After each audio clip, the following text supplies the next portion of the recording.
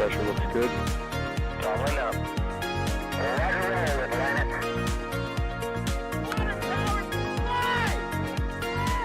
Flight downside, speed off. Yikes. You bet. Okay. We don't need any more of these. GLS, can we resume the clock on your mark? Copy that. Countdown clock will resume on my mark. 3, 2, 1, mark. T-minus. Go for auto sequence start. Handoff to Atlantis' computers has occurred. Solid rocket booster nozzle steering check and work. 20. Firing chain is armed. 15. Go for main engine start. T-minus 10, 9, 8, 7, 6, 5. All three engines up and burning. 2, 1, 0, and liftoff. The final liftoff of Atlantis on the shoulders of the Space Shuttle. America will continue the dream. Program, Houston. Roger, roll, Atlantis. Houston now controlling the flight of Atlantis. The Space Shuttle spreads its wings one final time for the start of a sentimental journey into history. 24 seconds into the flight, roll program complete. Atlantis now heads down, wings level on the proper alignment for its 8.5-minute ride to orbit. 4.5 million pounds of hardware and humans taking aim on the International Space Station. 40 seconds into the flight, the three liquid fuel main engines throttling back to 72% of rated performance in the bucket, reducing stress on the shuttle as it goes transonic for the final time. Engines now revving up, standing by for the throttle.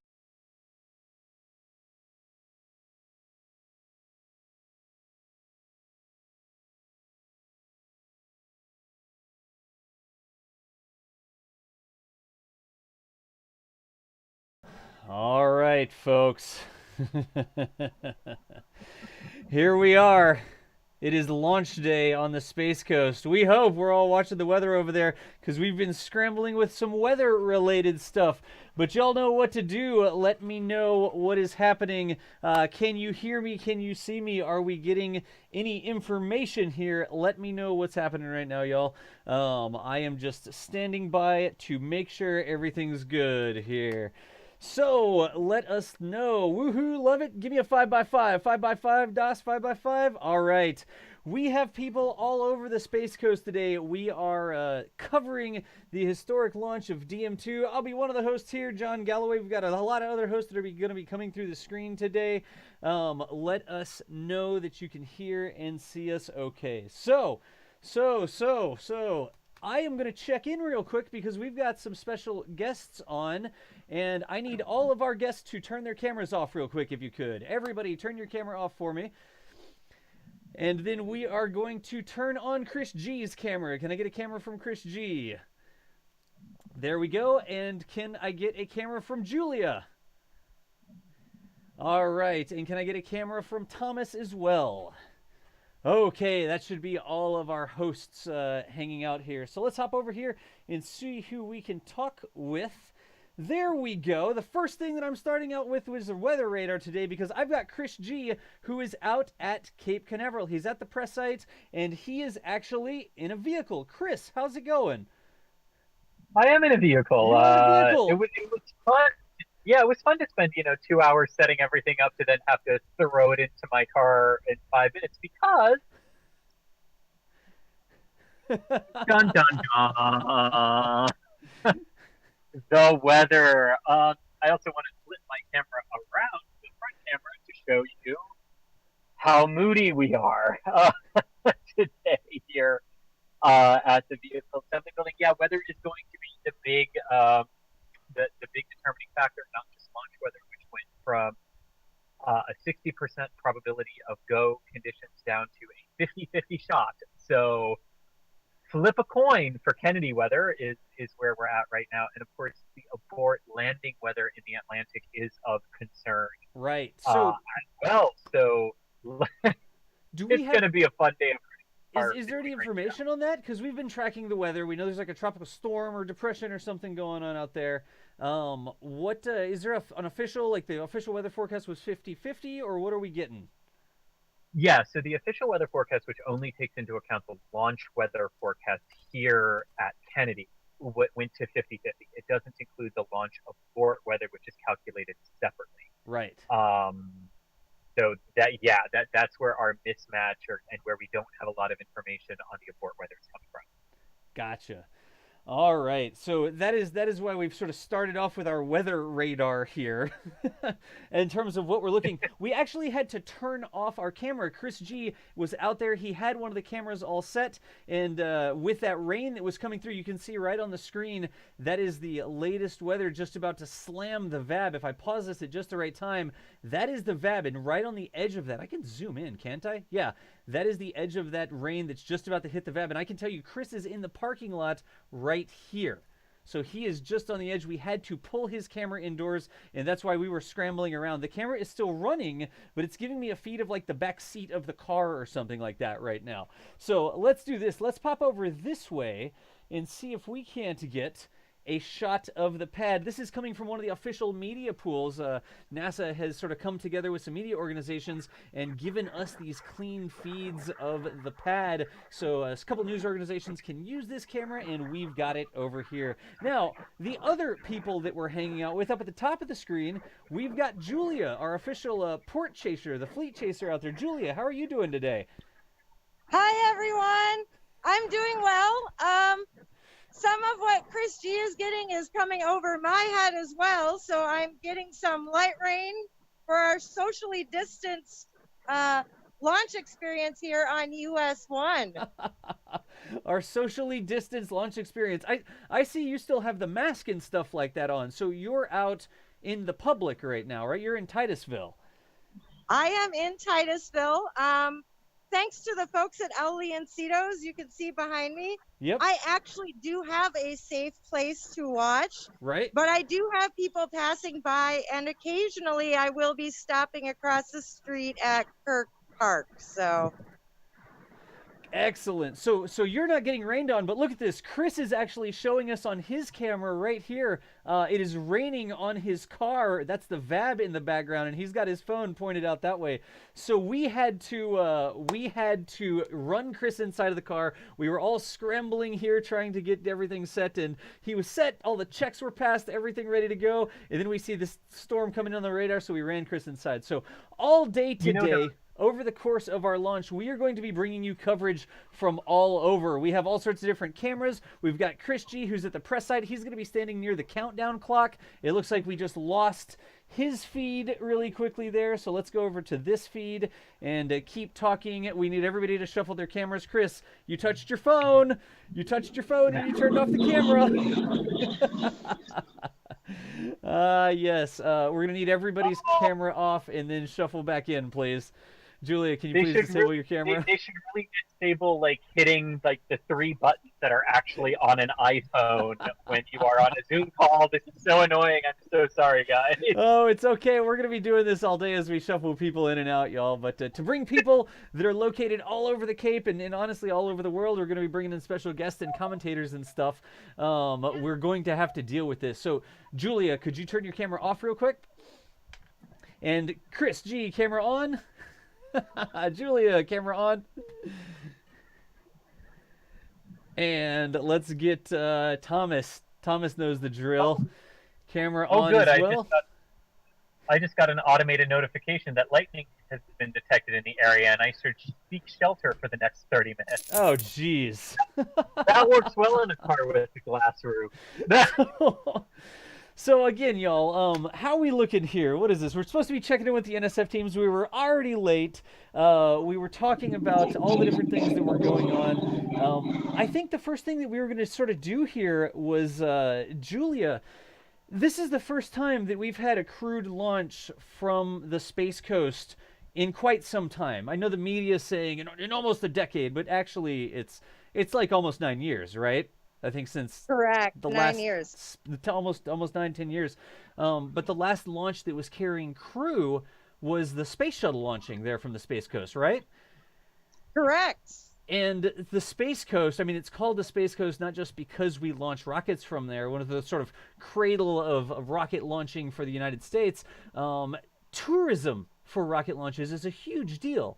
And so you were going to tell us a little bit about how tourism, how people coming to experience these rocket launches affects the area, because we've got tourism dollars, we've got people that are coming and they're getting hotels and they're shopping at restaurants and they're going to the beach and they're doing all these other things because they come down there for the rockets. And for a long time, we sort of had not a lot going on because rockets, Space Shuttle stopped flying. We sort of had a lull, and then it came back when we had SpaceX and this newfound interest in spaceflight. So how are things today, and how does that compare with what was going on in the past? Talk with me just for a minute here about what's going on.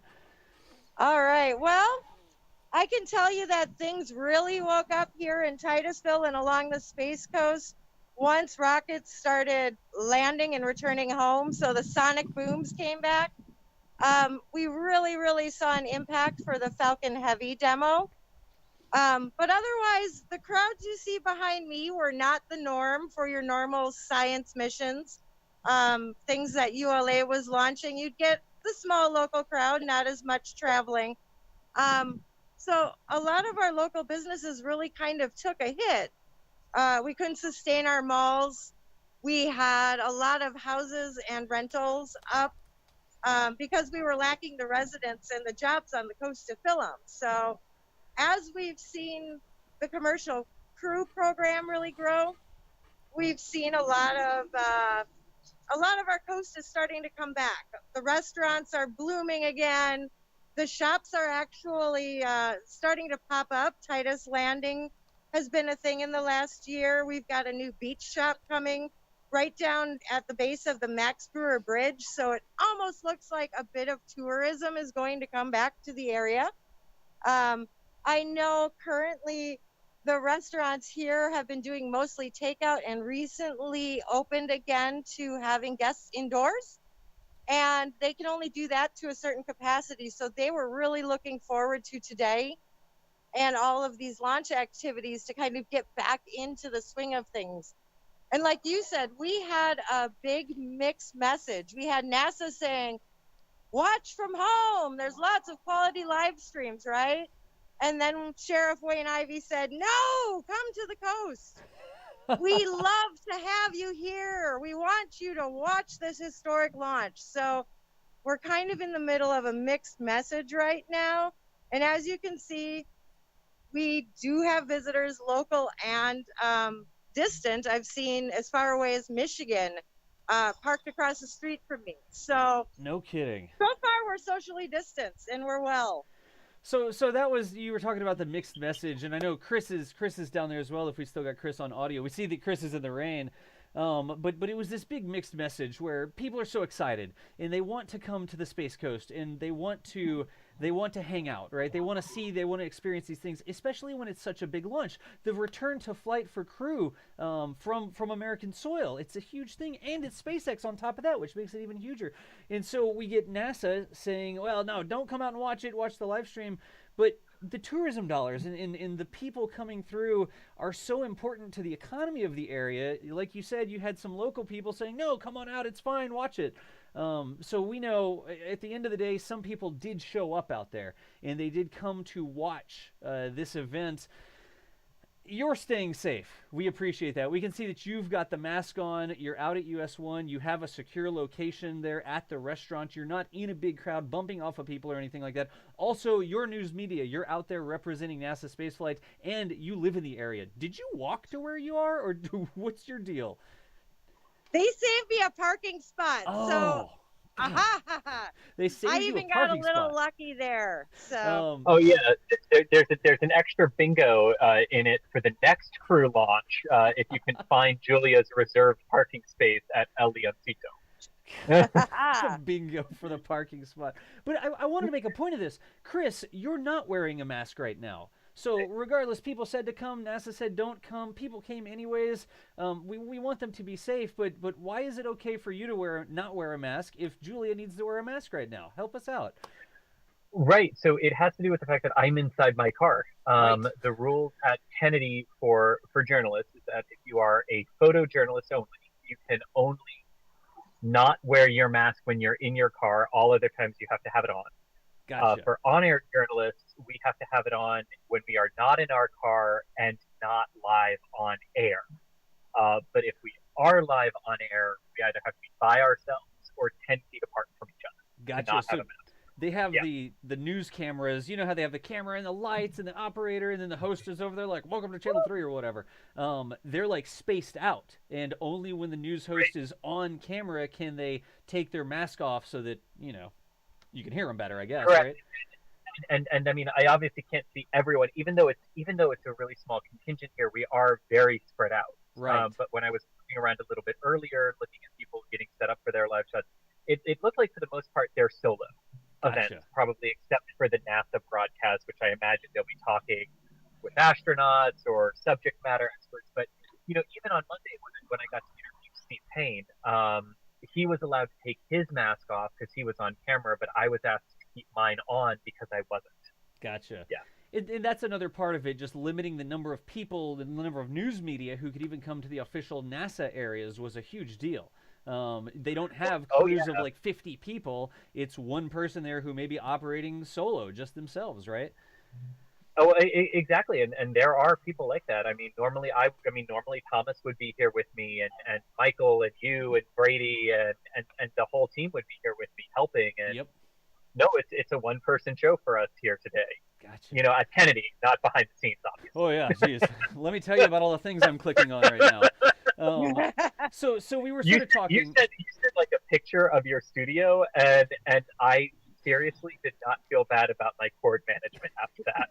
I was like, all right, if Doss can do it, I can do it. There's a lot of stuff to click on, I tell you that much. So I wanted to make sure that everyone was clear on that.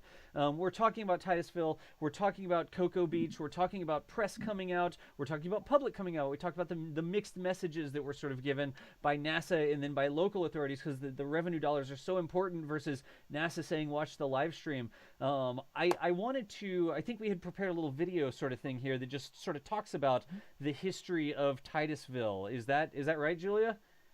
That's right. I give you a little history from kind of Apollo to now. Okay. And a little narrative about what's been going on. All right. So let's go ahead and see this video that Julia and the rest of the NASA spaceflight team has prepared here. And let's see if I've set this up correctly. I don't know. Hang on. Let's see. Welcome to Titusville, Florida, one of the smaller cities along the Space Coast and the place I call home. I'm Julia Bergeron, NSF's local booster chaser and occasional launch photographer. We're going to take a moment of our stream so I can tell you a little bit about what the space program means to our community and what it has been like since the shuttle program. The year was 2011. Atlantis wheels stop. Constellation canceled. No Buck Rogers in sight. But there was Dave, still selling hot dogs at a very empty Miracle City Mall, just like he had for the past 41 years. Titusville has had ups and downs, and many have to do with the space program. After men walked on the moon and Apollo was no more, the economy took a hit, and it just kept coming with each new program and cancellation. Before Apollo, the economy was blue crabs, mullet, and oranges. After Apollo, every third house was empty. Locals wished it had stayed the way it was before the rockets took over Cape. Even today, there can be bitter feelings from those who had to relocate their homestead when Cape Kennedy needed land and privacy. The city's slogan is "Launch from Here." We see the launch pads with the sunrise a mere 12 miles across the Indian River Lagoon. There is an almost reluctant embrace with space. We have streets named for missiles, astronauts, and orbiters, but we didn't truly develop the area for tourism like Cocoa Beach. Although we are getting a beachwear shop on the way to Playa Linda, so it's starting to happen.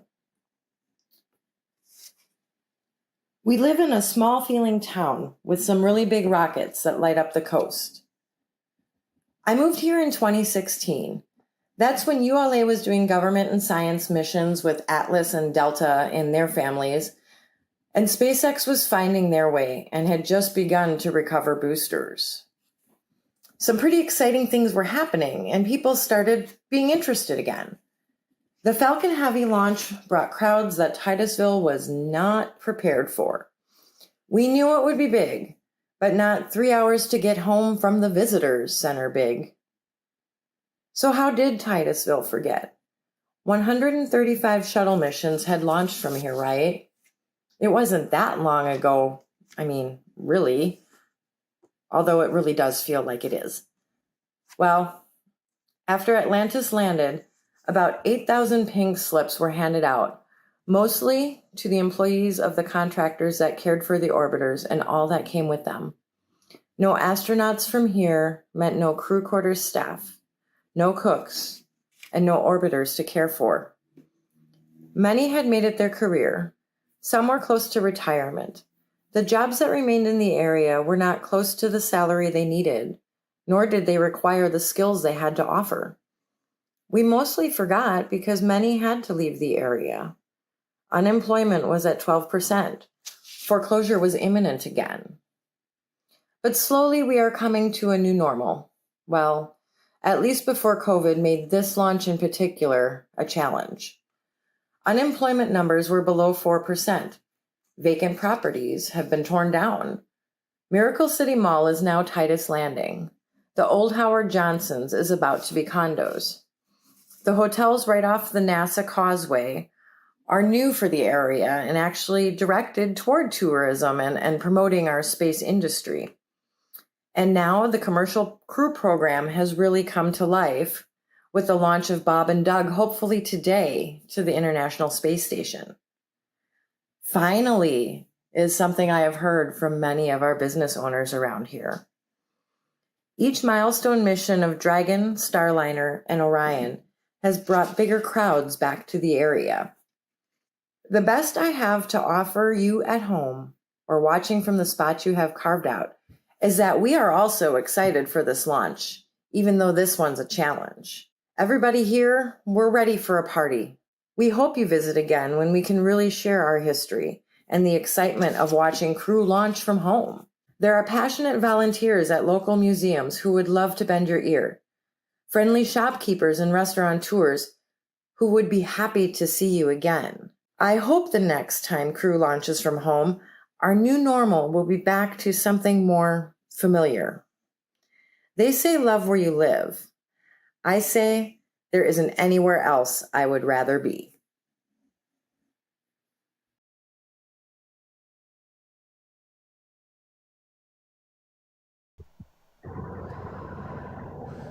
All right. Wow. Is this back to the live feed?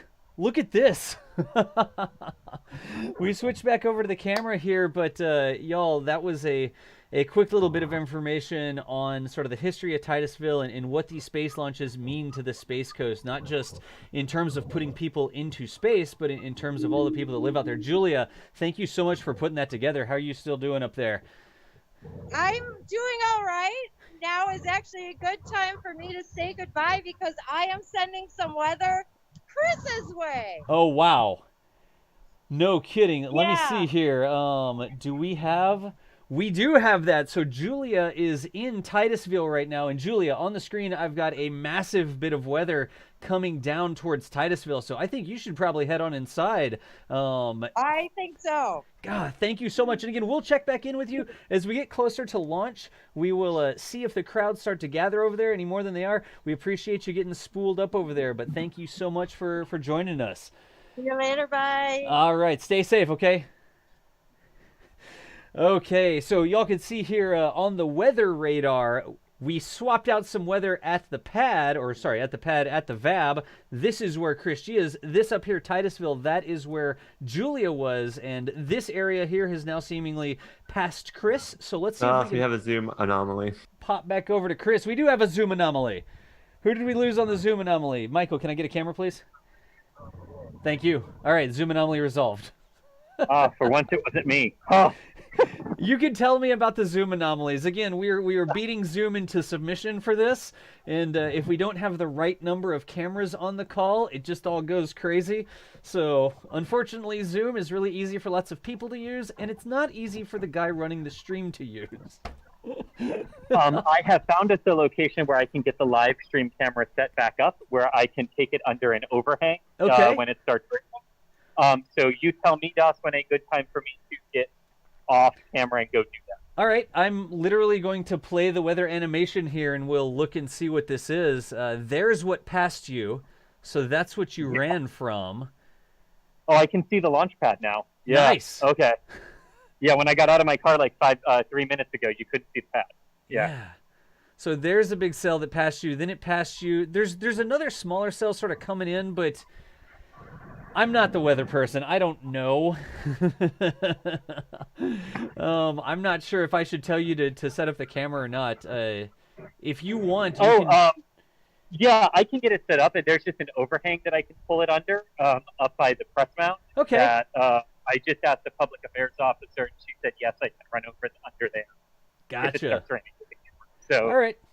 Yeah, sound good. So you go ahead and start getting the NSF camera set up over there, and let's pop over and check in with Thomas Burghardt. I believe Thomas Burghardt's joined us on the call here now. So let's see what we can do. Let's pop off Chris, and then turn on Thomas, and realize that that camera is not in the right position. That's my fault. Thomas, how's it going, dude? It's going good. Das, me and you are the lucky ones that don't have to be dodging any weather in the comfort of our own homes today, but I'm sure we'd rather be watching our launch in person, so there's trade-offs there, but glad to be here and hoping for the weather to cooperate today. Oh, me too. Did I mention it's in the 80-degree Fahrenheit range, and now it's muggy and humid to boot? Oh, please. Oh, Chris had the rain go through, and so now everything's even humider than it normally is. More humid in Florida than it normally is. Yeah, this is why I pull my hair back for these things. Otherwise, I would have a pro-esque thing going on.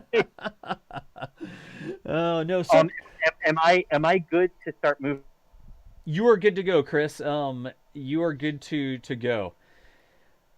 We may need to shuffle the cameras around a little bit. If you need to, it looks like Chris froze. We may lose Chris's camera here, but maybe what we need to do is stop Chris's camera, and then Thomas and I can just hang out and talk about sort of what was going on with Apollo and STS and all the things that sort of brought us to where we are, right? That's his floating time segment, but whatever. We got 15 minutes. Thomas, do you want to talk about that?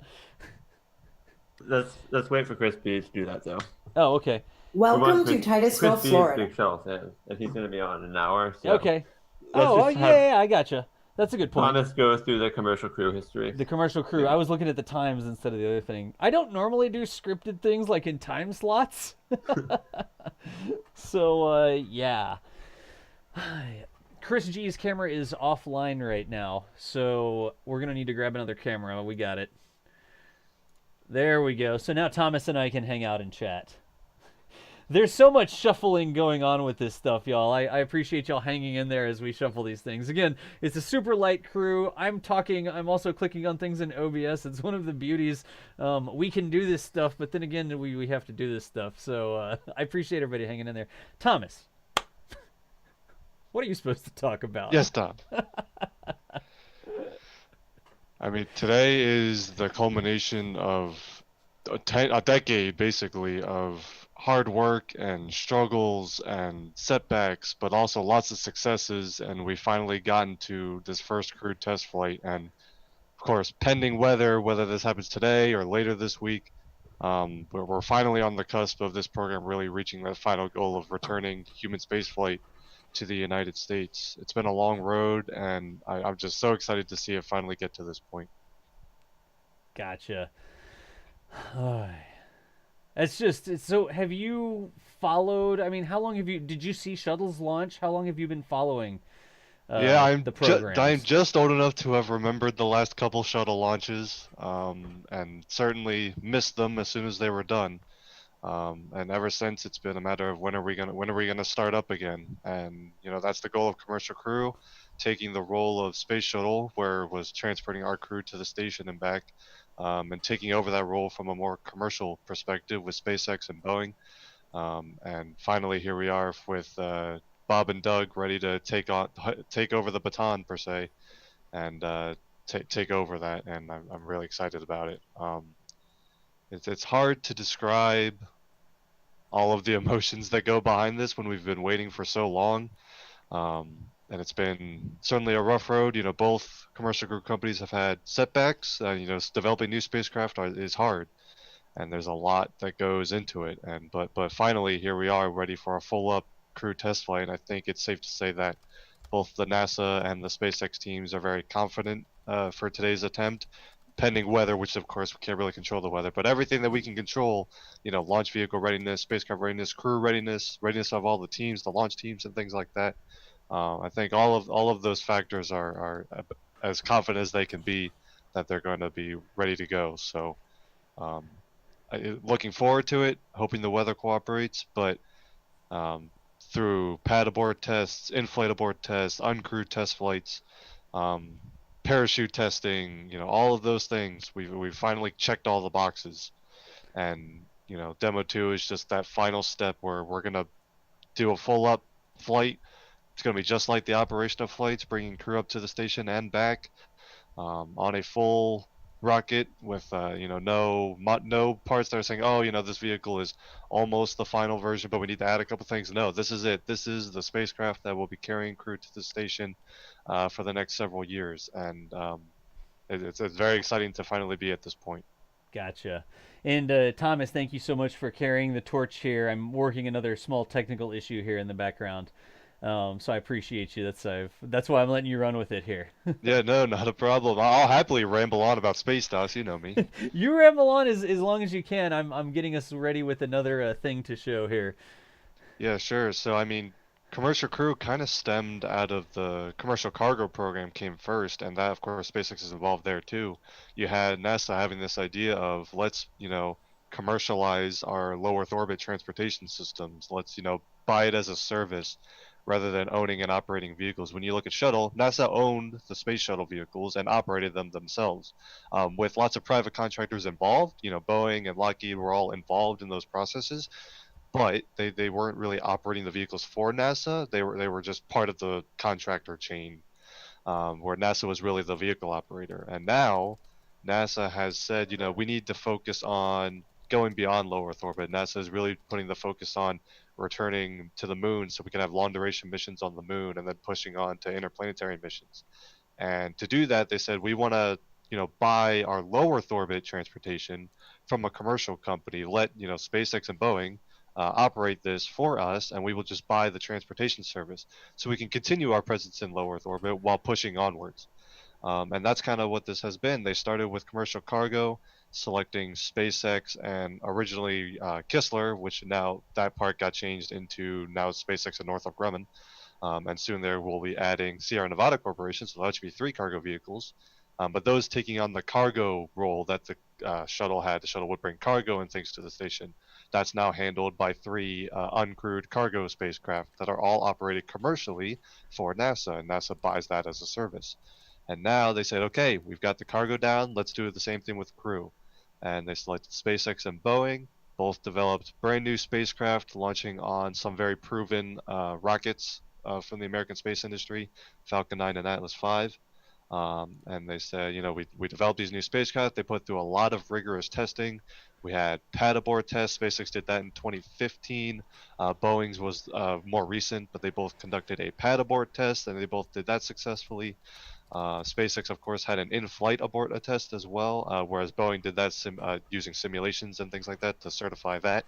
But they both wanted to test their in-flight abort systems. Should anything happen during launch, both capsules are capable of aborting at any point in the flight, which is a big thing from commercial crew. Those who follow the shuttle program know there are lots of black zones, is what they're called, places where you can't abort from the launch if something were to go wrong. And NASA said, we want to get rid of those and make these vehicles even safer than the ones before it. So here we are with a vehicle that can abort at any point during the launch. So that's a big capability commercial crew brings.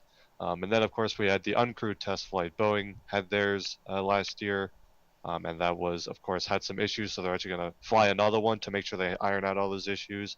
SpaceX had theirs in 2019.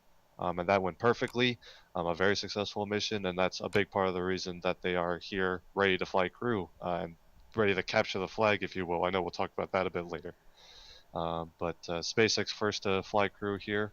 Of course, SpaceX didn't have any shortage of setbacks as well. They had that big Crew Dragon static fire anomaly last spring, which of course set this all back. They actually had a capsule explode during testing, and they had to take a really hard look at that. They actually had to redesign a bit of their abort mortar system. And a lot, of course, if you had asked a lot of people back then, you know, is SpaceX going to fly first? Right after that test, I would have said nope. I would have think that Boeing got first. But of course, Boeing had setbacks too, because both of these companies are developing brand new spacecraft, and they're looking for extra capabilities such as abort anytime capability and things like that. Both companies are going for reusability, trying to lower the cost of transporting these astronauts for NASA. So, and not just for NASA, they want to operate these vehicles commercially too, fly private passengers to space. So all of those capabilities mean these spacecraft have some slightly different capabilities than the shuttle did. And that's a big part of, you know, where all these setbacks come from. They're testing a lot of new technologies, trying to make things more autonomous too, and things like that. So a lot of that, you know, has shaped out to both of these companies having some struggles along the way. But they're both pushing forward, and at this point, we're ready to see SpaceX and Crew Dragon finally fly people on this crewed test flight. You know, they've checked all the boxes, they've overcome all of those obstacles, and here, May 27th, the date that's been ingrained in our brains for a few weeks now, ready to hopefully see this first crewed launch, and we're all really excited for to be at this point. Gotcha. Thomas, you're a trooper. Thank you so much for that. I can try to provide a status update. This is Michael in the studio. Hey, Michael, how's it going? To free up DOS some time. So if you're just joining us now, it is about 4 hours and 38 minutes until launch. Weather is currently the primary concern for a liftoff today. We've seen some bad weather moving through the area, and also the abort recovery conditions, as Crew Dragon had to abort during the launch, are also a bit iffy. So that's what the teams are watching right now. There's nothing for certain saying it's not going to happen. There's nothing for certain saying it will happen. It's all in the air, so you have to just stick with us and find out what happens today. But the first thing in the timeline for today's countdown, which I will put on screen right now, so you can see what to expect today, is a crew weather briefing. And that should be happening around 12 to 12:15 p.m. Eastern time, which is local time. That would be within the next 20 minutes or so, we expect that to happen. So that's what we're looking for to start first. And that will be a good cutoff point for them to decide if they're either going to proceed with the countdown or decide to not attempt a launch today. So that's the current status update. And we're just going to have to hang in here and wait and see what happens. To be clear, I'm seeing a lot of people seeing this weather and saying, it's not going to happen today. We don't know. There's still 4 hours and 36 minutes. Yep. A lot can change in that time. So if you tune out now, you could still miss the launch. So I recommend staying tuned and seeing what happens. Yeah, there's one saying that goes with Florida weather. If you don't like the weather in Florida, wait 5 minutes because it'll be different. You know, Florida weather is bipolar, and we're hoping that it changes at just the right moment that we can have a launch today. But we will stay live as long as the countdown is proceeding, which it is currently. Right. And as long as they're pushing ahead with the countdown, we're going to stay live, because if NASA has a chance to launch this today, they definitely will. They would much rather go today than have to wait a couple extra days. And I think we all feel the same. We want to see this go. So. Gotcha. All right, so I was able to resolve my slight issue on this end, and as you can see, the rocket's just hanging out, right? The official feeds that we're getting, there's some rocket hanging out over there. They're still doing a bunch of like backgrounders and stuff like that on NASA TV, all the things that are going on. So we have a little bit of a backgrounder ourselves, talked about the history of SpaceX. I'm just going to ask the class, is it time to roll the history of SpaceX?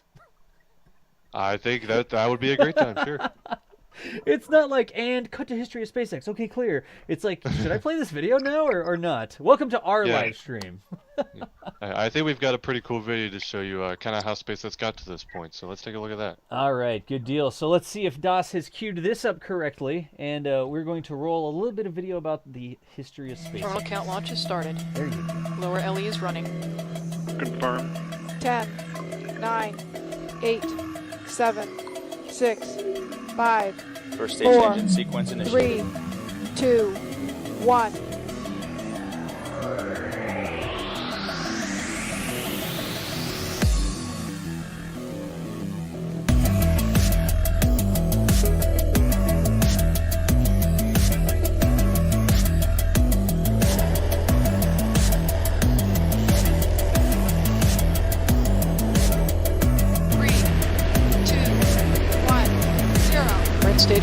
Liftoff indication. We have liftoff.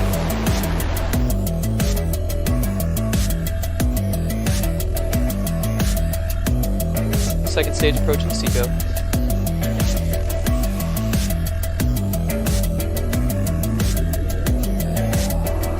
Three, 2, 1. Stage 1. Liftoff. Liftoff of the Falcon 9. Approaching MECO 2.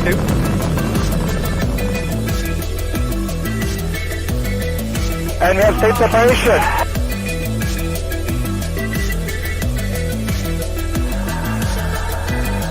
Second stage is approaching SECO 1.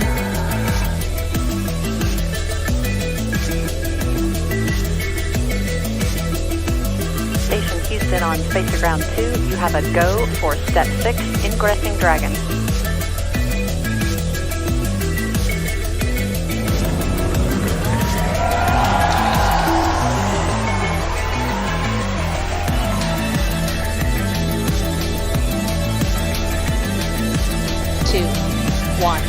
Launch.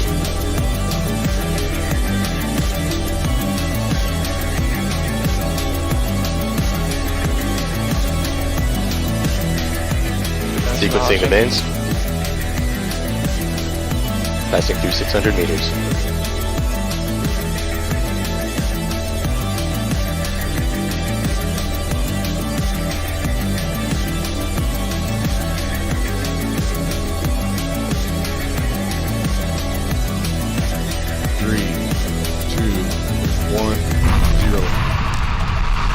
We have liftoff of Falcon 9.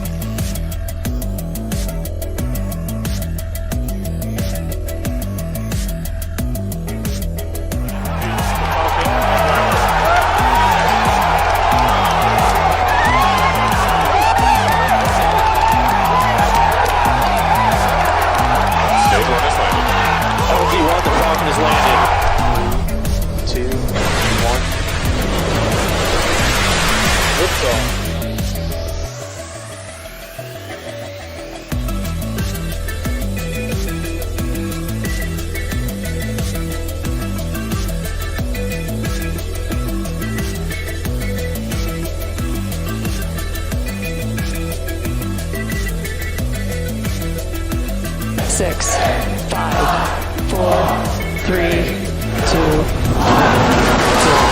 Ignition.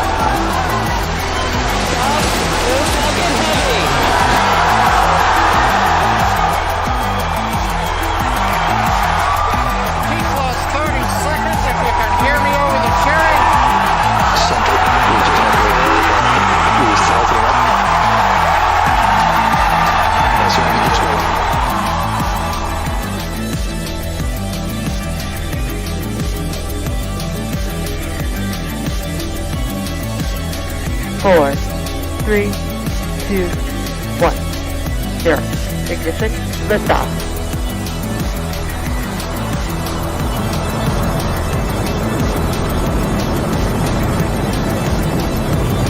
Vehicle is pitching downrange. For those of you just joining us, you are watching a live view of the Falcon 9 rocket as it ascends through the atmosphere carrying the SpaceX Dragon 2 capsule.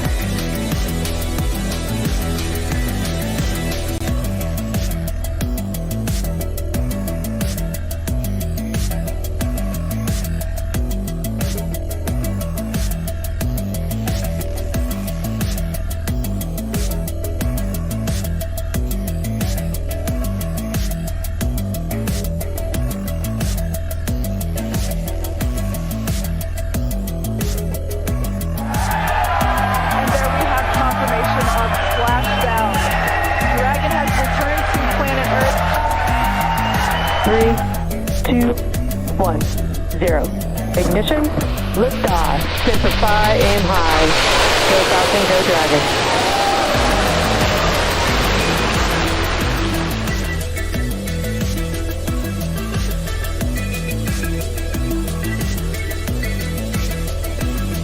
Miko, Dragon launch escape initiated.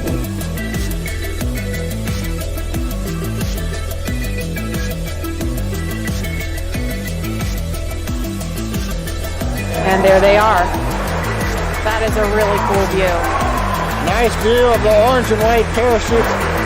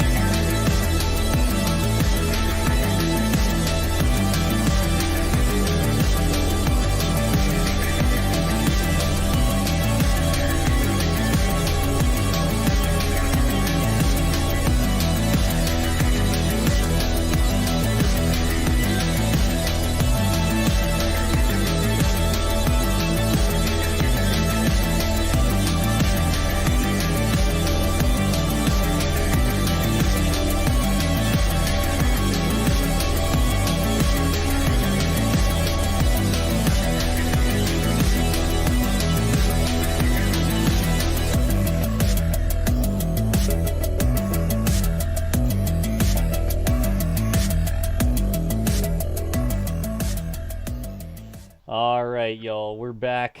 Let's pop back over this way. I'll go to my nice It Is Time scene. We were shuffling things around there. That video put together by Brady Kinniston. Brady's actually out there covering the launch for NSF. He's over on the the Cape Canaveral Air Force Station size. So we are going to check in with some of our hosts again. And we've got another set of guests and another bit of information to talk about sort of history-wise. So let me see if I can't pop back over to this camera.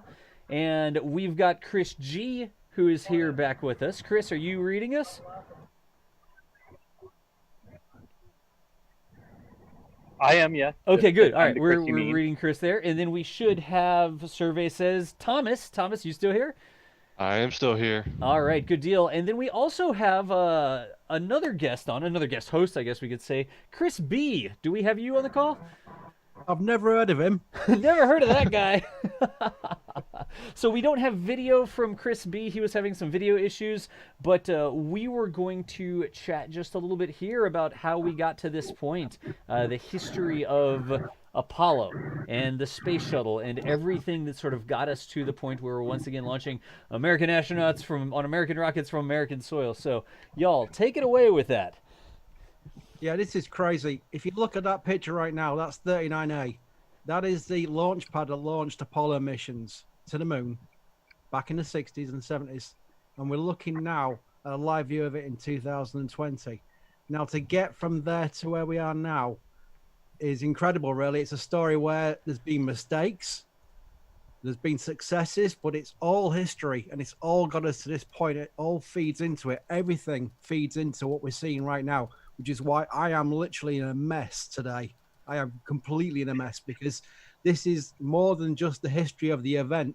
It's the history of everything that's come before it. So if we look at the Apollo missions, they cancelled Apollo and they could have gone to Mars. Von Braun had plans to go to the moon and then Mars. That was the whole idea. But that plan was taken off the shelf and we went to the shuttle. As much as I love shuttle, it took us backwards because we were stuck in low Earth orbit. And the plans they had for shuttle never came to fruition because the idea was a reusable, that's another key word there, reusable space plane that could be turned around fast, could reduce costs, could get all their payloads into low Earth orbit. This was during a Cold War situation as well, so there was obviously great advantages of that, which is why the Soviets built the Buran shuttle as a competitor, a direct competitor. The Russians agreed with that process of going for low Earth orbit. So it's not just America's mistake, it was the whole space race and the whole Cold War that was coming into a more of a low Earth orbit arena. We went through the shuttle program with STS-1 launching first. Now, we're talking about test missions today. We're talking about the risks involved today. There are risks. There's always risks with rockets. But this is nothing like STS-1's risks. STS-1 was literally Russian roulette with a rocket with 2 humans on board. It was that 1 in 8 kind of chance of a failure. It was the ultimate test flight. They will never do something like this again because of the risks involved with the hardware and the fact that it was the first ever flight of this vehicle. Remember, DM2 is not the first flight of Crew Dragon. DM1 was the first flight of Crew Dragon with no one on board apart from Little Earth and the mannequin as well.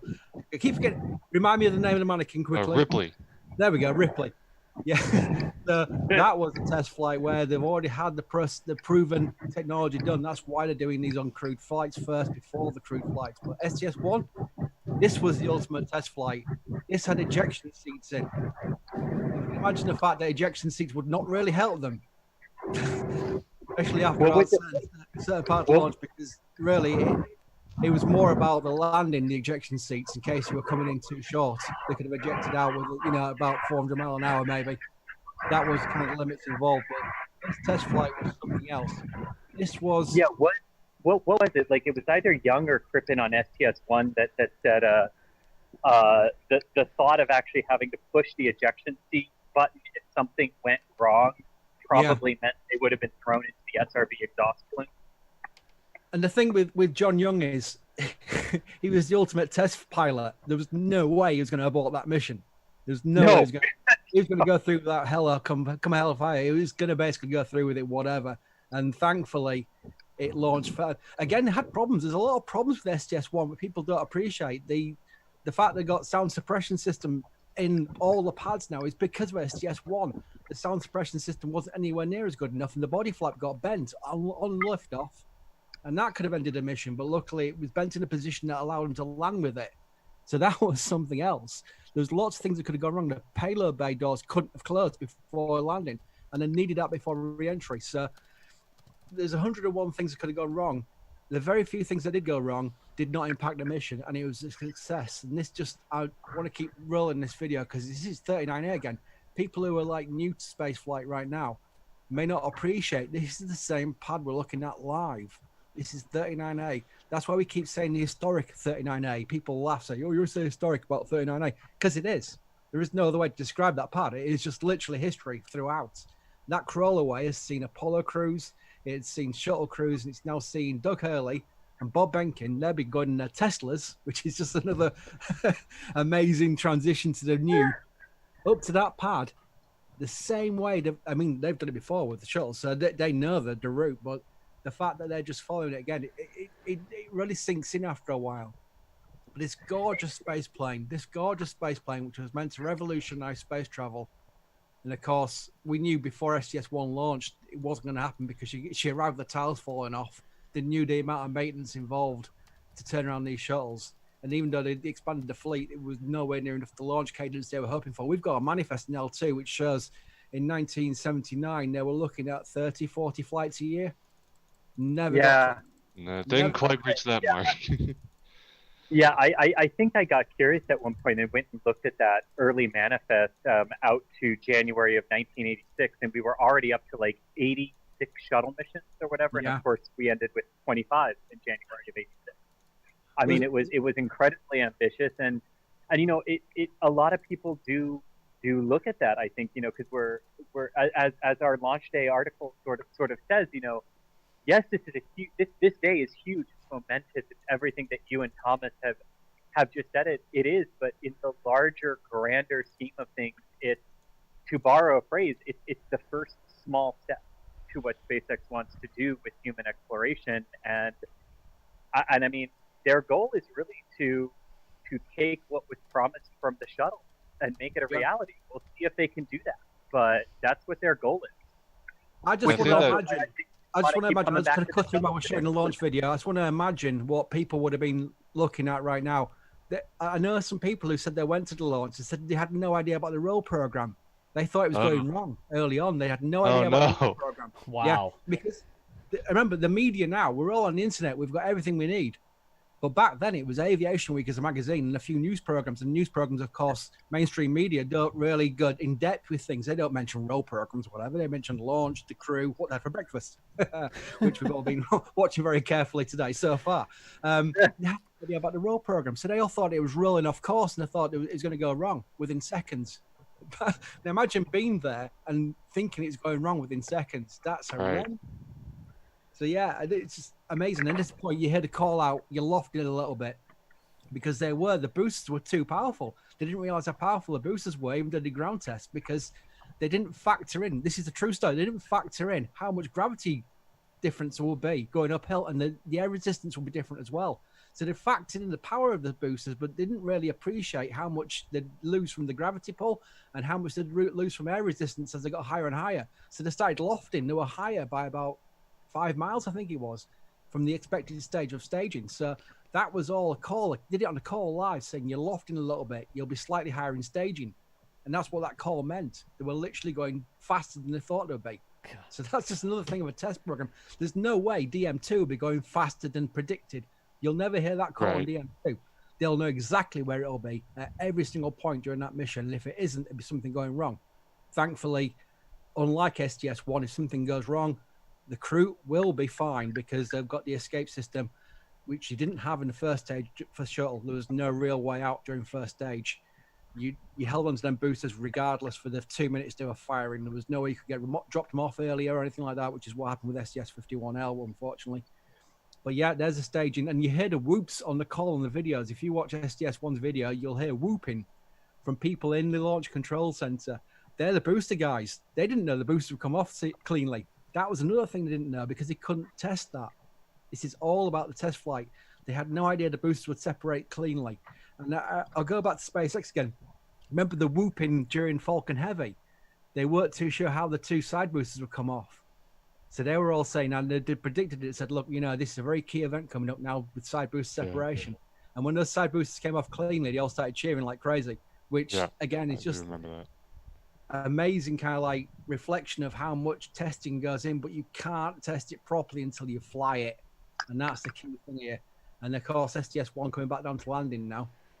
This was 100,000 people there, 100,000 people at the landing site, which just shows you how much it caught the attention of the nation and the hopes and aspirations of everyone to think, right, we've got a brand new space plane, something out of a sci-fi movie. I think Moonraker had just been on the pictures, so they'd got all the publicity they wanted from the James Bond movie. So this is all coming down and being real. Like, I can only imagine what it'd been like to see this live coming back down, because of course the shuttle comes down very, very fast, a lot faster than a commercial airliner. So it looks like it's diving, and there's the chase planes as well. And, even on landing, there are and even on landing for STS-1, there are these amazing. Perils of removing your mask while using a earbud. Didn't quite get the reentry. Okay, we're good.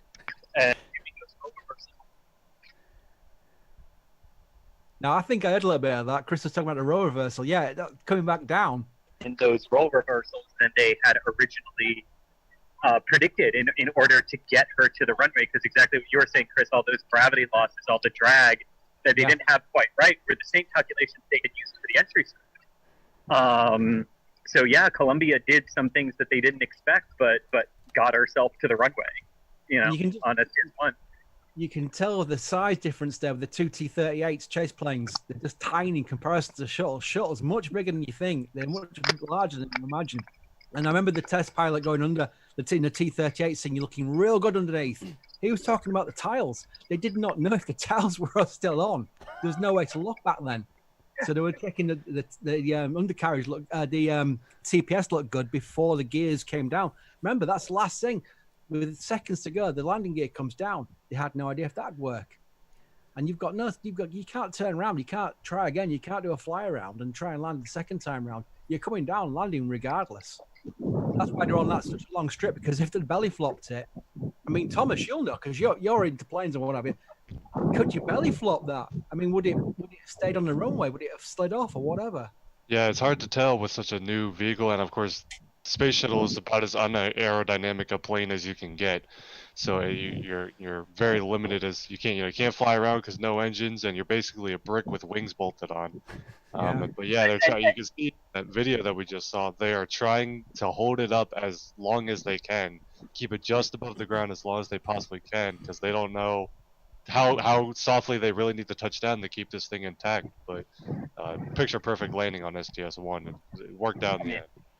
I mean, I'll say for people who want a very real an honest look at the shuttle program and some of the calculation mistakes people made that didn't result in anything bad happening, but that resulted in some pretty close calls. Go read Wayne Hale's blog, because he has some epic stories about how close they came. Because on shuttle landing, you had to nail what the weather was going to be like 90 minutes before landing. And there's a great story from Wayne Hale about how they got the weather a little bit wrong one time on winds, and thank God it was a landing at Edwards Air Force Base on a lake bed runway, because the orbiter actually touched down before the runway threshold. Wow. And y'all, I'm going to break in for just a second here. Das here. We have a feed for the first time from the actual pad here. So I just put on the screen, instead of the Space Shuttle video, that is a live camera looking at Dragon's DM-2. We just lost Chris. That's okay. We'll put it on the screen twice. It's fine. We'll put it on the screen twice. Oh, yeah, we got 2 Dragons on the screen. Oh, I didn't. Oh, sorry. I just flipped my camera around because I actually got stopped because Jim Brightside is boarding that bus. Oh, okay. We're going someplace, so I got stopped and can't continue on right now. Back on the camera. So we lost your camera. So when you flip your camera, it actually turns it off and turns it on again, and we lose you. So no. Yeah. Okay, well, that's something good to know. All right, I will no longer do that until we're ready. But anyway, this is one of the cool things about covering a space mission from the Kennedy Space Center is sometimes even walking you get stopped because something big is going on. And yes, the administrator just boarded that. So were you saying that you got stopped because somebody said, yeah, hey, stop? I got waved at by public affairs officers to stop and not walk by because of the dignitaries that were getting on the bus. Gotcha. And that is the only walkway up to the press site. Right. Where the camera is. So, the little thing. Yeah, I gotcha. the So whole thing, Chris, yep, here it goes. when you get back in your spot, we can't see your camera right now. When you get back in your spot, let us know that you're set and we'll reshuffle, okay? Oh, okay, cool. Thank you. Yeah, That's good to know. yeah. I won't switch the camera feed anymore. Yeah, just when you get all set, then we'll get you set back up again. Again, y'all, we're doing this. We're using Zoom to bring in some of the cameras for the ease of having it on your phone. I know there's lots of different solutions for that, and we tested a lot of different products, and Zoom was the biggest problem for me, but easiest for the people in the field and the most reliable for the people in the field. I tried all sorts of different ways to do it, and this is what we sort of settled on. So there are some camera juggling things, and I think Chris is actually moving around a little bit more than we thought. We thought he would be set up, and he's going here, going there, and we've got some little hiccups, but we're learning how Chris's camera is operating as we go through this stuff. So anyways, I do want to touch back on something that Chris B was talking about. We're talking about, shuttle, Apollo and shuttle and how we got here. Yes. Thanks, Thomas. The historicness, for lack of a better word, of Launch Complex 39 really can't be overstated. We're talking about the launch complex that has launched every flagship human spaceflight mission in NASA's history, basically. You've got everything from Apollo 4. Every mission that landed on the moon was an Apollo launch from Launch Complex 39. Launch Complex 39A and B, and then shuttle program launched from those 2 pads. You're now going to have commercial crew launching from 39A as well as pad 41. But Launch Complex 39 involved a commercial crew as well. And then looking ahead to Artemis, which will use Launch Complex 39B for SLS launches. So this launch complex has been at the center of all of our major human spaceflight programs, and that's Demo-2 is no exception. It really is a historic pad. Gotcha. Speaking of historic pads, they're giving us all sorts of different feeds of this. They're giving us almost a different bunch of shots of 39. Nice. Look at that. Yeah. So, Chris, are you ready to go here? I am, yes, actually. All right, cool. Y'all know the drill. Everybody except Chris, camera off. Good times, good times. And Thomas on?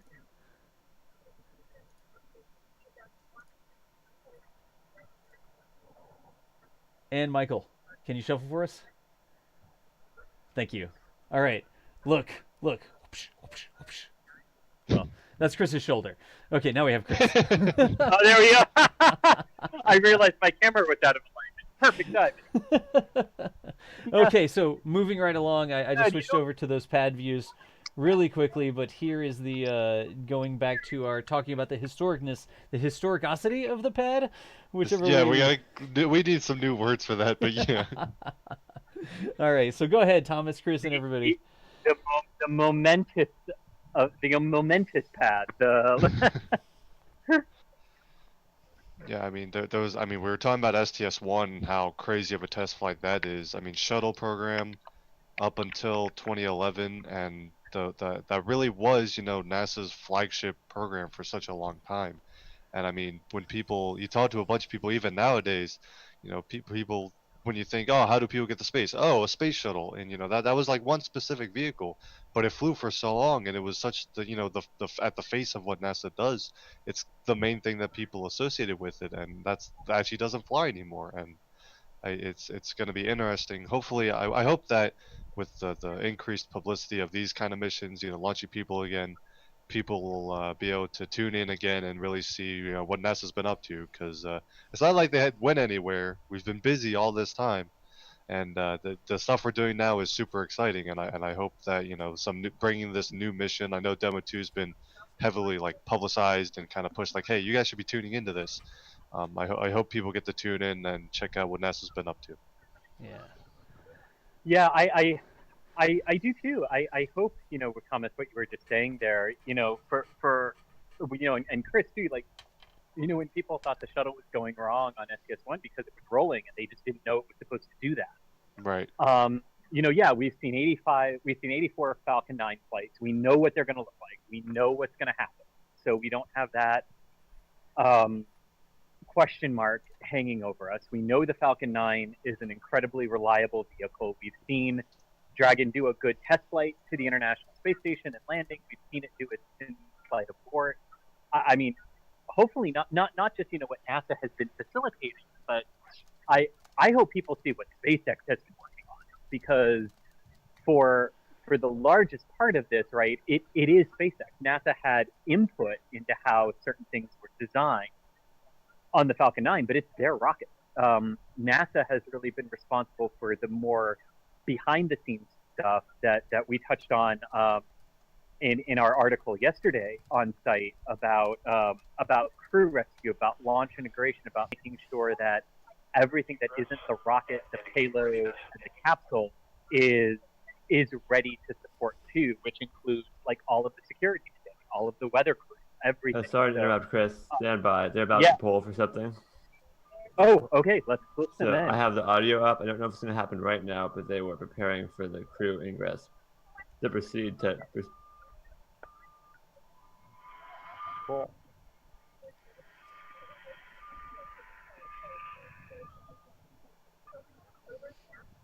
Okay, so it sounds like the NASA provided countdown net I was trying to broadcast onto the stream. The phone number is not working. But Of the course it's stream not. audio on the separate audio feed that SpaceX is providing for YouTube is working. So I will listen to that and relay anything important that happens. But as of now, they were about to poll if they were going to proceed with getting the crew ready to go into the vehicle. So we're standing by to hear the status of that. Do we think that's a weather thing? Are they looking at the weather and they're not going to send the crew out there if they don't think the weather's there's behaving? no chance. I don't think they're going to send a crew out there. Gotcha. Yeah. So that's a pretty big checkpoint for us here. Yeah. And that makes sense. That's what they would do in shuttles. They would have a weather briefing right before the crew walked out, because why go through that whole shebang if there's no chance? Yeah, and I'm going to check in on the weather radar here in the area. So let's look at the weather radar just real quickly here. So that's what we're seeing in the area right here. And I'll do some illustration. This is the launch pad, actually, right there. That's where the launch pad is, and you can sort of see the rain that's been moving over the area. But remember, it's not just the launch pad conditions. This radar here could look absolutely wonderful, and they could still say, no, it's a no-go, because we have that big system that is forming off the coast of the Atlantic, and I don't have, I guess, that in this weather radar. I'd have to look up here. So I'll see what I can do to get that in there. But that's what I guess we're standing by to do. Because the next thing in the checklist is for the crew to get on their, like, they're starting to get on their suits and stuff like that, right? To get in That is the next step. Yeah, and you know, let's talk about the system that you're just referring to, Doc, because I know some people are probably going, wait a minute, wasn't there like a tropical storm named Arthur last week that prohibited the Starlink launch from going? Is that the tropical system we're talking about? And the answer is no. We're talking about a completely separate one that just happens to be in roughly the same area. Right, of course. For those of you who are not familiar with how the Atlantic hurricane season works, the early part of the season, which technically begins March 1st, but I know a lot of meteorologists are saying we need to change that because we're seeing more and more storms forming in May, with truly tropical systems forming in May. This is predicted to be a very active season, which we've already seen. We had Tropical Storm Arthur last week that came over Florida as a wave, formed as a tropical storm, and the Atlantic wreaked havoc with SpaceX recovery operations, and they had to stand down. Well, fast forward exactly 1 week later, yesterday and Monday, we had a tropical wave move over the state of Florida. Yep. It is now in the Atlantic, and it is developing. I don't know right now if it's a tropical depression or if it's become a named system yet. But it is developing, and this is very, very natural for this time of year in the Caribbean and the Western Atlantic to have these tropical systems develop in the Gulf, come over Florida, emerge into the Atlantic, and form into something. Right. So this is par for the course. This is not odd or unusual or anything. The only odd part is we're now worried about systems in the Atlantic for the first time in 38 years for crew aboard. Yeah. And just as an update from Jim Biden's side on Twitter, they are go to proceed with the countdown. So most likely what this means, let's start breaking this down. Most likely what this means from a weather standpoint is that all the teams at the 45th, including the local weather squadron and the rescue weather squadron, have evaluated all of the weather, and nobody gave a hard no. Nobody said, oh yeah, there's no way this is going to materialize into something. Sorry, you're going to see me wave because I'm seeing people I know walk by. I'm seeing people I know walk by. Yeah. We get it. You're at the press site, whatever. We have another status update. Okay. On the mission countdown net, they just confirmed that the weather briefing was a go to proceed with the countdown, and the crew has been handed off to SpaceX control. All right. Woo! So that's another gate we've passed. I just got some chills at that sentence. This is getting real now. That's another gate we've passed. One of the checkpoints we'd had to go through. Clearly, Chris has got goosebumps going. Yeah. Okay, so they're going to proceed with crew suit up. They're proceeding with crew suit up. And I'm not going to apologize. I'm just going to let everyone know now. I'm going to cry like a child at some point today. I don't know what. Sorry, and the go has just been given for teams to enter the pad to begin preparing it. All right. Crewed launch. All right. So that'll be the pad closeout teams. You know, we saw in the dry dress rehearsal footage, we had all those people in the black suits, the numbered suits. It'll be those kind of teams who are going to be helping the crew get into the spacecraft. So those teams are now heading to the launch pad to start getting ready. Right. And I will take a look out for any vehicles I see going to the pad, because here's what I can do. Are we on my camera, Doc? We have your camera up, yes. Yes. Okay. So from that live look at the pad, I just want to show you where I am. I just realized what he was asking me. Because so is my camera not up? No, it is now. You're good. Okay, so Chris, we can see your Zoom camera, but we can also see the solo remote. You got multiple cameras going. Yeah, you have multiple cameras, Chris. You have to be specific. Yes, I just remembered that. Yes. Normally on a crew launch day, this field would be packed with people. It's exactly what we hoped would happen. You know, there is the countdown clock with the flagpole and everything. Not quite the countdown clock we remember from Shuttle, but it's a new digital countdown clock that does the same thing. But I want to show you this too, because I picked this location for a very good reason, not just for the protection from rain, but I want that satellite is where truck. the crew will be. Sorry. Yeah, I know. This is where the crew will be driving by when they come by to go to the launch pad. So we're going to see the two Teslas go by there? We're going to see the two Teslas go by there, and if the weather looks good and not like I might need to run under shelter for rain, yep, I can get closer than this. So you could zoom in, right? Like you could zoom in on the Teslas driving by. Heck yeah. Oh, good call, dude. And if we follow shuttle, and if we follow like the flight program, the crew protection helicopter that flies around should land right there at some point after launch. Nice. Yeah. And we're gonna have to test Chris's camera tracking skills. He can track a rocket, but can he track a convoy of astronauts? We'll see. And Chris, well, listen, I think the only way I wouldn't be able to track them is if I just pass out from excitement. There you go. We need to PTZ your camera. I have an update, so we sorry. can... Go ahead. 1 second, I'm listening. Sure. So this camera is the camera that Chris G is actually operating. This is on a live view solo. These are the unlimited IRL data plans. This is the NASA spaceflight camera. We're the only people who have this multifunction camera. So everything else, like these other feeds of the rocket and stuff. Let me see. We've got that right there is pool. I need to go under an awning. It's about to start raining again. Sure, Hang go on, ahead. But we should not lose the signal, but my cameras would get jumpy. Okay, cool. So that was Chris's camera. The close-up of the Dragon here, this is a media pool. Like all the media organizations have this pool. Actually, no, this is the clean feed that we're getting from NASA. The little picture-in-picture over there, somebody was like, show the rocket more. So I'm like, fine, I'm in charge. I'll show the rocket a couple times. The one across the screen over there, don't mess with me. I got the microphone and I clicked the buttons. That is actually a media feed. That's the media team sort of pulled some resources together, and that I was on with the broadcast company that was providing that, getting that here for us to use last night, and they were a huge help. It was TVU that was providing that feed, I guess. So we've got the Chris G camera that he can follow the astronauts driving by in the Teslas and see the rocket and track the launch. We've got the official NASA feed here. We've got the two media NASA feed. feeds, don't we? We have two NASA feeds. Yeah, we do have two NASA feeds. I got another hosted feed over here that I can switch to. Okay, Sam. Okay, I have an update. Okay, go with the update. Sorry, that took a while. That's why. I'm talking about cameras. Then they kept going. So the news update is we have a T0 of 4:33:35 Eastern. That is a 2-second adjustment from the most recent time we had before that. That's totally normal. They often make minor adjustments on launch day. Right. That is the first update.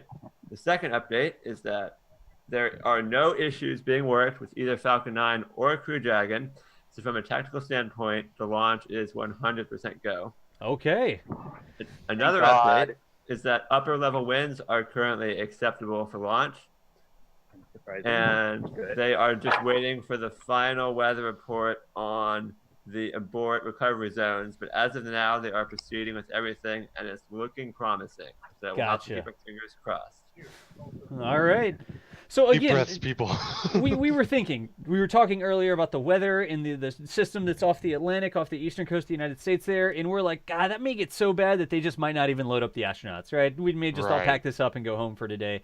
But apparently that's tracking, and they're proceeding forward. No technical issues, no rocket issues, no weather issues right now.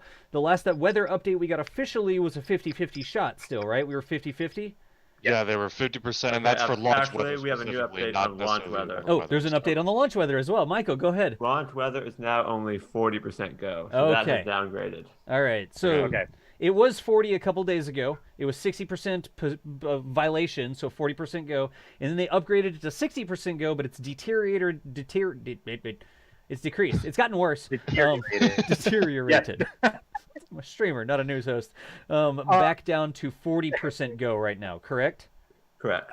And again, that doesn't take into account the recovery area weather. That doesn't take into account upper level winds, question mark? Right, but he did just say upper level winds are go right now. The upper level winds are go, but the 40% doesn't include that normally, right? Yeah. So, all right, okay. So that's our latest update. That's a good thing to stop and talk about. Sure. So abort recovery is not included in that 60% chance of violation outlook. Right. The other thing that we just said is not included in there as well.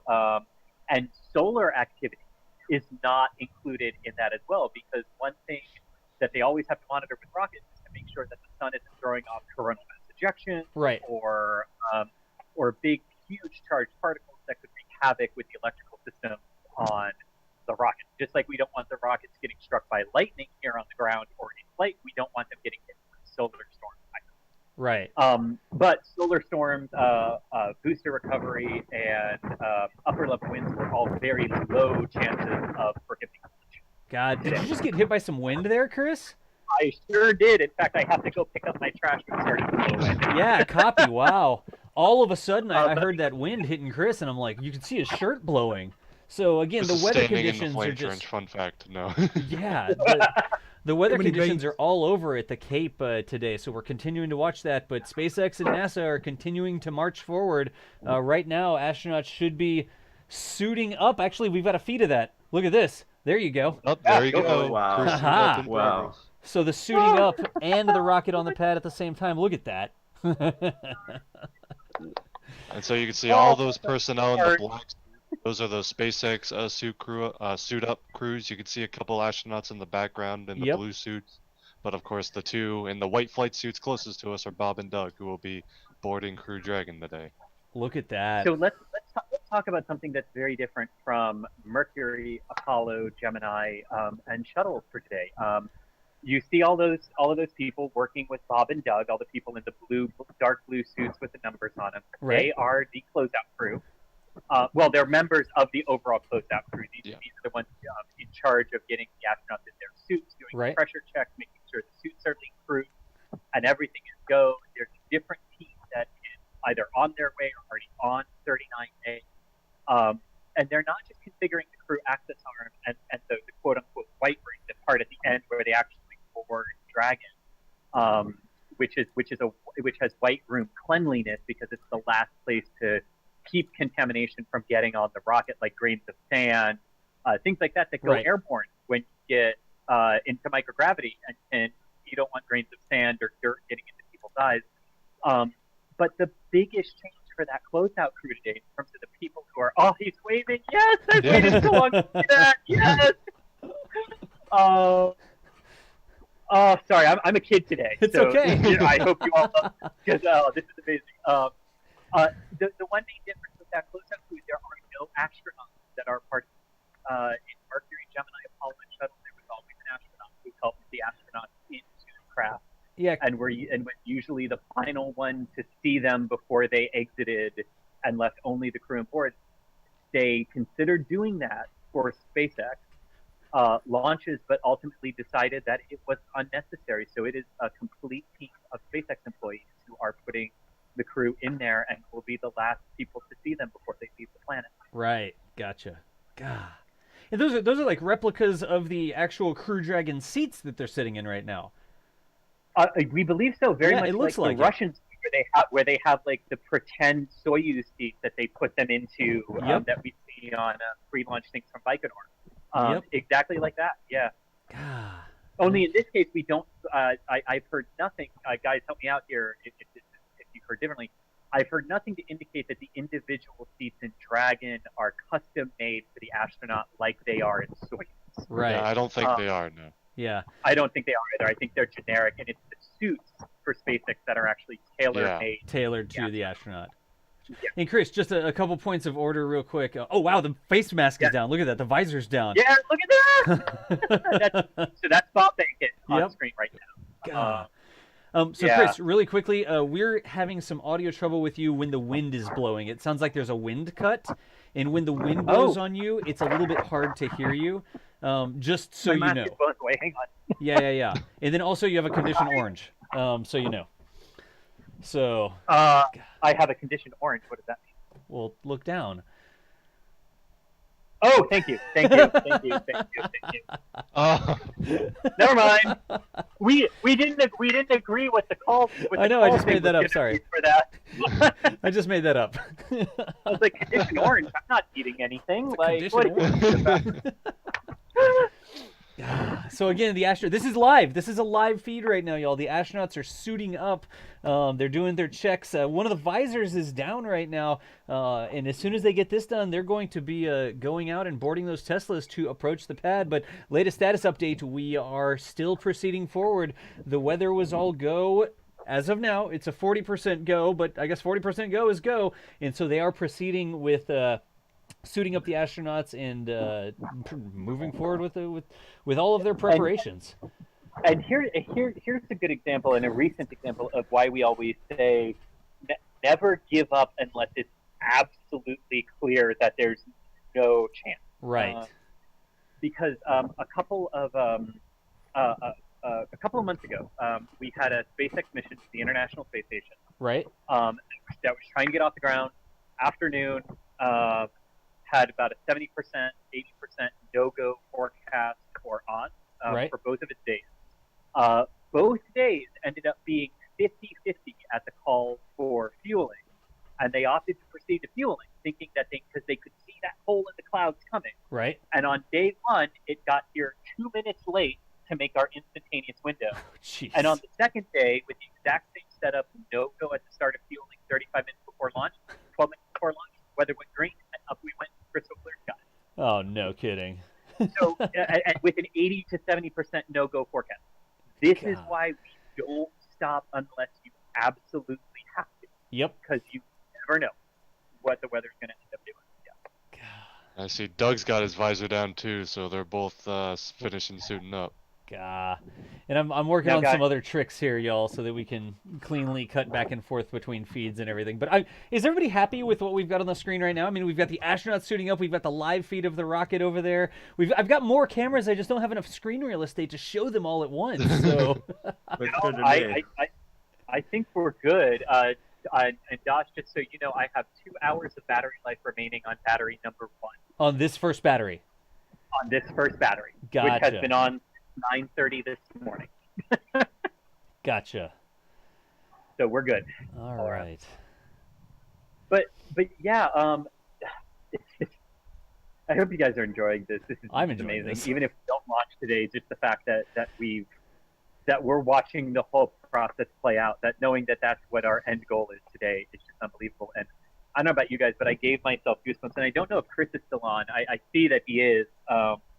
But I just gave myself goosebumps again when I thought to myself, I can't wait for this image of crew suiting up when they're not NASA astronauts, but regular, ordinary people. Right. Going to ride a dragon. Oh, yeah. That's going to be a heck of a day. Yeah, I'm still here, by the way. I got about 20% before everyone started talking. I thought, all right, then fair enough. Yeah, so I mean, I want to bring something up, which I want to bring up about half an hour ago, which is important, which people keep asking. Whoa, stand by. Somebody's changed something. Saying, are they go for launch? Are they go for launch because President Trump's turning up? Now, oh, jeez. Seriously, yeah, a lot of people are asking that question, saying, why are they, the weather's terrible, why? Because the president's dead, they've got to launch whatever. There's no way they'll do that, but there's some short relevance in that because STS-51L was delayed several times and there was pressure to launch on the State of the Union.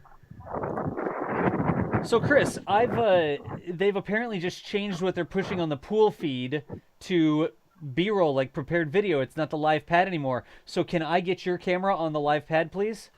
Just zoom in, as much zoom as you got. I can, except it looks a little weird because you can't tell that that's the flagpole from where I am. It just looks like there's a big black hole by the rocket. Oh, I can zoom in, but that's why I had it out so you could see the flagpole. Okay, yeah, they started rolling B-roll on the pool, so I'm gonna see if we can resolve that. But thanks. I had to take shelter under an awning, so that's the best I can do as the rain shower moves over. Okay, and gotcha. It is raining here at the press site right now and at the meeting.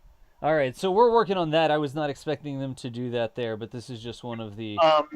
Hey, I could also do this, Doss. I could give us a shot of the VAB if that works better. I think putting it on the rocket's probably good for now. Putting it on the rocket? Okay. Yeah. So you get on the rocket over there, and we'll see if we can rectify this. I'm just going to change these live. They switched that pool feed over to stuff that we can get from another source, which doesn't make any sense. So we'll do it that way right there. And we still have the live view of the American flag on the American rocket, and there's actually some American soil in there as well. So when I'm very happy, I just found an electrical outlet to charge things. Oh, nice. Yes. Let's take a look at the crew who are now up and about. Looks like they're getting ready for walkout soon. God, they stood up. Look, they're either plugged in. I think they're plugged into their little suitcases. Yeah, they've got their life support little briefcases. I don't know what you would call that. Yeah, it looks like a It's I believe they're a mix of not really life support, but like environmental cooling, Right, and right. stuff like that. 'Cause those suits get really hot because they're meant to plug into they're meant to plug in on to outlets to Dragon. Right. For Dragon support systems to keep them comfortable, but you also have to have something portable until you can actually get there. Yeah. So I want to jump in real quick. I think Chris B has to bow out here, so we should tell him goodbye. I believe. Chris, are you okay. out? Yeah, there he goes. Let's see here. Did he just go out? I thought, yeah, Chris Bergen signing off for a little bit. Yeah. Okay, Chris. That was Chris B going out. Okay, good deal. We were sort of expecting that, I think. All right. Is that like a security car that's pulled in front of our shot? It's a no. It's the electric NASA golf cart for public affairs officers. One of the PAO officers just got back, so I was moving out of the way. They were parking it under the awning there. Yeah, which they told me I would have to do if I sought shelter underneath. So okay. That was expected. Yeah. And now there's the security car back behind you there on your camera, Chris, on your Zoom cam. Yeah. Wow. There's a lot going on, y'all. There is. Hang on. So look at this. This is what it's like to cover from an active, launch site. Yeah. They're both up. It looks like they're about to both pick up their coolers and start walking. They're doing fine little fit checks and stuff. Yeah, making sure all the patches are nice and flat and looking good, and they're ready to walk out and be photographed 8 billion times. Yep. Yeah. Now here's the other big change from today. Normally, I would be outside the operations and checkout building with this camera waiting for them to walk out. Right. But again, with the restrictions for the pandemic, and because you can't cram a whole bunch of media onto a bus to sit next to each other, we don't have them. Right, gotcha. We do believe wire services are there, so there will be news images and everything from it. But just this is one of those changes again for COVID-19 that will hopefully be different by the time we get to Crew 1. Hey, everybody's starting to file out. It looks like they're starting to. I don't know if they're just taking pictures here, Chris. I was gonna say, are they gonna start walking? Because all of the numbered checkout crew walked away. Well, per the timeline, we should be fairly close. Yeah, to them, 52. Getting for them to walk out here. Yeah, sorry, I saw all the checkout crew people start to walk off one side. There's the timeline. I just put it on screen. Yeah, thank you. All right. So we're looking at 20 minutes or so. Yep. Which is about right. Oh, and the helicopter, the security helicopter, is out. Nice. So it's 3:22. 3:22. That was T-minus 3:22. So we're about 20 minutes, 19 minutes away from them walking out of the building. Did I get that correct? Yep. That would be about right. Yeah. All right. Cool. Which is good. That means they're ahead of the timeline from their standpoint. So yeah, no delay there, which is always good. The more people you get, sometimes you do have a walkout that's a little bit, not like drastically, but you can get it fluctuates a little bit. Sure. Sometimes the more people you have, so 2 people for a test flight. Yep. Pretty standard. They'd be right on time. Oh, Josh, there goes the helicopter. Hang on. Oh, nice. See if I can get it. Squirrel. There it is. Oh yeah, you can see the. There you go in the picture-in-picture, the helicopter flying. That's and that's headed out toward the launch pad right now. That's the crew protection helicopter. What'd you call that earlier? Yeah, it's a security helicopter. They've got SWAT team members hanging out the side of that with impressively scary weaponry. Gotcha. And this is standard. Wait, is that what Elon? Look, Elon's in there. Elon and Jim are in there talking to the astronauts. Oh, there you go. Yeah. So Elon Musk and Jim Bridenstine are in there talking with the 2 astronauts in the suit-up room, and they actually have a little stanchion sort of thing. It's like, you stay on this side, wear your masks, and then the astronauts are going to be over here. Oh, that's cool. Sorry to interrupt, Chris. That's not just a COVID thing. The astronauts are always quarantined ahead of time of going to space, regardless of whether there's a pandemic going on and things like that. That's actually a pretty normal procedure. Gotcha. In the cruise suit-up room. That's very true. Yeah, this is. this is not unusual. Yeah. Is the takeaway. Yeah. That's also not my IBM logo that's appeared on the screen. That's coming from the pool feed, but the pool feed's what's giving us that right now. So, oh no, that's on the NASA clean feed actually. Oh, well, brother.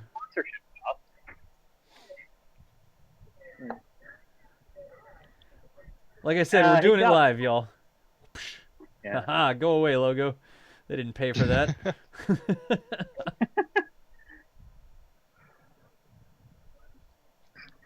So, just to sort of talk through as we're watching this, and as we're watching Elon and Jim, SpaceX and NASA talk to Bob and Doug there. Yep.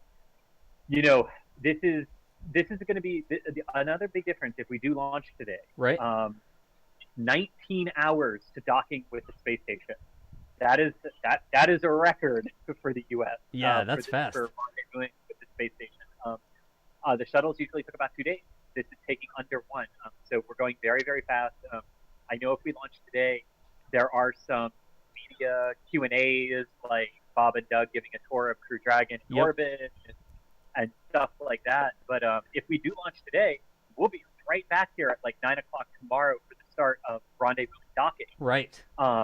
Because they dock at like 11:30 tomorrow morning with the station somewhere around there.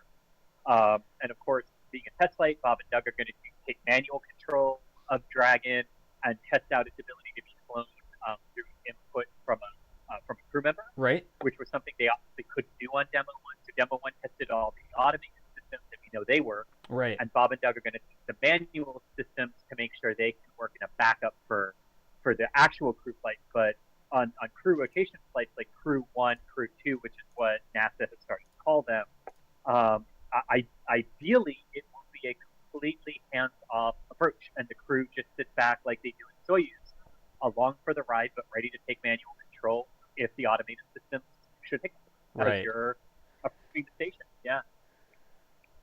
All right. And I feel like it's worth mentioning that we wanted to introduce the crew kind of as we're doing. Obviously, we know it's Bob and Doug, but these two are both heavily experienced astronauts already, right? Very, very much so. They are both veterans of 2 space shuttle missions.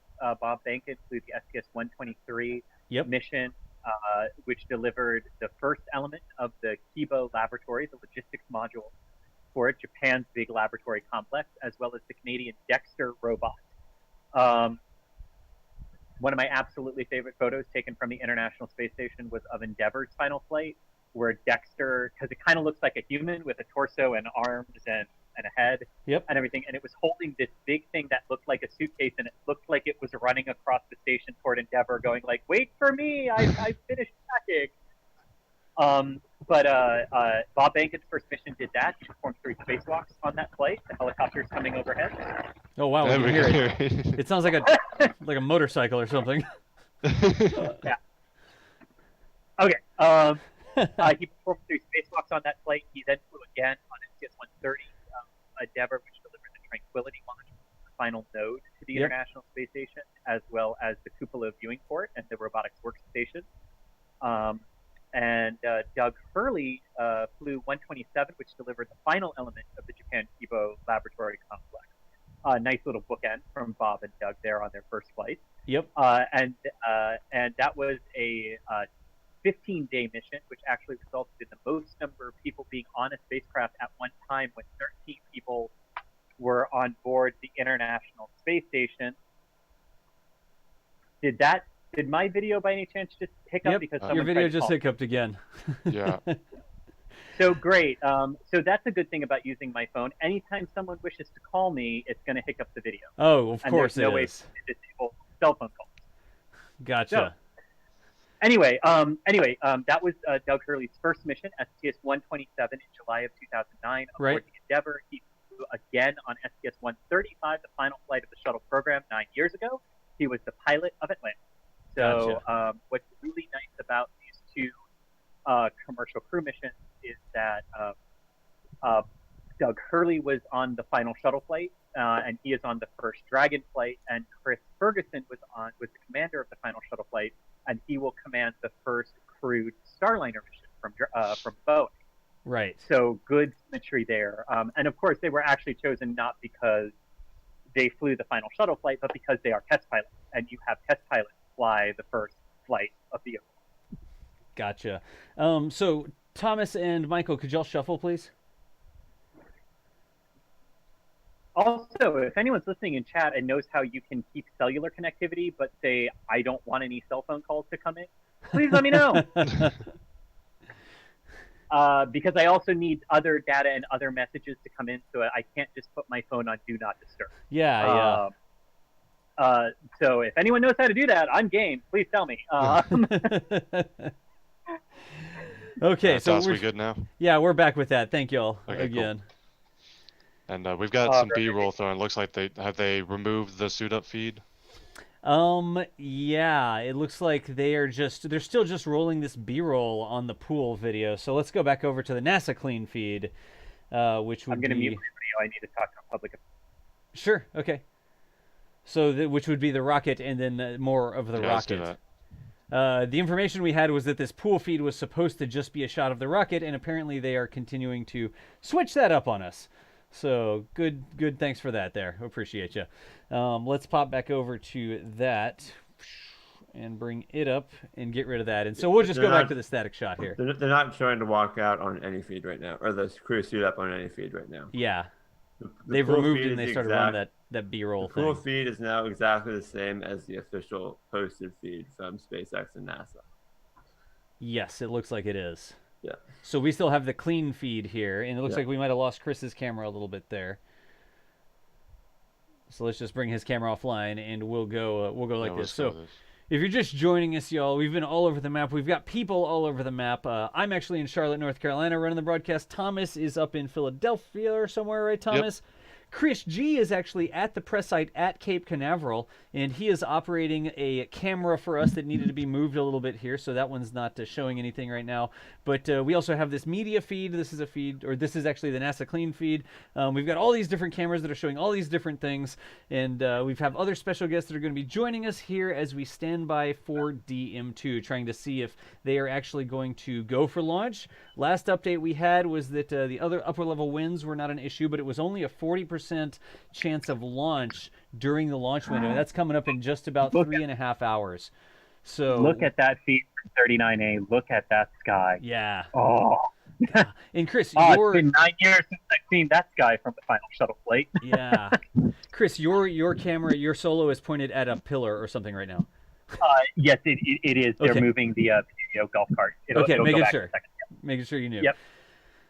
So that's why we're hanging out. We have this sort of marathon stream, bringing in cameras from all over the place. We're going to check back in with Julia, who's over at Titusville, and to see how the crowds are starting to gather in just a little bit. We also have some special guests coming up in a bit. Scott Manley is supposed to join us and chat for a little while. And then we're also going to talk with Declan from Flight Club. And Declan's actually going to give us a little bit of a tutorial on how, if you're in Europe, you can try to see the Dragon fly over after launch. So again, a lot of gates we have to go through before we get to launch, but they are proceeding on. They did the suit up and all those sorts of things. Hopefully soon we see them drive out to the pad, start loading into the rocket. But in just a bit here, we are going to have Flight Club IO, guy who made his name is Declan, and he is going to be showing us how we can use his website to see where Dragon will fly over your sky. You may, weather willing, if it launches. We just saw some lightning behind 39A, by the way. Was that lightning? Sorry, I need to turn the camera. There is an epic lightning storm. Is there? Here. All right, let's get Chris's camera over here too. Has been switched. Yeah. Yeah, so there's Chris's camera at the VAB over there. And Chris, give us a little bit more sky if you can. Yeah, we'll do. Gah. Oh, there it is. There's the strike. Yeah. Wow, we just got a lightning strike behind the VAB. We saw it in the picture-in-picture, Chris. Yeah. Yeah. Wow. This is so cool. I love too how probably there are a lot of people going, oh my gosh, how are they proceeding? And I'm just sitting here going like, launch day. Launch day. What you gonna do? Yeah, like, we gotta hope. I think we're hoping this is the storm before the calm. I guess. Yeah, right. We're all hoping, right? But one thing to consider is that they may go into the lightning warnings, which could affect operations at the pad. Yes, it could. Very much so. Do you guys want to talk about that? About phase 1 and phase 2 lightning warnings and what they mean and everything? Yeah. I should rephrase that. Do we want to talk about that? Yeah, sorry, Chris. I was getting ready to bring up the weather radar here so we could sort of see the area. And from your perspective, I know that I see the storm, y'all. Let me see if I can bring this up. Yeah. This right the storm here is massively impressive. Yeah. So Chris G is at the VAB, and it looks like you can actually see a little bit of where do we have? There's Titusville. I mean, Chris is under this storm right now. It is raining here. We're under the green area, not the red. Yeah. Just yet. The red is over. For those of you who know, like the entrance to Playa Linda Beach and Maxburg Causeway and all of those areas on the north end of Merritt Island. That's where the pad is. Yeah, that's 39A, and Chris is right in here. That's the VAB. Yeah, exactly. And that big blob of red is on the Merritt Island National Wildlife Refuge, north of the Space Center. Right. Yeah. Gotcha.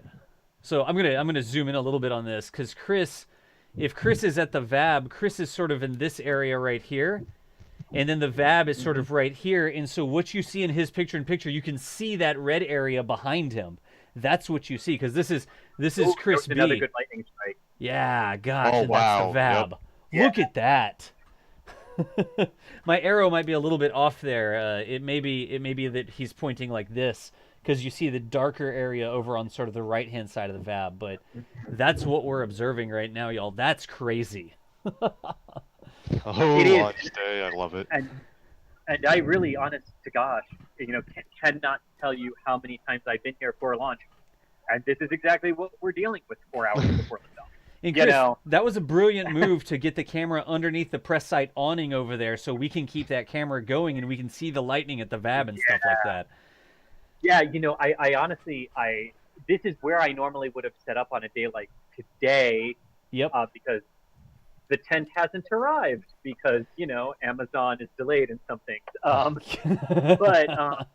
But then I just wasn't sure if we were going to be allowed to be this close to the actual, because this wall right here is the office of the head of the press center. Right. This is the building I normally go in that I'm not allowed to go in today because of the COVID-19 restrictions. So I didn't even know if we were allowed to get close to the building. Oh, wow. Because they specifically told us if you have any questions, we have public affairs officers set up in a tent that looks like it has blown over. Okay. Did it? Yes, it did. No one was under it, but okay. No, so I didn't know how close I was going to be able to get, which is why I fled to the car at first when we realized we didn't have a lot of time. So, yeah. Right. It's a very interesting time, it's, where everyone's really doing the best they can. And one thing I really can say is that, everyone is really respecting that social distancing here. Everyone is being very nice to one another. We're all being very accommodating here. Because we do all know how lucky we are to be here. Yep. They could have very easily said no. Yep. Just across the board, no.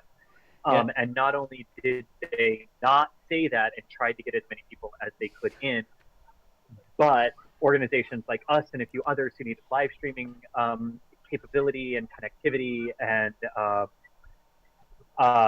really just needed to be here because this was the base. When other people dropped out because they couldn't make it or their organizations would pay for them to fly, they filled those slots. They didn't just leave them in, and that's why we're here today. Yeah, so, and y'all, I'm aware of the trick with the video right now. Sorry, I'm trying to resolve that. That's my fault. Yeah. So anyway, a huge shout out to NASA Public Affairs, to the 45th Space Wing of the Air Force, which also contributed and helped to getting as many people in as possible. I know there are a bunch of photographers and reporters over on Cape Canaveral, and Cape Canaveral never hosts people for a human mission. Right. Because that's NASA's domain. So great inter-site coordination here, inter-center coordination here, to just get as many. Oh, there's the walkout Chris. camera. Yeah. There's the walkout camera. Oh my gosh. Okay, chills came back. Goosebumps. There you go. And here come the crew. All right. Did they play like a song? Oh my God! There's Elon and Bridenstine. Is that Pence? It looks like Pence. Yeah, that looks like Pence. All right, there's And the I believe Tesla. They need to remove that back NASA logo. I'm sorry. No, on the Teslas. Yeah, on the Teslas. Oh, that worm logo on the back glass. It looks. Oh, come on! I want to go over there with the razor blade. Now, see, I like the worm logo. It's when I see a photo of the worm logo on the back and the meatball on the door that it freaks me out. Right. I'm like, those two things are not What is supposed to be this? on the vehicle. Ridiculously, it freaks me out less seeing it on the Falcon 9. I don't, maybe it's because it's smaller. We've got active rain at the pad right now. You can see. We do indeed. Oh, yeah. Yeah. So there's We do active rain at the pad. Oh, here, I can get a little bit closer. It's safe for me to get a little bit closer to the exit so I can keep this trained on the storm out here Sure. For us. And B, make sure you're in the position to catch the astronauts as they drive by too. Oh, I am. Yeah. I am. Yeah. Okay. With the lightning, I'm not going to go out and be the tallest thing with a giant. Yes, please don't do that. But what I showed you earlier, like, oh, look at what we'll be able to see, is exactly what we'll be able to see if the storm's in the area. Yeah. Gah. So again, you can see raindrops on that video of the pad there, and Chris has that separate feed on the picture-in-picture. There's a larger. You see that big storm back behind. Gah. Okay. Yeah, and that's that storm. I'm actually zoomed out as far. God, I never thought I'd have to say that at the Space Center. I'm zoomed out as far as I can. I still can't see it all. But yeah, I mean, this is this. Wow. But let's talk about this, right? How can they possibly? Oh, ooh. What do you have? Oh, he's got something. Chris sees something he wants to show us. Dun da da da! Out to the pad. Oh, there goes one. Is that that's a Tesla? security, right? No, that's security it's or just something. Security, yeah. But that's one of the security sweeps they do prior to crew. The crew actually driving that route out to the launch pad. Gotcha. All right, sorry. We're like, what are we looking at? What is that? There's no way those are the Teslas. Like, yeah, the Teslas are still there. There you go. Yeah. There we have the boom camera over at the Teslas. So that's security going out to the pad right now.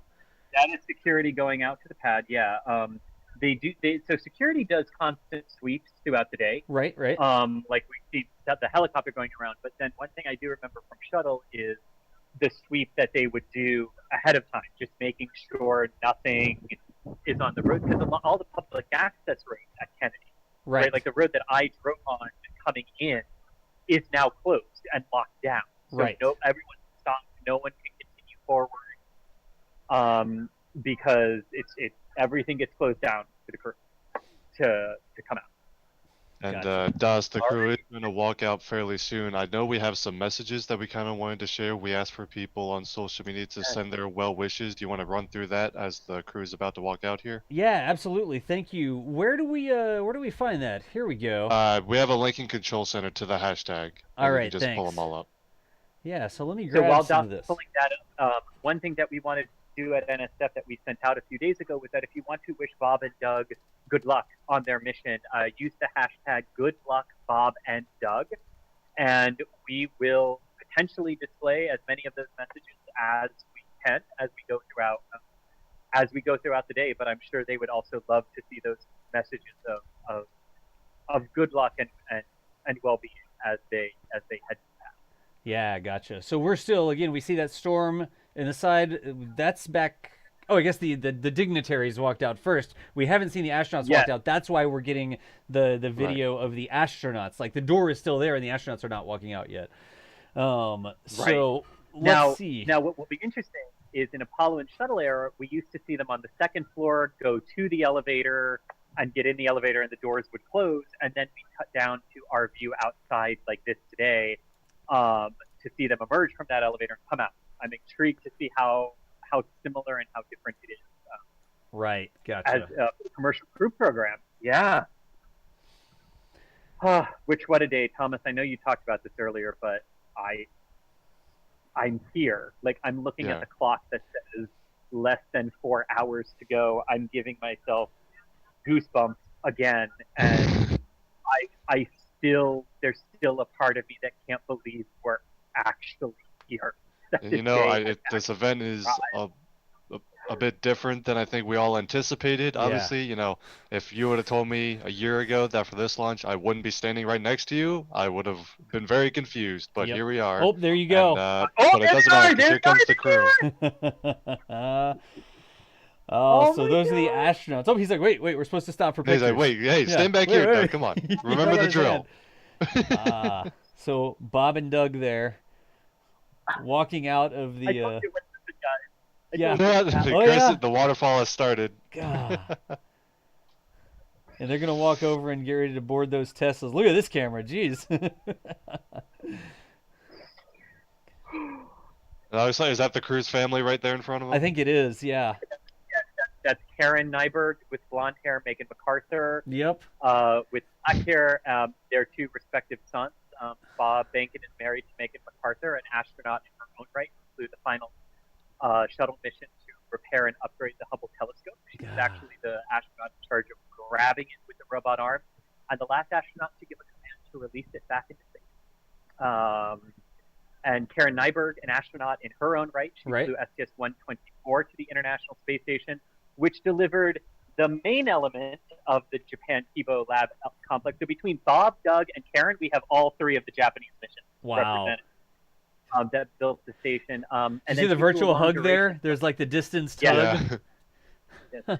And then Karen Nyberg flew a long duration flight. After that, she was originally supposed to fly the STS-132 mission of the shuttle to the station. They're sitting down right now, Chris. And Bob, yes, Yeah. but her and Doug actually became pregnant with their son, and she had to be removed from that flight. But NASA put her on another one after she had given birth.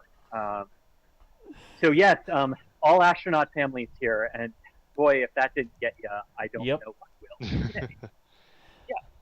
All right, I'm frantically doing some things here, so. I remember a quote, and this was from one of the other commercial crew company, but I remember Tori Bruno saying it's an entirely different mission when you can shake hands with the payload. Yep, when you can shake hands with the payload, I like that. Right, exactly. So, I mean, the crew seeing their family one last time before heading off to space. Yep. And, oh my God. And the doors of the Teslas have buttoned now up the doors are closed. Look at Karen and her son and Megan and her son going to the side where Bob and Doug are, where their dad and husband are, and waving goodbye to them. Look at that. That's Megan MacArthur, Bob Behnken on that side. I think the window was just clear on that side. I don't think that window was down. I think the window was just clear. The kids putting their hands against the window. Yeah. This is really good. So they got the astronauts into the cars, and they closed the cars and rolled up the windows, and then the family could get even closer and do the sort of the window thing. There they go, Chris. The convoy is leaving for the pad. Yeah. Doc, can you do a favor real quick and tell me what the radar looks like? Am I good to get out from under cover from rain? Let's see here. The latest update on that. Don't switch the screen. I'm not.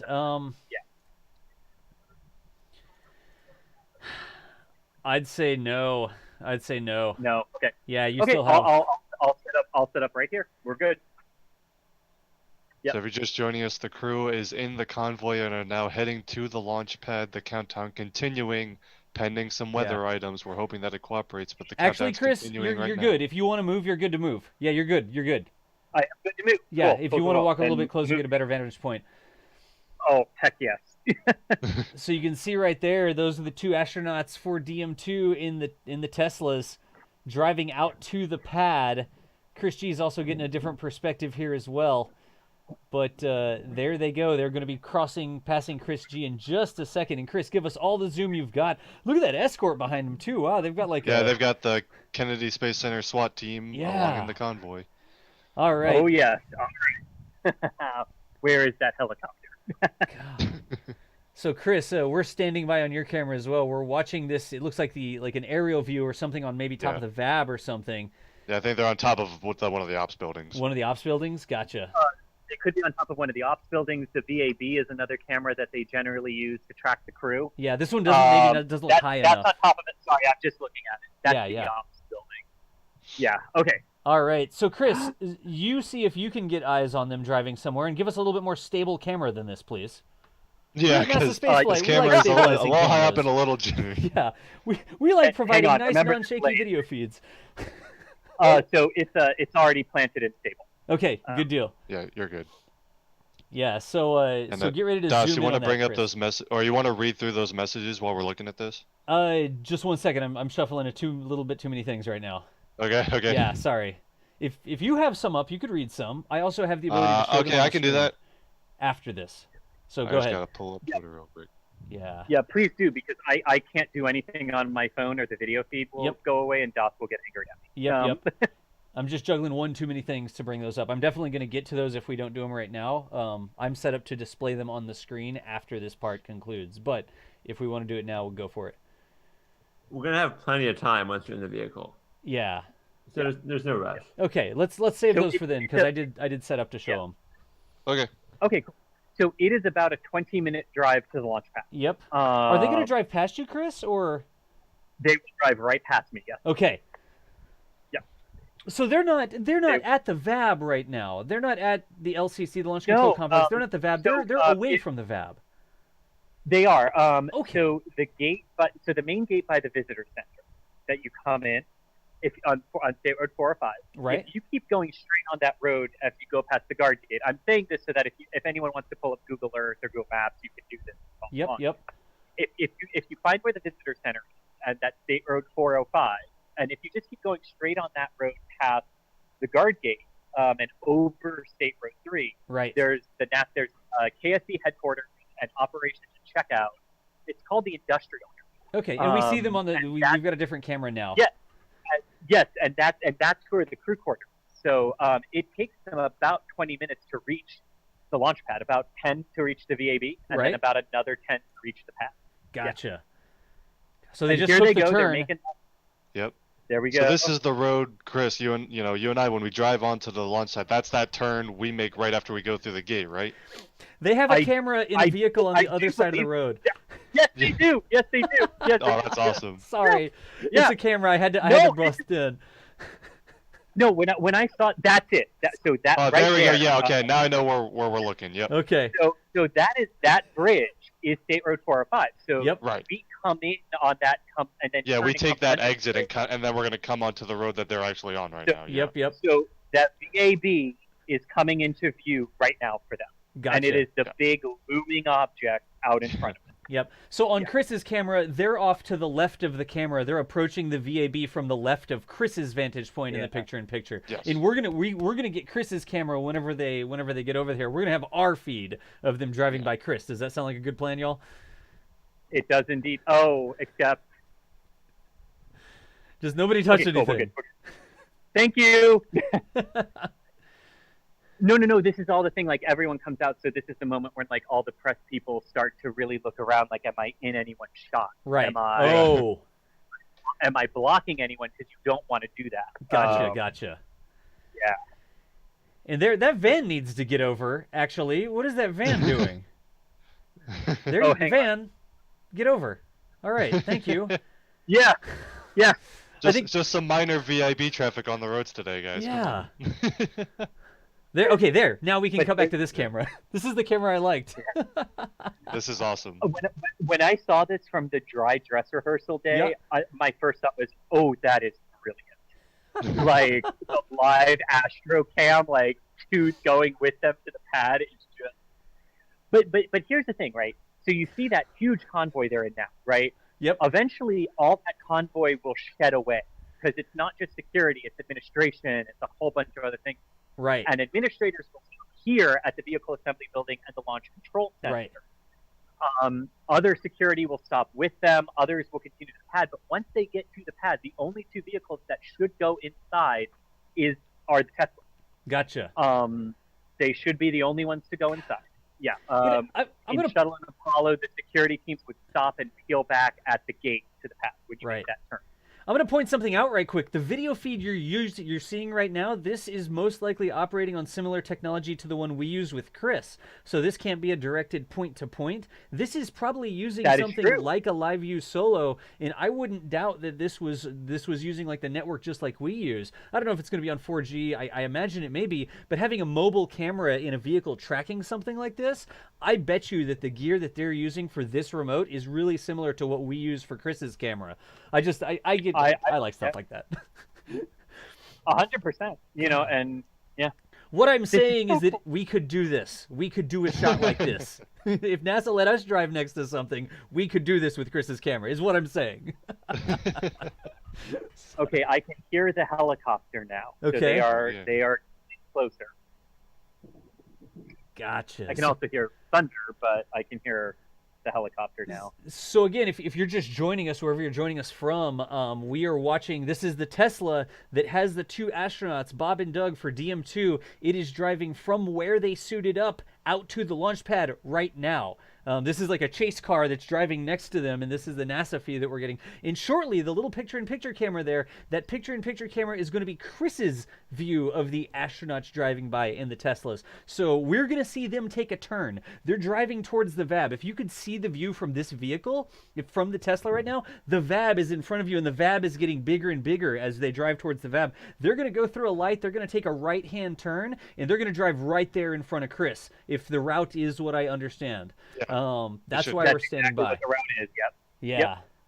And I'll clean this up just a little bit. Let's take this off for now.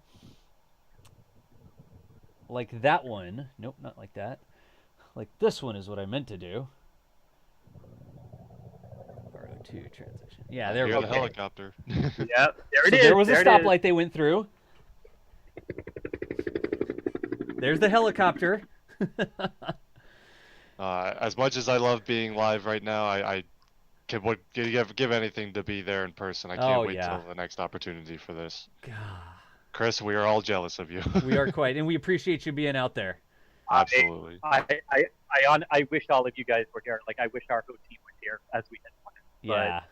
But at the very least, I like the thumbs up. Welcome to the behind the scenes. Well, no, because it was me giving the thumbs up that someone else wasn't in our shot. Right. Yeah. Right. All right. Here's the helicopter again. So they are close. All right. We should see him come up to another larger stoplight here and take a right-hand turn shortly. Our photographer, Brady Keniston, says the late load cargo is en route to the pad. They are. You can hear that helicopter on Chris's mic there. Oh, look at this. Chris, you had the helicopter for a second. I didn't notice that you had the helicopter. I did. Yeah. Yeah, sing out. Sometimes I don't see that in real time. Oh, okay. Sorry. Yeah, sorry. If you got something cool, tell me. I'm concentrating, making sure I'm keeping things in frame right now. Yeah. So they're still driving along. I wish I could see like 4 because I feel like the drive is like I feel like they're almost there, but yeah. So they're about to make the turn. Oh yeah, here we go. Yeah, so they're about. There's the helicopter in the background of that shot. Yeah. Yep. Oh, there's the first security car just went by us. All right, Chris. We'll see what we get. Because we lost theirs, but you zoom all the way in whenever you see them. I'm focused on the area they're going to come by. All right, good deal. So this is Chris's camera now. Let's see here. Not yet, but we're waiting for them to come onto Chris's camera. Let's see what we switch to that now, Das. It'll be in a second. All right, the security blockade is in view. Yep. I'm standing by the switch, yeah. There you go. So there's Chris's camera. So we're zoomed in a little bit. You're not seeing a lot. Hang on. More Just get cars ready to coming. track that Tesla. Here they come. Here they come. Here they come. Look at that. In fact, the official video doesn't show any of that right now. Look at that. So they just passed the Launch Control Center. Nice, Chris. And they are passing the press site right now, heading out to Pad 39A. There's the big armored vehicle and tank that protects them as they just behind there. As they head out. Nice. Yep. There they go. I can even a little bit more. Hang on. Hang on. There they are again. There they are.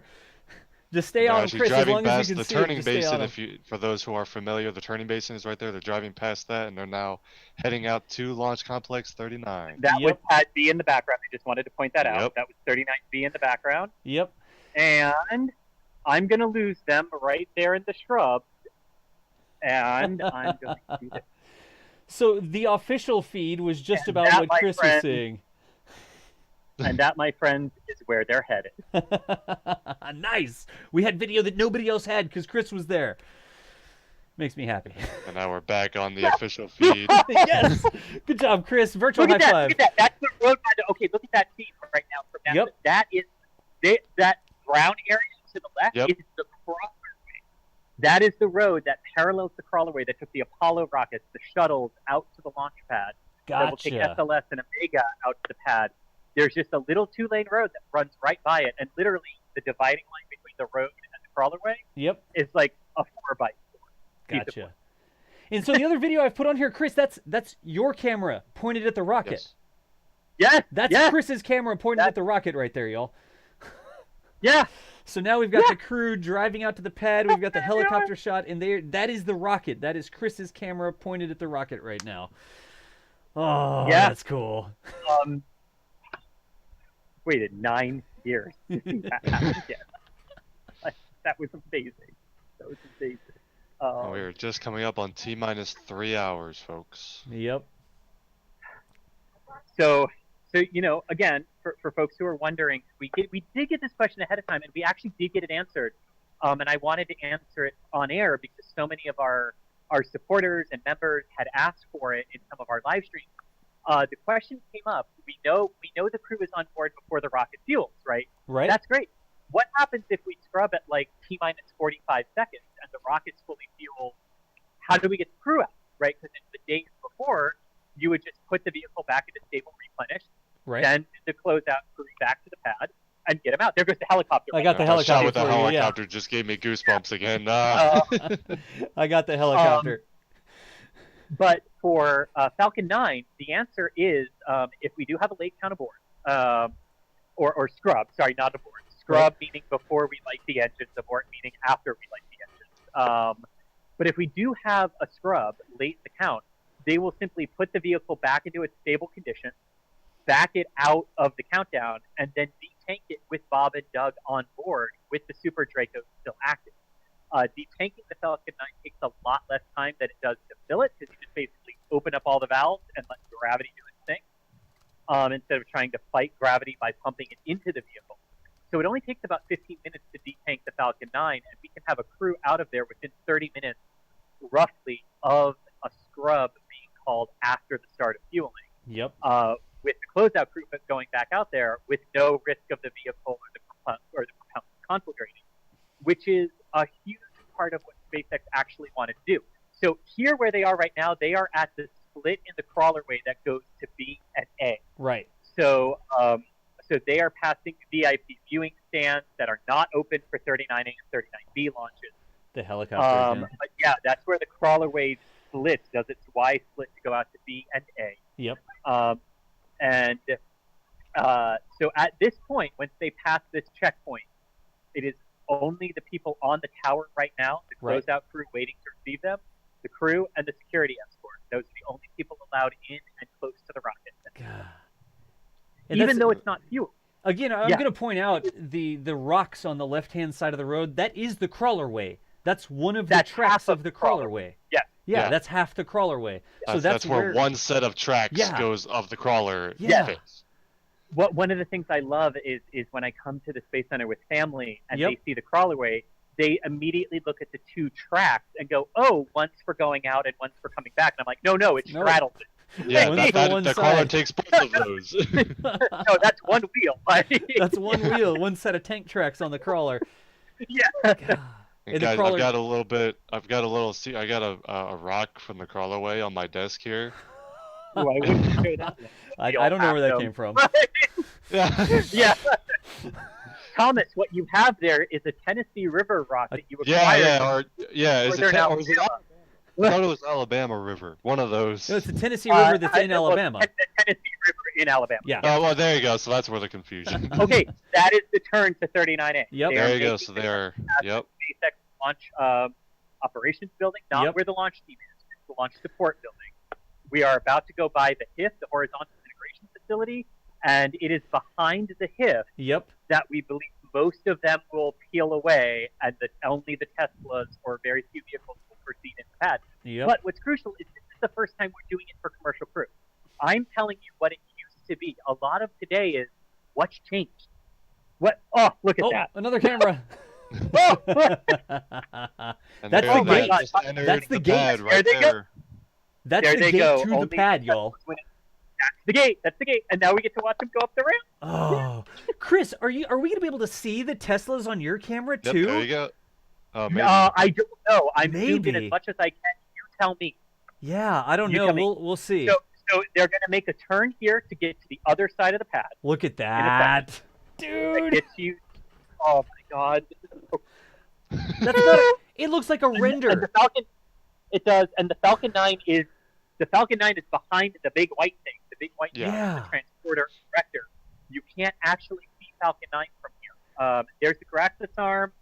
There they go. They've made that turn. They're heading to the base of the tower where they will probably get out, look at their rocket. This is huge. This is a tradition a lot of crews do. They get out, they look at their rocket, their home for the next few days. Yep. The thing that must keep them safe, going uphill and en route to the International Space Station, and then they will get on the elevator, and they will go up to the 265-foot level of the fixed service structure, which was added, a level that was added for SpaceX. It was not a level that existed for shuttle because there was nothing at that level that we needed to access. There you go, the crew getting out now. Yeah. There we go. Like a pad camera or something. That is one of... Yes, that is a pad camera. Yeah. Oh my God! Look at that. So they have their support So that's the crew and members there. of the closeout crew arriving at the launch pad. And this is Michael. Remember, this rocket is completely propellant. It's empty propellant right now, as we've been talking about. Right. The key difference between what's happening right now and the space shuttle and other crew vehicles. So, Gotcha. Yeah, the only propellant on board is Dragon's propellant has been loaded, but the Falcon 9 rocket is completely unfueled. There's not any... The crew at the pad are very safe right now, which is actually a big advantage of load and go, is that you don't have to have the pad crew there when this rocket is filled up. Gotcha. Exactly, and I know, Michael Thomas, I know you and I, all three of us, talked for years, right, as we were waiting to see if NASA would certify the load and go propellant, loading process that Falcon 9 uses. And I know to a lot of us, right, sitting here, it made complete sense because to me it's like, well, why wouldn't you want to go to an almost completely inert rocket that's totally safe and is not going to explode on you or accidentally conflagrate, and then fuel when you have your abort system active and only the crew is there, so that if you do have a problem during fueling, everyone lives. And it was just kind of like, this made total sense to a lot of people, but the first time but a lot of what NASA had to get comfortable with was, how does densified liquid oxygen actually work? The Amos incident on 40, right, was a huge eye-opener, but good that it actually happened when it did, because that was actually one of the things that got NASA to be comfortable with load and go. Yep. Because of all the design changes that came to the Falcon 9 from that conflagration in 2016. Just really quickly, we always like to talk about Amos as, So really quickly, just in case you weren't quite picking up, people that are watching, when we say load and go, we mean the astronauts are on the rocket and then they pump the fuel into the rocket, not the other way around. It's not the rocket is fuel and then the astronauts get on board. It's the astronauts get on board first and then they put the fuel on the rocket. That's what we're talking about when we say load and go. Sorry, Chris, I just saw some people Which is a brand asking, new thing for Falcon 9 and Crew Dragon. Right. They haven't done that before. Gotcha. Sorry, I didn't mean to interrupt. Well, Chris. I mean, I did mean to interrupt, but no, please, no, please do. This is the beauty of having different people with different brains on the stream, right? Yeah. I understood immediately what that meant. Yep. But no, please stop me if I use an acronym or I say something that needs a bit more explanation, because this is what today is for too. It's for explaining all of this stuff. Absolutely. But anyway, but the Falcon 9 is still the only rocket that uses that in the U.S. arsenal, crew or not. And the Russian rockets fuel up before the crew goes to the pad. That's even slightly more scary because it just seems like everyone goes to a Soyuz launch pad. And Chris, see, folks, the crew is getting back in their convoy. They got out to take a look at their rocket, but they now have to drive to the other side of the pad to actually get in. So they're getting back in the Teslas for the quick ride to the other half of the pad. Gotcha. I love this. I love the reversal of this because in order to see Dragon and Falcon 9, you have to go to the north side of the path. Yeah, you have to drive all the way around to the other side.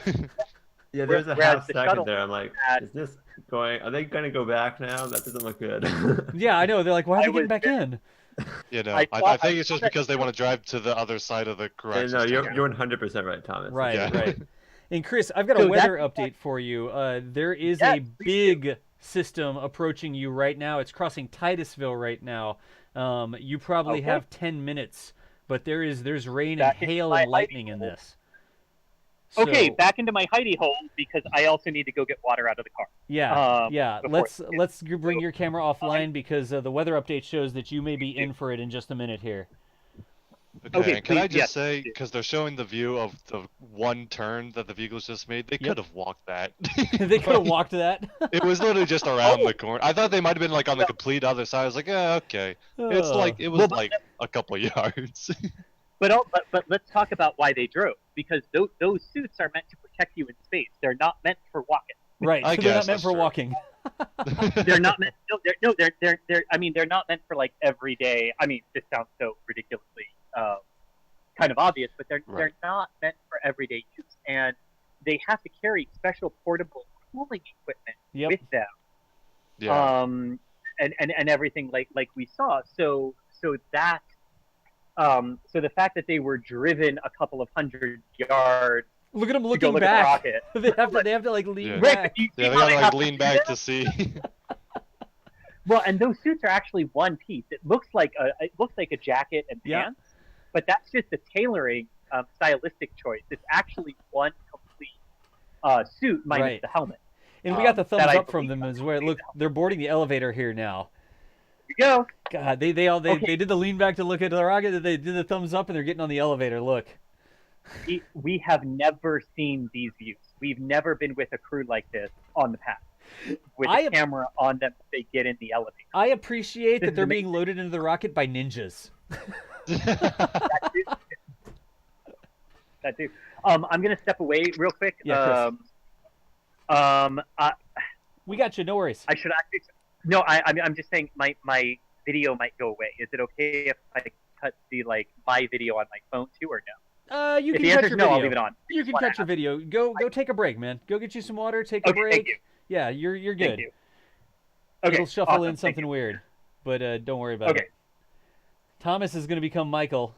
Or wait, what? No, not even that. Thomas is going to become Chris, and then we'll remove that other camera and we'll roll with it. Like that. Oh, just in time. There we go. The crew. The elevator's already at the crew access arm level, and here come the crew. And the ninjas. And the ninjas. The load and go ninjas. Is that where we're going with now? I'm going with ninjas. You can call them whatever you want. Closeout crew. Those are the load and go ninjas. Load and go ninjas. I love it. I'm completely okay with that. That is the new technical term, and we're rolling with it. I am going to take the COVID restrictions that nature has imposed upon us here, and I am going to make it ours and call them the load and go ninjas. Perfect. Oh, they have so many cameras over here. This makes me happy. They have so many cameras. Yes. Thank you to NASA for all of these views. This is really appreciated. Excuse me. And I'm going to check what's going on here. That was crew walkout. Transfer pad and ingress. So we're going all the way up to ingress here. Crew ingress is scheduled for 1:58 p.m. Eastern Daylight Time. They are slightly ahead of schedule here. Yeah. That's 16 minutes away, but I'm going to show you all this real quick, and I'm trying to clean up some things that I can show you. Oh wait, hold on. So look at this feed. So the crew, and I got to remember who they make a phone call when they reach the crew access arm. It might be their families. I think they get to make one more. It's their families. So it's a family phone call, and they've got a phone at the crew access arm, and you can see I can't tell who. It's one of the astronauts is making a call right now. Right. And that is a tradition from the shuttle program, I believe. No kidding. There was a picture of that phone somewhere. I remember a tweet where I do remember that coming. Because I remember it was a big deal when we learned that SpaceX had kept the phone there. Yeah. I think it was like Nathan or somebody who did a tweet about the special phone on the pad. I can't remember who that was, but I have so many screens to look at. Yeah, it looks. I think Doug's on the phone right now, and that's Bob waiting his turn. And the nice looking worm logo right there too. I mean, I saw a shot from ground level just looking at the rocket and the crew access arm, and you can see the bright red worm logo stands out. Stands out. Even from far away, it looks awesome. Nice. Oh, jeez. And you can see so what you're looking at, you can see the white arrows on the floor. Those are to the emergency egress slides, the slide baskets, which are just to the left out of frame here. They have a but in the case of an emergency evacuation, that's where they will go. Do they have a spray system on 39A like they do at 41? Yeah, so all the pipes that you're seeing, kind of along that, those are all water hosed down. In the case of like a toxic fuel leak or something, they want to rinse off the suits as they leave. Yeah, so, yeah. Gotcha. So those are the, it probably doubles as fire suppression too, in case that's a thing. Yeah. God. We got pictures being taken. Are they dialing the phone? Yeah. Does the phone fit into the helmet? It's like I guess they must have thought of that, right? I would think. It really looks like that phone has to get jammed all the way back in there. So, Bob or Doug, I wish they need numbers or something on their back, like sports teams have. Or they need the spacewalks where one suit has like a blue stripe and the other one doesn't, so you can tell which one's which. There they you need go. something like that. All right, Elon, that tip's free. Elon, if you're listening, quick idea. Yeah, quick idea. A stripe on the back of the helmet or something, just something. I know you like the clean white lines. I saw one picture. So the next Crew Dragon crew, which will of course be 4 people, 3 NASA astronauts and 1 JAXA Japanese astronaut. The Japanese one, whose name I'm blanking on, but his helmet was all black instead of a white helmet. Right, I saw that. And I don't know if that was just like for that whatever rehearsal they were doing, and the real one will still be white, or if that's like a uniform thing to help differentiate the crew for who's who. I don't know. It's sort of like so maybe they're thinking about that. I'm not sure. It's sort of like a science fiction thing. Like if you've read any of the, like Belter stuff, and sometimes they have ways that they personalize their gear. And like personalizing your helmet or something, it's like, okay, the suit's all uniform, but on your helmet you can add a sticker, you can change the color or something like that. I'd love for our space program to get to a point where that sort of stuff becomes a thing, right? That would be so cool. It's like, oh yeah, you can see the flame stickers that are painted on the side of Bob's helmet, or like whatever. I mean, flame decals make the rocket go faster, right? Flame decals. Oh, the access arm. Yeah. So here they are coming down the access arm, and I wonder if here's a question. So Bob and Doug or any of the other Crew Dragon astronauts, I wonder, like if they do that, they say, okay, you get a special colored helmet. Yeah. I wonder if they get to keep that color helmet if they fly Crew Dragon a second time. There you go. They like, that is your helmet, you get to keep it. It's like and retiring it's a yours number in fly. sports. They hang the helmet up on the rafters of the launch stadium. There you go. Y'all. So there you are looking at the Dragon. very end of the crew access arm, and you can see the Crew Dragon hatch is open, and the next step is the crew boarding the capsule. Yep. Got a final briefing by Ninja number 6 there. Oh man, this is exhilarating right now. That's cool. This is happening in real time. This is happening right now, right? This isn't like, oh, This is a live view. No, this isn't like B-roll. This is what's happening. Oh, and here we he's go. We have signing the it. crew signing the NASA logo before they board. This is awesome. God, that's cool. Yep, right there, the upper right-hand side of the meatball. Oh, I cannot wait till the number of signatures on that wall just keeps growing and growing. This is the first 2 of many signatures, I believe. Yep. That's just that's cool. I mean, wow. I've been super busy like juggling cameras and feeds and stuff. So, y'all are like, "Oh, the helicopter, I get goosebumps." And I've been so busy. But them signing the wall right there, I'm like, "Oh, that's cool." We are at T-minus 2 hours, 45 minutes and counting, folks. Nice. And one final wave from Bob there.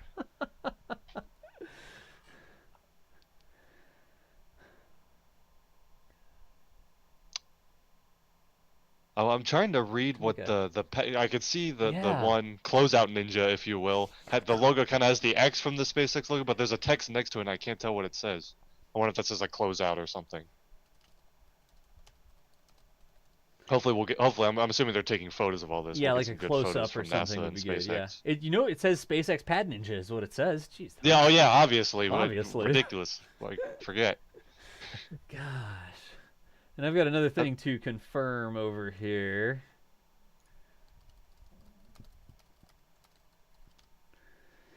I'm confirming with our next special guest. I know we have that coming up, and I know I think I'm rotating out to allow them to join. I think we've got a whole bunch of people. You know, it's been mostly you know, me, Das, Chris, and Julia so far, but we've got more NSF people and more non-NSF people coming to hang out with us. Wait. And there's a thumbs up from Doug there. He did like a fake towards the hatch, but then like stepped back. Let's see. Psych. Yeah, psych. Oh, they had to remove the dryer vent. They don't want all the lint from the pad going into the. That's not. There you see, Doug Hurley has boarded the Crew Dragon capsule. Look at that. It's a tight fit. It is a tight fit. Space capsules are not overly spacious. Yeah.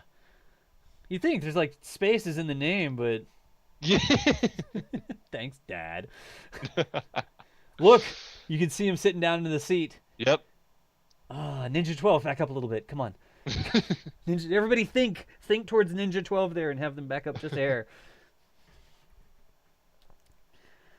Oh, that's cool.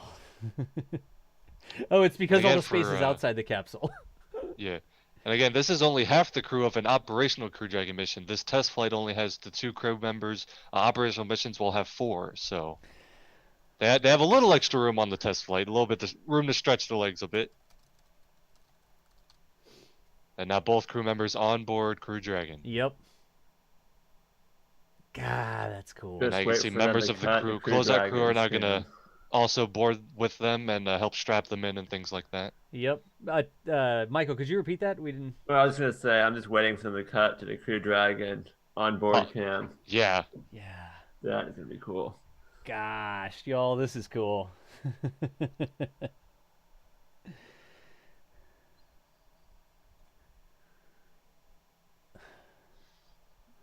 I think I can get that, Michael. They may cut to it before I can get it, but let me see. I might be able to get it for us.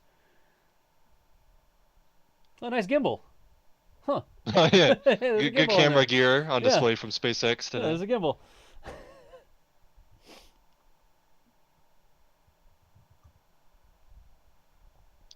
Oh, there you go. And there's that camera view. Yeah. Looking in the hatch.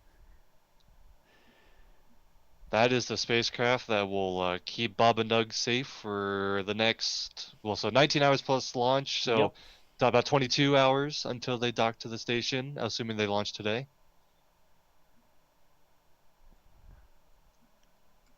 And there you can see them strapping in.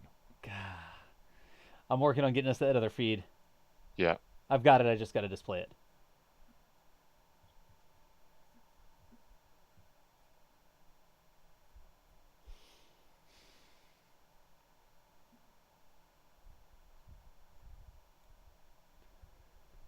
Oh, that's cool.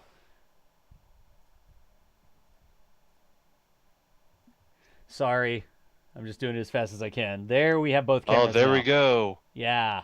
That is the view from inside a Crew Dragon. Doug Hurley and Bob Behnken on board and strapping in. Look at that. They're like booting up their screens. They're like looking up at the screens. Yep. You can see the control panel that they will use to control Crew Dragon. Yep.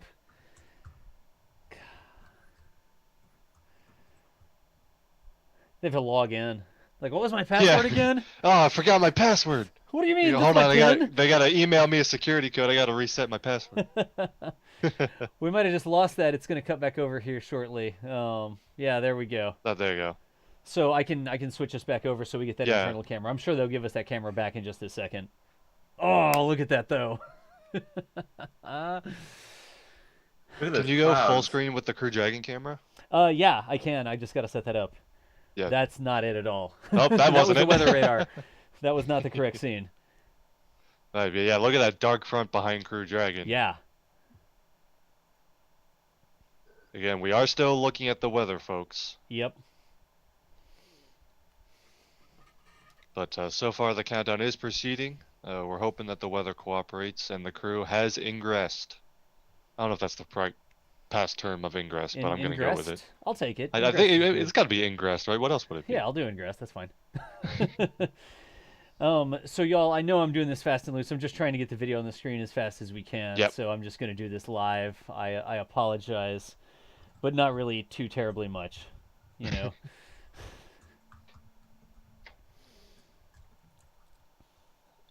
I have so many camera feeds and stuff that we have here. So we'll bring that one back down to picture-in-picture. There you go. Perfect. Super MLG production abilities here, but go to studio mode and then make the change, then push the change. Whatever. We're doing it live. We're doing it live. And you see the crew putting on their gloves. God. And of course, they make these for everyday people. The gloves with the little special fingertips, so you can still use the touchscreen. The touchscreen things, yeah, the touchscreen gloves. What a I problem get a lot to of questions have. about that because most spacecraft, including the other commercial crew vehicle, Starliner, have mostly analog switches and more traditional things like the shuttle had and stuff. Yep. But SpaceX said no, we're going touchscreens. They have like the big essential functions also have buttons along the bottom. Yep. But it's mostly touchscreen Like physical controlled, and they've got buttons. the special gloves to make sure they can do that. Yep.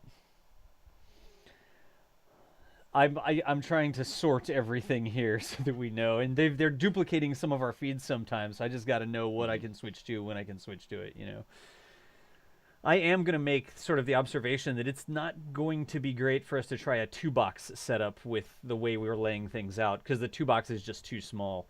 Between the checklist, I think right now, like having a small picture-in-picture with the an extra view looks awesome. Yeah, in any news people out there are probably like face palming because they're like, oh my gosh, we never do picture-in-picture. Like that's what my broadcast buddy tells me.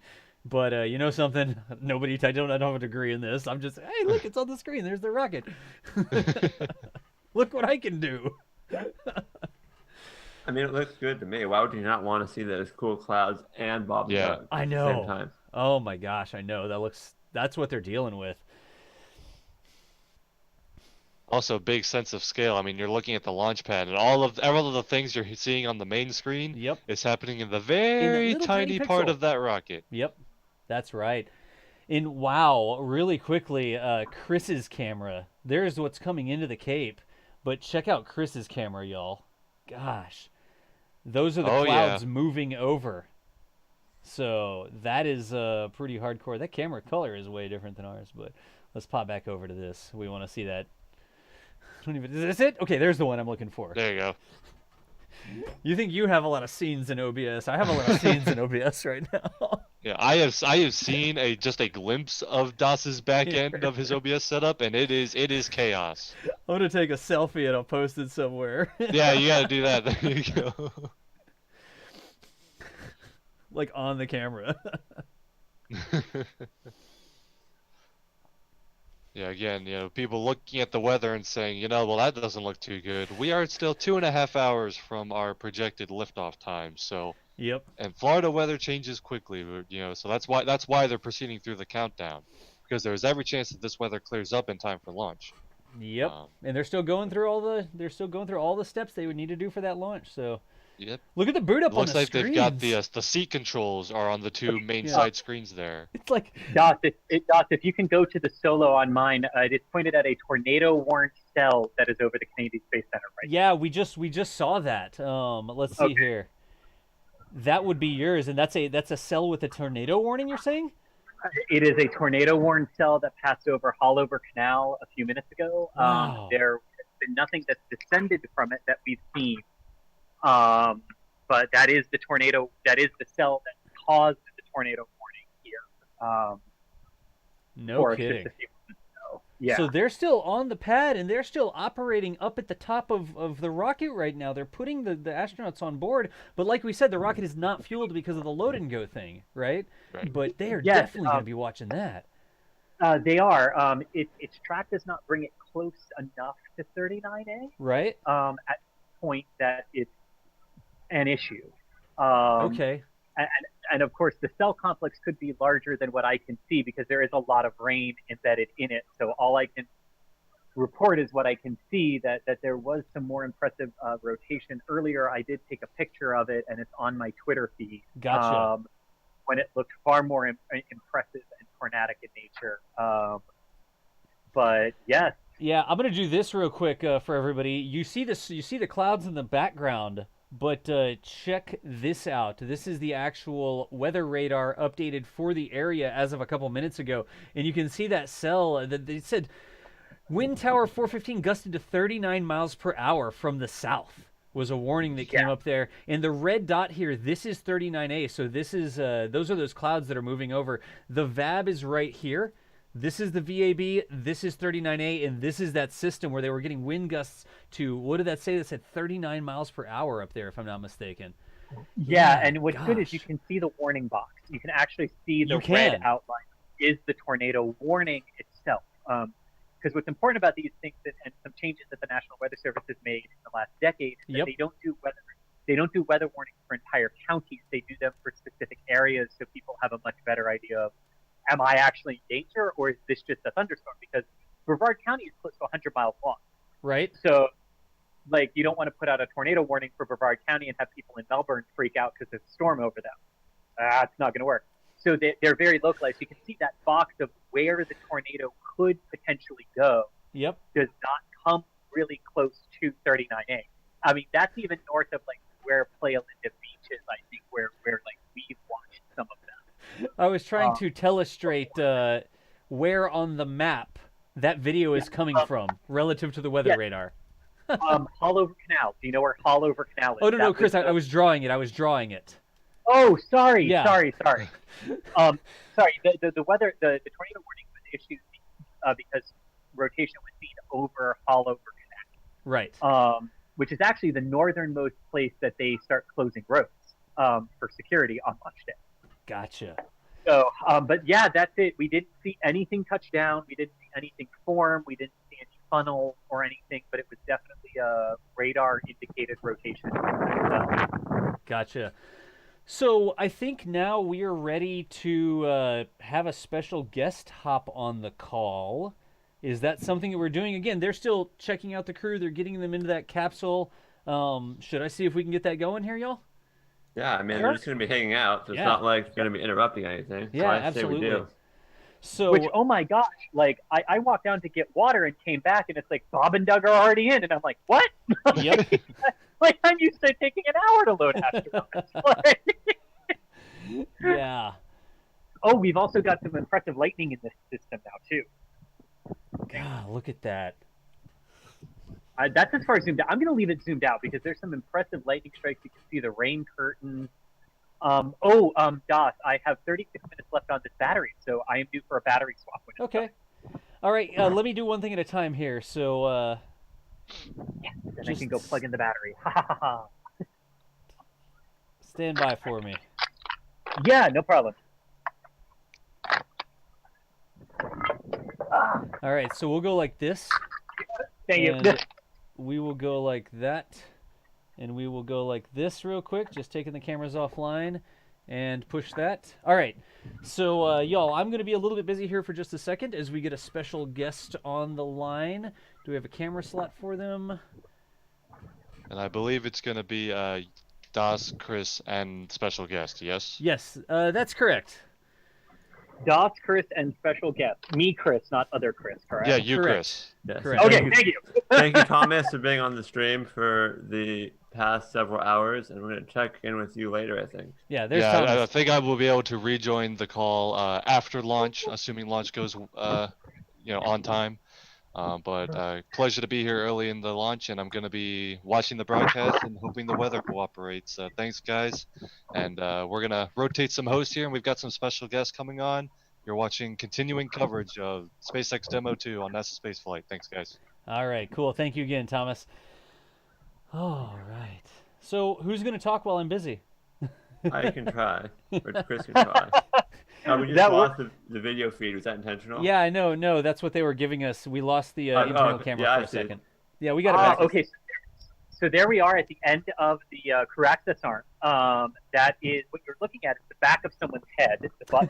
The back of someone's and then you head. see the white. And then you see two people kind of crouched under something that looks like an overhang. That's Dragon's hatch. So inside there, you can see Bob or Doug in the white suit kind of waving. There they are. A lot more, but you can see them in there. So this is a view from inside the crew access arm, looking in at Bob and Doug. Yep. Can I get a shuffle, Michael? Thank you. Are you going to have to reshuffle when I do the battery swap, Doc? Should you no. do that now?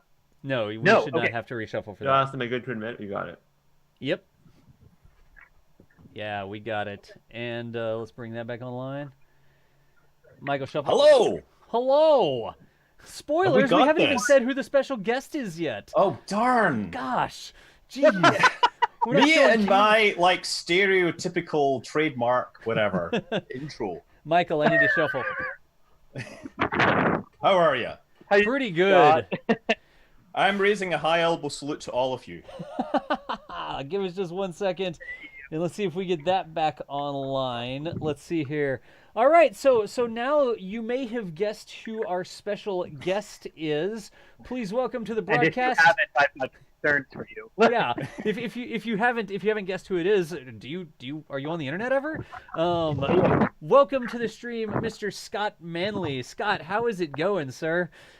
Oh, I am incredibly excited. We're watching the weather there. It's going to be exciting either way, I think. Oh yeah, God, the storm system that's going through is a little bit wacky, but they're still suiting up. Yeah. We're not even in the rocket. We're expecting like 98 degrees here, so I'm in my office with the door closed for audio, and I'm sweating buckets already. Oh, jeez. Oh, wow. Well, I'm really glad I didn't start by saying I'm jealous that the weather where you are is cooler, because man, that would have been a wrong. Wow, yeah. But yeah, it looks like we've had that moment where they've got in the capsule. Did we find out whether they played the soundtrack to Enter the Dragon? Because I didn't hear that. Lalo Schifrin, it is a classic piece of music, and it is truly, especially when you had the ninjas there. I know, we had really ninjas. needed to have Enter the Dragon playing. Thank you. Enter the Dragon with the ninjas. It's like, you must pass these tests to enter the capsule, right? Yeah, either that, there could be a really cool game where like you have a bunch of ninjas helping some astronauts steal a rocket. I feel like Man, the ninjas are... you know what? That's a script that writes itself. I'll take that challenge. Yeah. Yeah. So anyway, Scott, thank you so much for joining us. You have about 45 minutes to hang out with us, right? Did I get the timing correct? Yeah, I mean, I get plenty of time. We got a stream going about, I guess, 2:30 your time. Okay. Oh no, wait, 3:30 your time. 3:30, So, yeah. gotcha. So I got a bit of time, and Cool. I don't have anything else going on. I've sort of been very busy the last few days with a bunch of other stuff. Let's say. So what's your read on the situation so far? I mean, it's all about the weather. It's all about trusting to whatever higher power you choose. And, you know, I think we've got plenty of opportunities before the weekend. If this doesn't go, it'll be disappointing. But I would rather have a good flight. And also, we have all these people with their cameras set up. And if it launches through these clouds, we're not going to see very much. Yeah, exactly. It's going to be like a Vandenberg launch. It's like a Vandenberg launch. It's like a Vandenberg launch, he says. Yeah. They have just it looks like they're going to let that tornado warning expire at 2:15. That's good. Here, in 9 minutes. It's pushed offshore. Yeah. Oh, that's good. Well, it's nice to see them. We're seeing them. The view I'm seeing on NASA TV is showing them reclining in their couches with their iPads ready to go. Yep. Proud of that, you know. And we've got so Chris G has a camera. The picture-in-picture you see is the storm that's moving over the area. Actually, behind that storm is the pad. Chris, the pad is in view right now, right? The pad is in view. Yes. In front of the storm is the pad. Sorry. Right-hand side. Yeah. So you see the American flag and the countdown, and the American flag over there toward the left hand, like right there. Yeah, gotcha. That's the pad. So right over there. On the right-hand side of that picture-in-picture is the pad. So that's that storm passing past the pad there. Oh, we're going to need a time lapse of this. I hope somebody's doing that. Yeah. So that's gosh. So that's A, and that's pad B over there. Right. For reference. Yeah. And the VAB is like over to your left. Yeah. Okay. Yeah. Also, dots. Look, wait on the screen. Look at that. It's like a sequin dinosaur. Did y'all see that? Where? Yeah, no, I'm seeing it. Is that the zero-G indicator? Yeah, it was like on a the left seat. Dinosaur. Yeah, but it looks like it's strapped in. It's not really clear what it is. It was maybe in this the far is right seat. Yeah, maybe this is a tribute to the the Air Force project from the '60s, the dinosaur, right? The dinosaur. Ah! Finally, it gets to fly. Of course it is. So just because I didn't see it, are we sure it's not a dragon? It looked like a dragon or a dinosaur. It looked more like a plesiosaur or something with a long neck, maybe a brontosaur, but I only saw it for a second. It was very sparkly. Yes, we'll find out, but Yeah. we'll get some other angles on this, and especially when it takes flight. Yeah, so if we get Now we can, if anybody grabs me a timestamp back in the studio, I can bring that back up so we can see it. It may very well have been a dragon. Probably. It does have a neck that sticks up there, but I can't see any wings. Yeah. It could also be a velociraptor, with reference to the Raptor engines. It could. Sorry, Doc, I don't mean to keep interrupting. 20 minutes of battery life remaining. You've got to swap now. It's Okay. dropping quick at the end. You are Yep. clear to swap whenever you want. It's the beauty of having like 18 feeds. And I just popped the battery out. I don't have to do anything else with the camera, correct? Or That do I is have to correct, turn it off yes. first? Okay, cool. We'll check to make sure the solo comes back online, but yeah. So that's you changing, fueling up, so to speak. These guys, they are still sitting on a rocket without any fuel, right? Yeah, there's no fuel in it yet. Because that'll wait for the ninjas to get moved to a safe distance, and then they'll start loading the propellant. Yep. So while they're pumping the fuel and oxidizer into the rocket, the only people at the pad will be the astronauts. Is that true? Is that the right way to say that? Sitting in their escape pod. Oh, because I they're believe the that's the case. Yeah, Chris, is that the case? That is, say that again. I was switching batteries. Battery swap good, 268 minutes of life on this new battery. Excellent. So we were saying when they start loading fuel, the only people at the pad will be Bob and Doug. Yes. Yes. Gotcha. I'm really wondering who will be the next closest people. Probably the ninjas.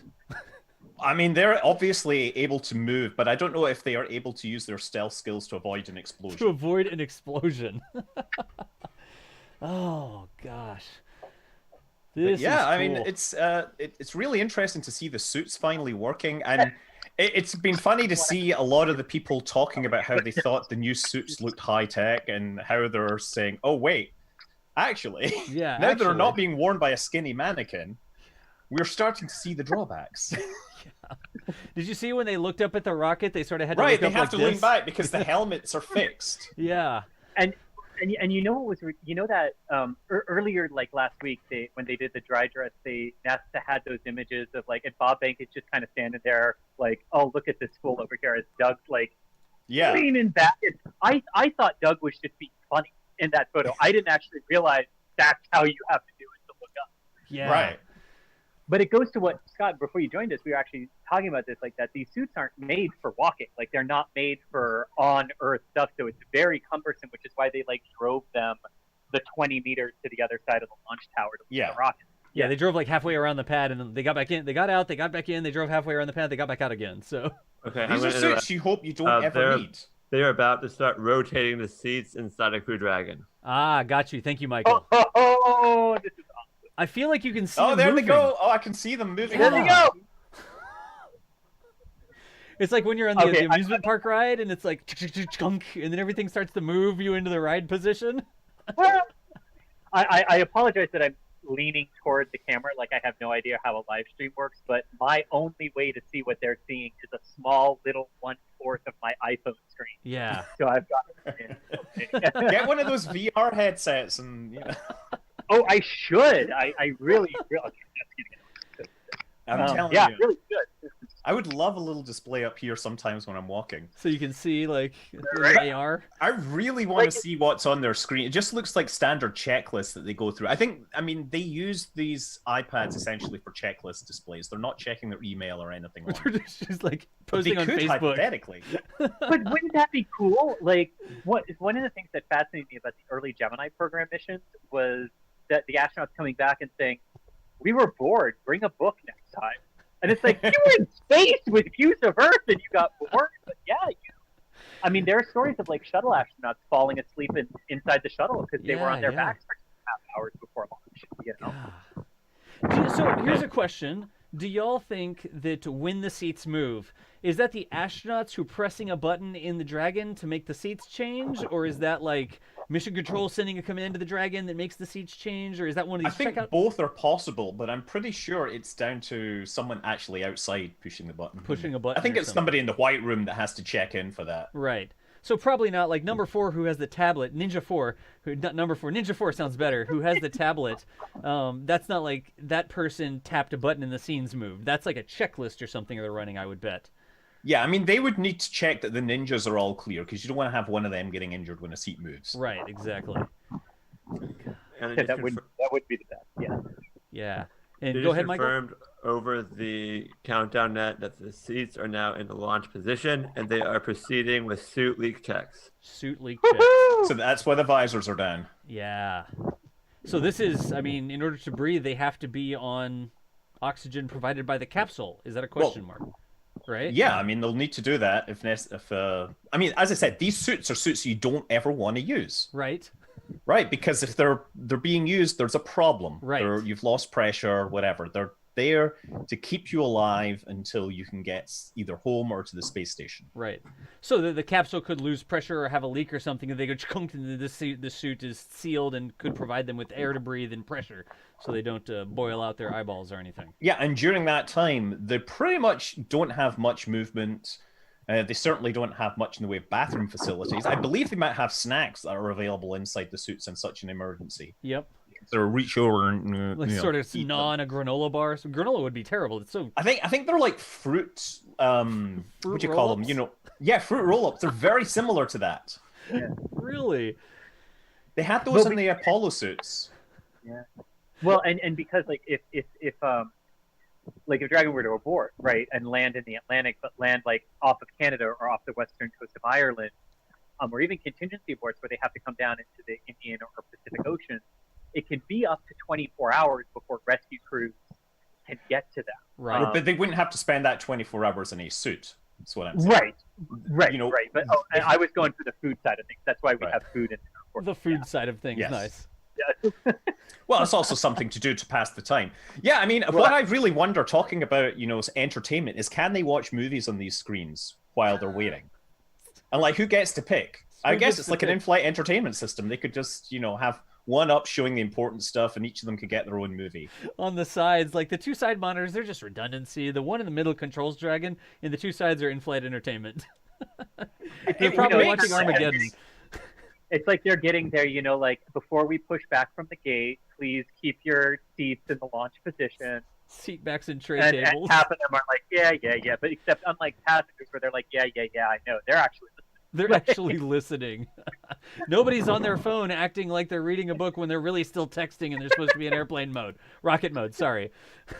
It does interest me that it's showing, like, the docking UI that we saw on their web simulator. Yep. That's what they seem to be looking. It doesn't seem to be much else except in the center display we've got some, you know, text or whatever. Yeah.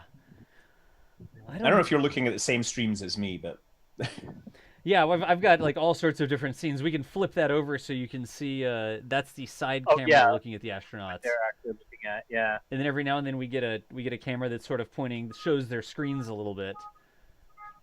But that's why I'm flipping back and forth off of that one, because that one is the hosted feed that sometimes shows stuff that's not in any of the other feeds we're getting. So. But yeah, I remember one of the first discussions of watching movies in space was when they were a Progress had arrived with a DVD player, and they needed to move a Soyuz from one docking port to another, and they were just saying, "Oh, it's so great! We can now watch DVDs while we wait for the Soyuz to depressurize and everything." Oh. It's Man, who thought we would be able to date the ISS by CD? Well, right. So at first they had video CDs, right?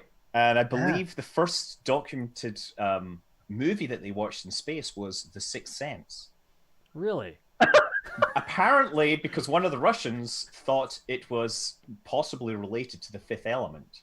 Okay, sorry to interrupt. We just got a report of 2 good leak checks, and they are go to close the hatch. All right. Yeah. Yes. Oh. Yes. Dragon entered. The dragon is entered.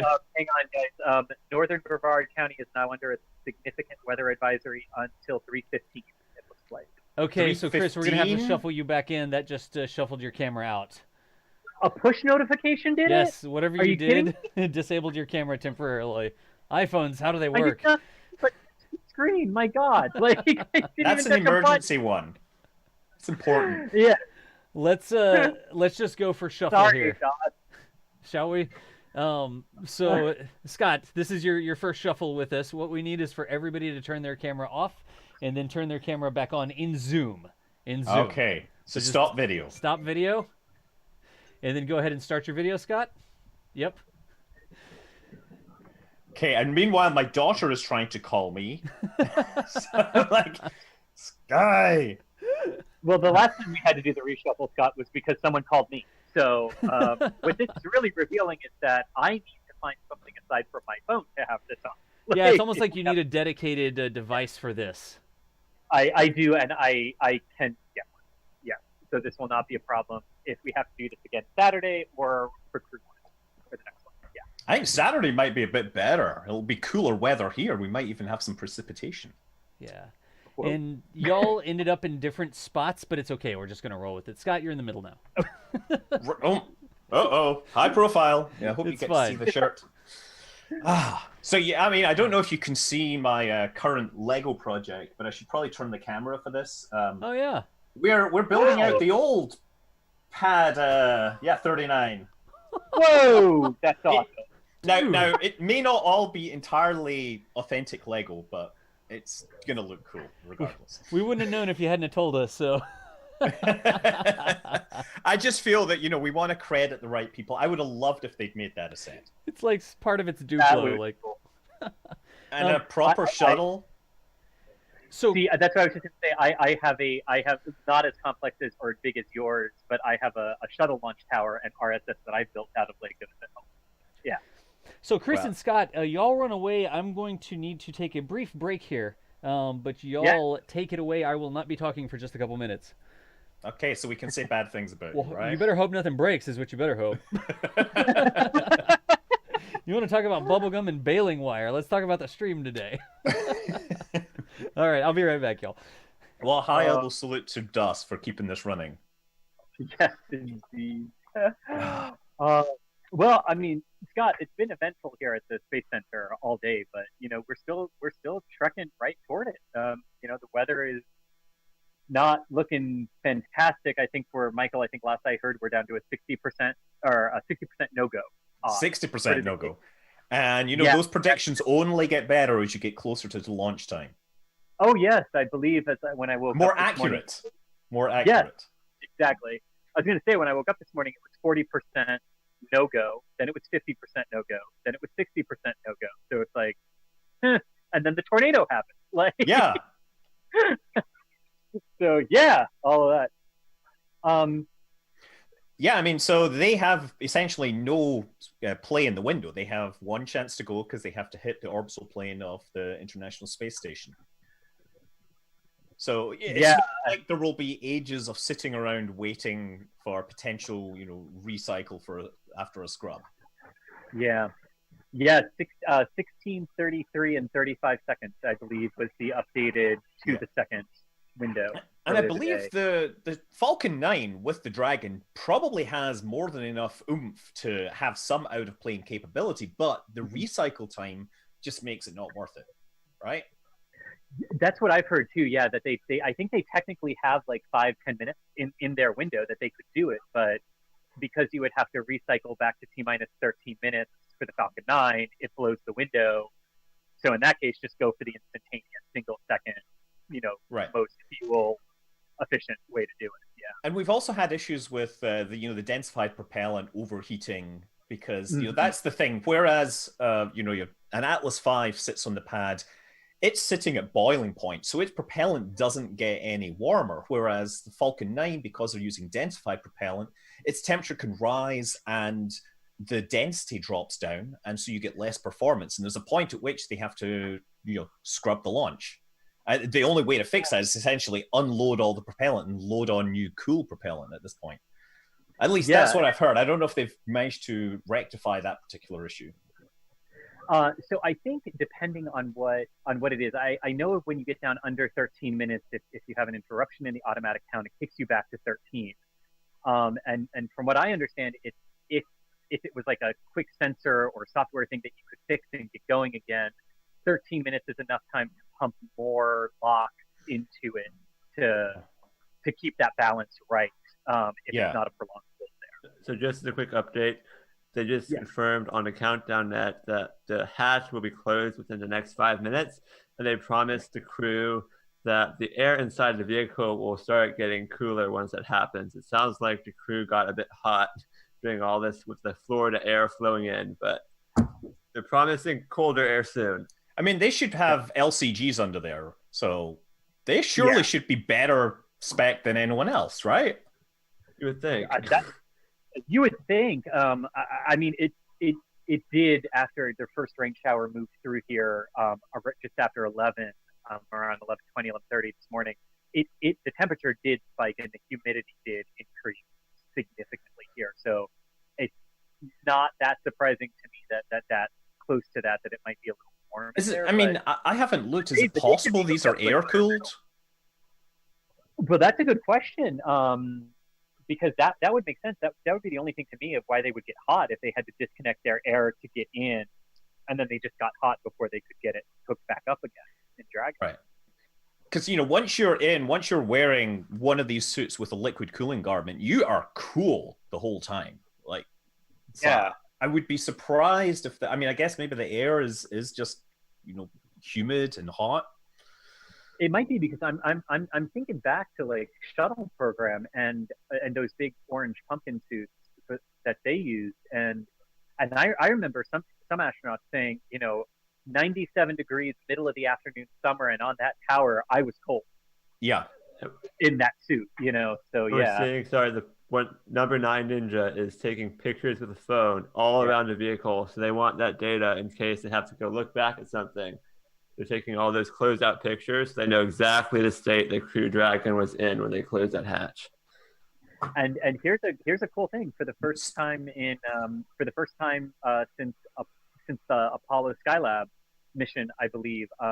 Closing this hatch, there's nothing they have to add to the thermal protection system of the vehicle like they did with shuttle. Yeah, but you are seeing that they're greasing up the seal right now to make sure it produces a good, vacuum seal. So they're basically applying this by hand, by the looks of things.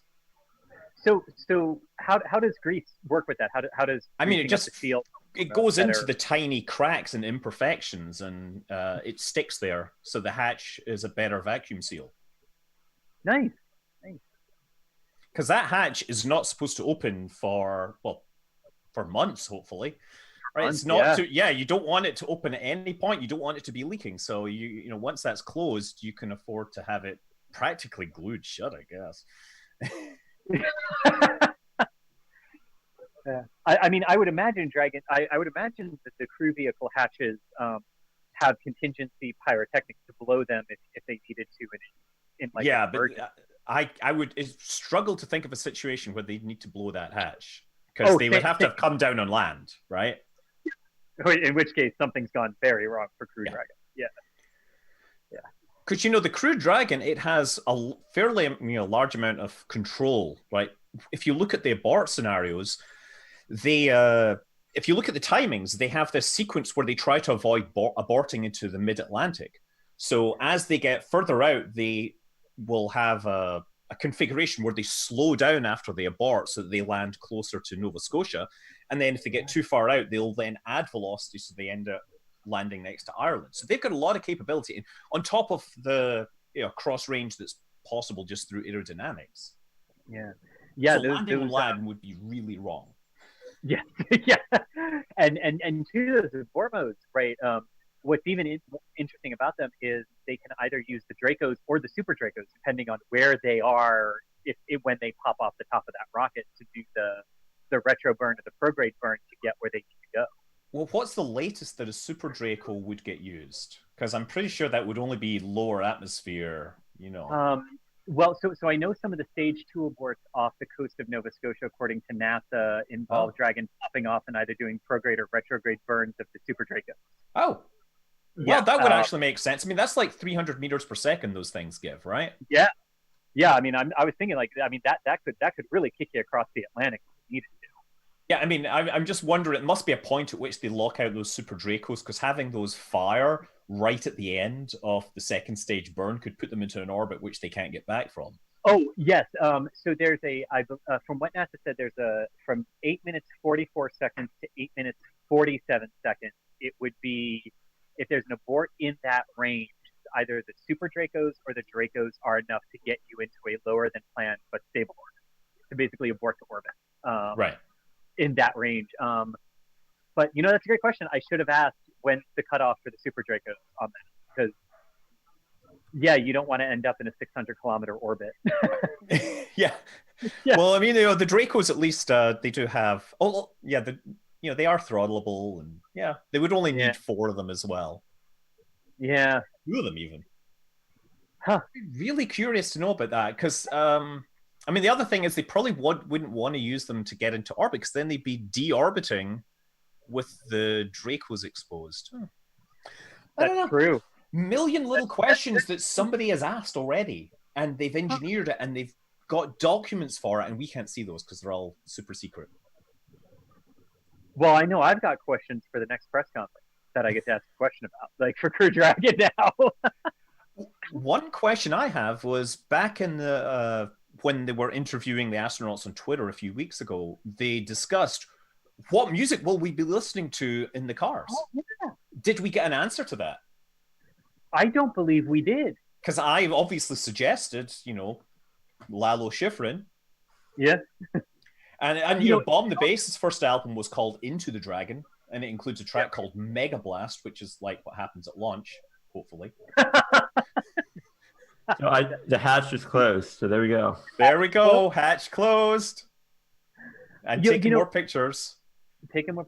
One thing that also piqued my curiosity with this, for the shuttle days, there was always things for the commander and pilot to do in the craft, and there are obviously things for Bob and Doug to do on this first test flight with Dragon. But I'm wondering if we start seeing more operational flights of Dragon, if they'll start doing things like, can they watch a movie while they're sitting on the pad? Because if everything's automated and they're just or will they do what Soyuz does or Roscosmos does and pump type music into them? All these cool things when your spaceship is totally automated and you're just kind of along for the ride, I think the astronauts would probably enjoy any semblance of control if they're anything like me. Especially the test pilot. Right. You want to be able to flick switches and check that stuff's working, and even if it does nothing, just have the I like machine. to do that in Kerbal space.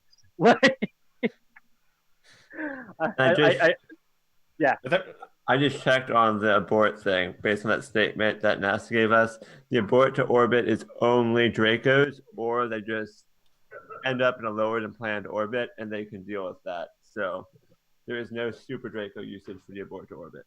Yeah, that's what I figured. Because if those ignited and burned too long, that would be bad.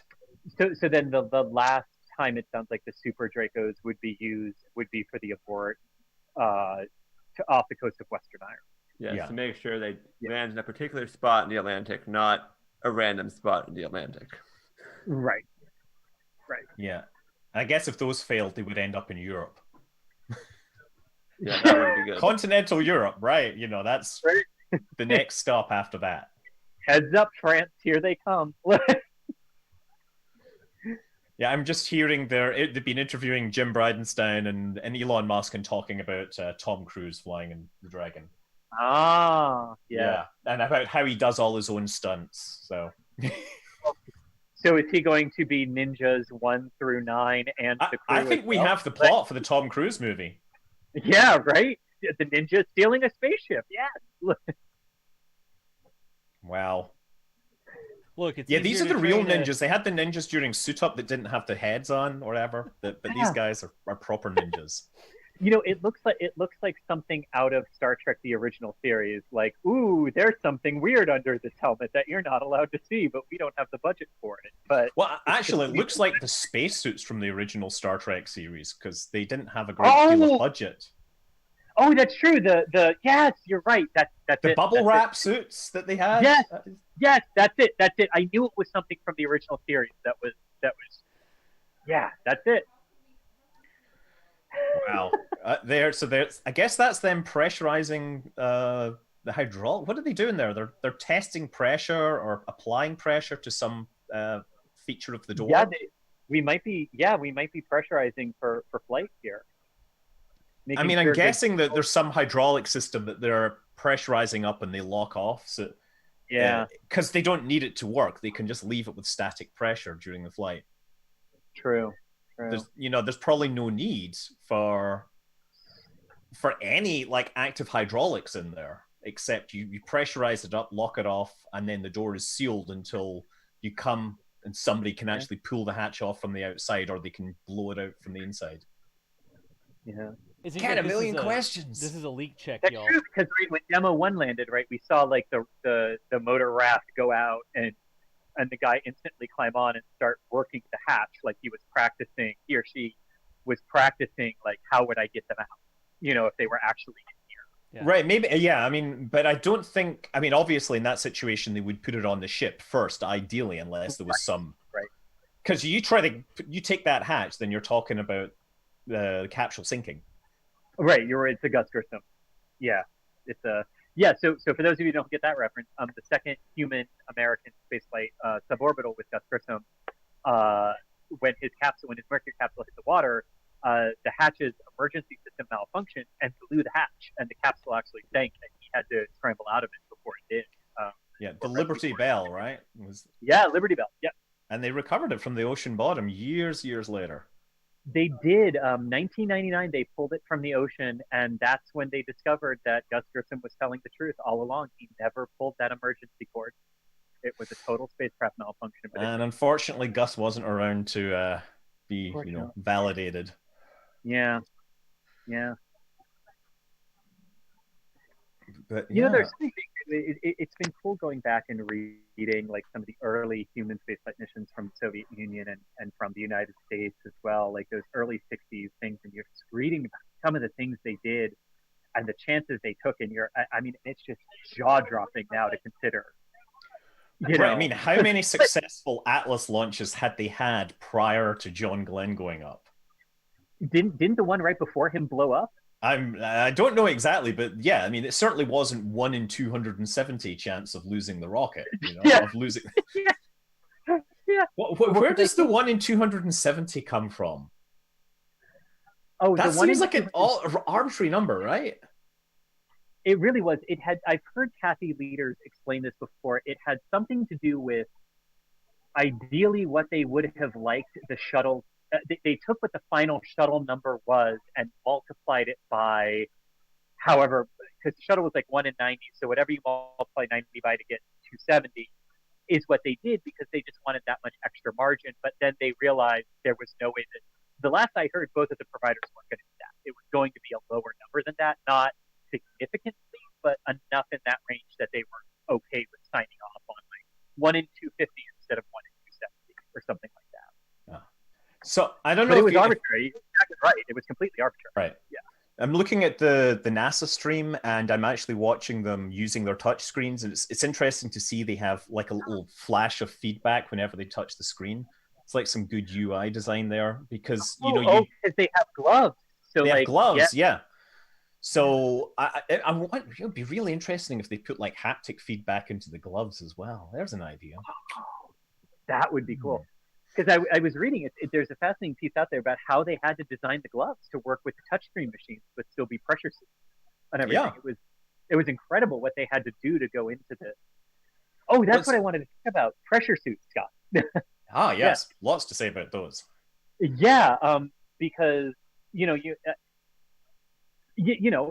all this talk, there might be questions about, well, why do we still use pressure suits? Aren't we confident that the vehicle is going to work? But both the Soviet Why Union take the risk? That learned that lesson the hard way about Soviet Union especially. The early Soyuz, they were confident they could fly without pressure suits, and they couldn't, so they put 3 people inside it. They couldn't fit in with the pressure suits because there was too much hardware in there. And Soyuz 11, they unfortunately depressurized their spacecraft on return. But why take the risk? There's so many situations where you would want to have a pressure suit of some sort, and I could imagine some crazy situation where they have I don't know, maybe they have to perform an EVA and they would get carried over by other astronauts. I don't know, like they wouldn't be able to EVA, but they could get carried. No, exactly. Like, no, I'm going to interrupt. Sorry, the crew just got a weather briefing from the SpaceX launch control, And the news is that the current cell, which is passed over, is now heading offshore. There is another cell over Orlando headed towards the pad. And right when they were talking about it, the audio cut off momentarily and then came back on. And either Bob or Doug said, okay, that's good news. So I don't know what's happening with the cell over Orlando, as DOS puts that on screen.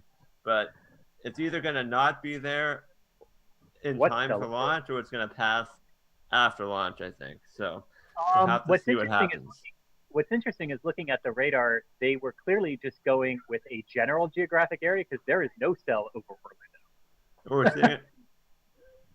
Keep going. Well, there's one now, but what time is that at, DOS? That is a great question. Oh man, timing. But like, there's the 24 cell. That's one. Yeah, like two. I'm not seeing anything over Orlando. Yeah, so if there's a cell over Orlando, it's not producing rain yet, but it's building. This is as of 2:34 right here. So there's not. Well, on what I'm seeing here, the base reflectivity, I'm not seeing anything over Orlando. Yeah, I'm not either. It might just be like a cell forming that's not actually raining yet, but I'm not sure. Yeah.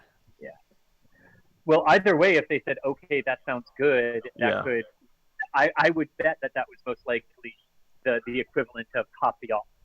Yeah, and the other news was the abort weather remains go, and there are no issues being worked on Falcon 9 or Crew Dragon. Excellent. So, in other words, welcome everyone to trying to launch in the afternoon in Florida, where when we woke up today, there was like a tropical storm in the recovery zone, and who knew what was going to happen? That was our biggest hurdle. Because 60% chance of go weather at the launch site, and boy, have those reversed completely. Yeah, it's just the nature of launching to the space station. You have one chance per day, pretty much, where it's going to be overhead. Yep. And I'll admit it moves by, was it 17 minutes or 11 minutes? I forget, but it moves that, earlier every day because the station moves around. I'm hearing comm checks, by the way. Yeah, that's the current net audio. But I get different headphones. I get you in my right ear and the comms in the left ear. That's how I do things. So the current, from Lauren Grush from The Verge, apparently heard what I missed. The cell over Orlando is eroding. So that's why we did not see it on the radar, which is the good news. Good news. Well, that means we might have a shot at threading this needle today. Which would be awesome. I mean, no one wants to scrub, but if we do have to scrub for weather, the important thing to bear in mind with this is that while it's disappointing, it's the right call for safety considerations if we do have to stop for weather today. But maybe we'll get it. Maybe. Yeah. And so I'm sort of like nominally back here.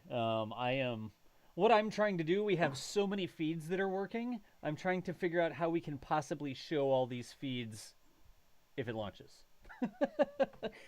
Gotcha. I have too much video and there's not enough screen real estate. I need everybody to watch a second stream at the same time. I'm listening to I get multiple streams, but it's... Yeah. I was going to say, Doss, we'll have to evaluate when we get closer to liftoff what my camera situation might be, because what we practiced yesterday might be 15 seconds and a handoff to you. Yeah, exactly. And that might be a little awkward because of the audio cut there, where once we go from the high mic to your mic, we might want to make a call about 30 minutes out if we just want to go with the full cams and the NASA feeds for it and just locally record on the NSF cam, or what we want to do based on the weather and the audio. Okay, right. Cool. Gotcha. So again, y'all, we're Sorry, putting this all together. You're hearing all our tech talk of like how we planned it versus like now the weather's here. Yeah, I mean the NASA cameras are going to be closer to the launch site, so they're going to get better views for longer, because any lateral view is more likely to hit a cloud. Yep. Oh yeah. This is. So we'll see. Again, we're putting this all together, and then Chris G has the camera, and we have multiple feeds coming in. Then we have the media pool feed coming in, and we're just I'm trying to figure out how possibly I'll know which camera to see, because there's so many cameras. They're not all supposed to be working.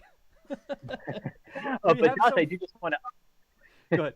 I do just want to give you a tech update. All of our battery packs are good. All of our streaming gear that I have to recharge is recharging and good, so we should be okay. All right, cool. So Scott, how are you doing on time? I know you needed to bounce around 2:45. No, well, it's up to whenever you want me to ditch at this point, because I don't have. We're actually hearing from some of the people on the ground that they're concerned about bringing their gear out in the weather right now. Ah, gotcha. Oh, But, that makes perfect sense, especially when you have like a bigger setup with a telescope and stuff. And rain, that is not that's ideal. not good. Yeah. Yeah, that is a great point. So I could see. I'm not going to say that I don't want it to go, but we might see a better launch on Saturday. From a cloud perspective, yeah, we would. This is always the balancing act, because whenever I look at the weather and go, oh man, it would be so nice if they just went with the backup date. Boom, we launch. Another update. Dragon has passed the leak check. All right, and that's what they were doing with the ports and the hoses and the Home Depot pressure meter or whatever that was. Yep, and the iPads. That was the leak check. So. All right. Well, so this is where we're at, Scott. We have Declan from Flight Club coming on at 2:45, and he's going to give us some information on how we can spot the Dragon using his website. So flying over Europe, if Dragon launches today, we may be able to, or people in Europe may be able to look up and see Dragon fly over. So that's our next thing scheduled at 2:45. However, which is now just supposed to be me and Declan as we walk through that. So I think we're going to spend about 30 minutes on that. Go ahead, Chris. Yeah, I wouldn't mind being able to turn off my cell phone camera and take a break, my end, and go check in with some people. Yeah. Yeah. So Scott, if you want to hop on and chat about Flight Club, you're welcome, or you can take off, prepare for the other thing. I'm going to leave it up to you. I'll hang out for a little while, but I may ditch in about 15 minutes or so, because I do need to tell my mum and dad, or well, my mum and brothers and everything in Scotland when to look to see the. Cool. Yeah. All right. So that's what we'll plan on doing. Chris, you are going to leave the solo on, correct? Yeah. Oh yeah, solo staying on only my phone cameras. Right? Okay, good deal. So let's just prepare for that handoff.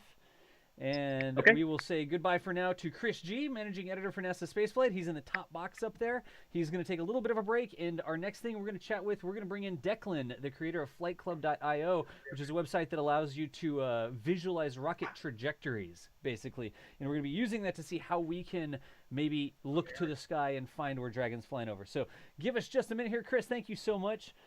Scott, we are going to just go over to this feed real quick, and we will be right back in about 30 seconds here.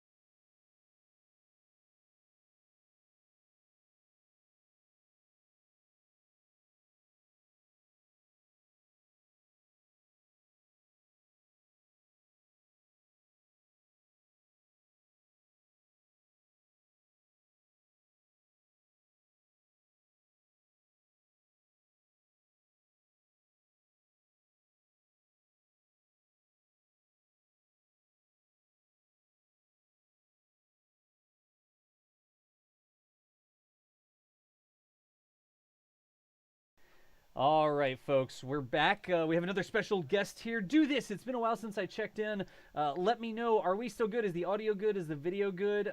We will introduce really quickly Declan Murphy, the creator of FlightClub.io. Declan, how's it going? Hey, good. How are you? Excellent. In chat, everybody watching, let us know, can you hear Declan okay? And, of course, we've also commandeered Scott Manley for a little bit longer here. Scott will continue to hang out with us as we chat with Declan here. Yeah, we had to have the Celtic Nation outnumber you for a bit. There's a lot of representation in the stream right now. So you can see we still have the live view of the pad. Declan, you've probably been watching. We know the astronauts are in the rocket right now. There's rain at the pad. This is a live view from the pad, and they've put it so we can see it really nicely and stuff, framed in the shots. But we wanted to chat with you because you, like I said, created FlightClub.io, right? Yes, I did. All right. So I'm gender. Why?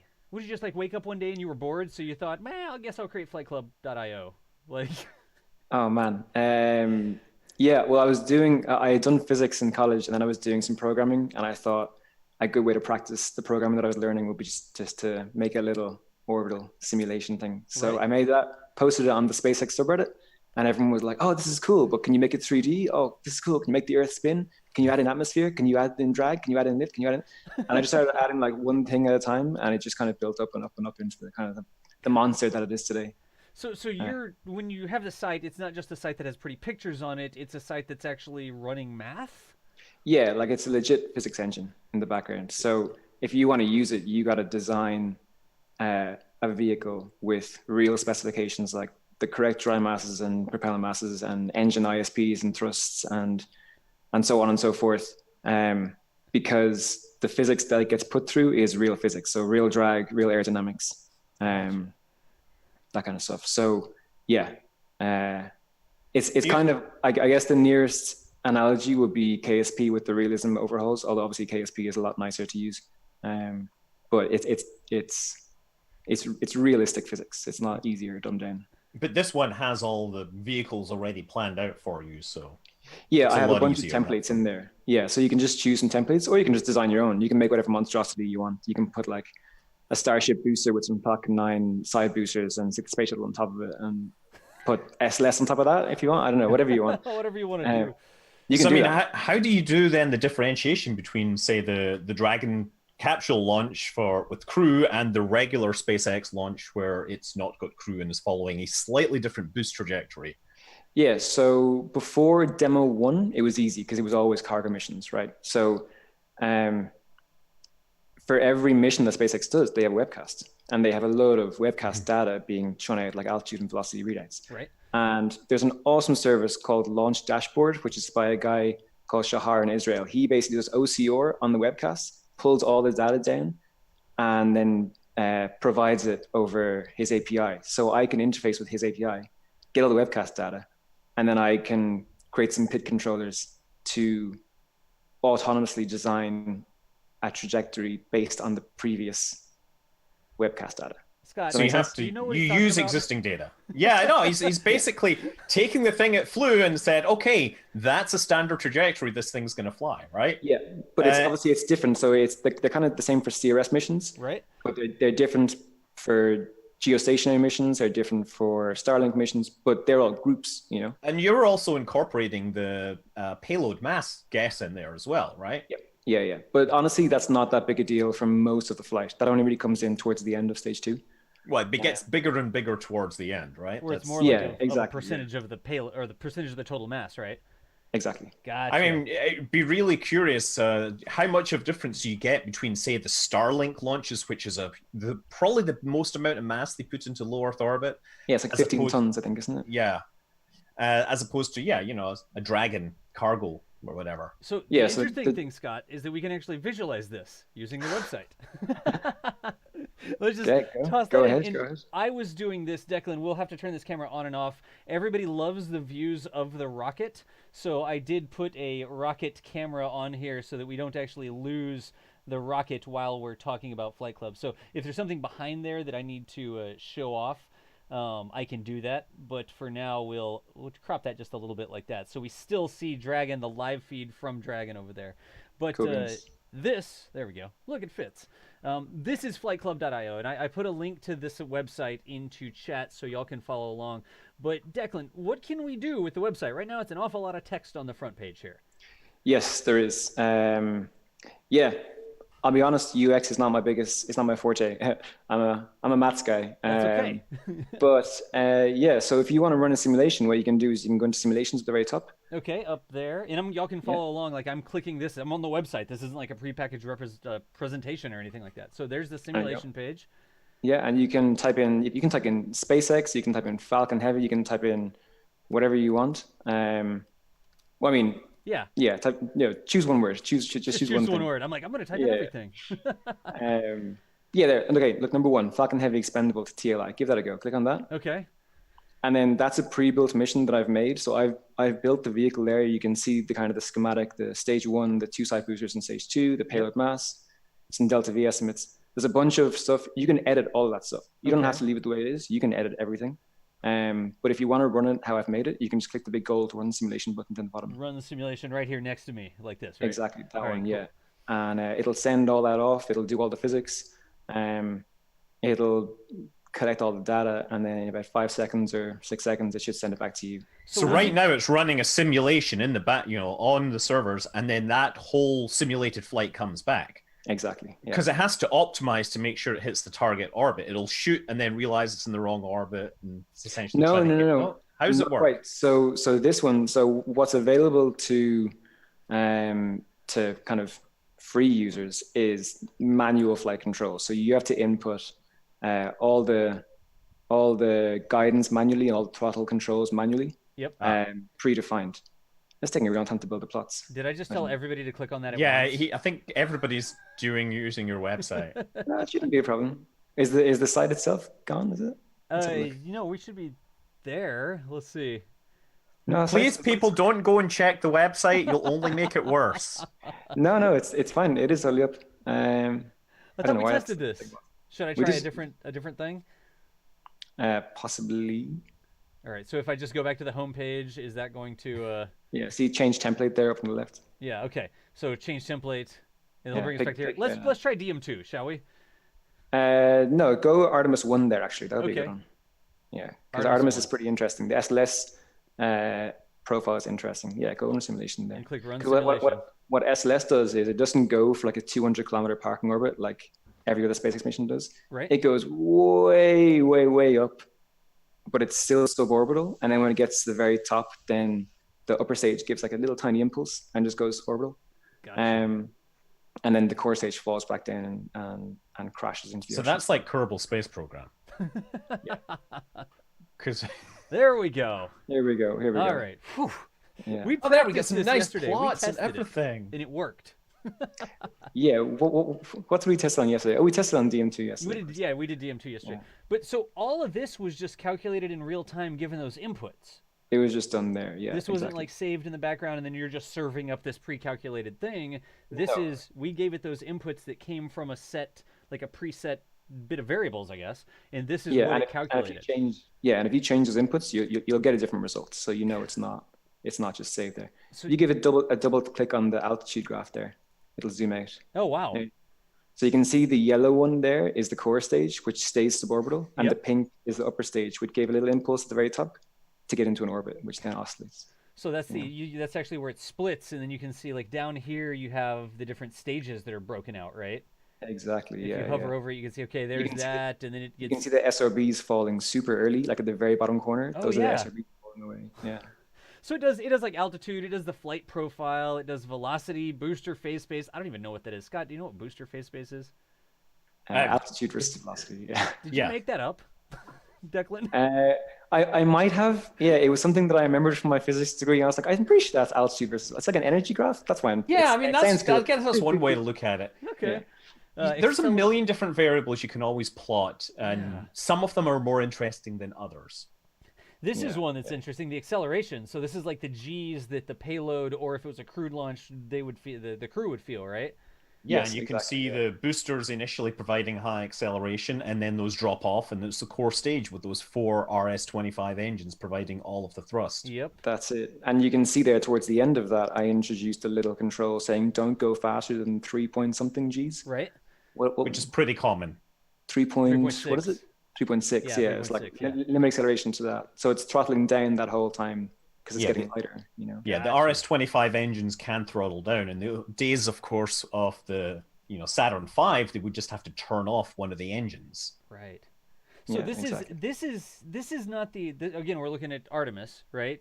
So this isn't the engines throttling up. This is going to be the rocket weighing less. That's why the acceleration goes up. Right? That's exactly what happens. There is a throttle graph if you go down a bit lower, so you can see if the throttle is changing. There's oh my gosh, I'm like halfway down There there's you the go. throttle graph.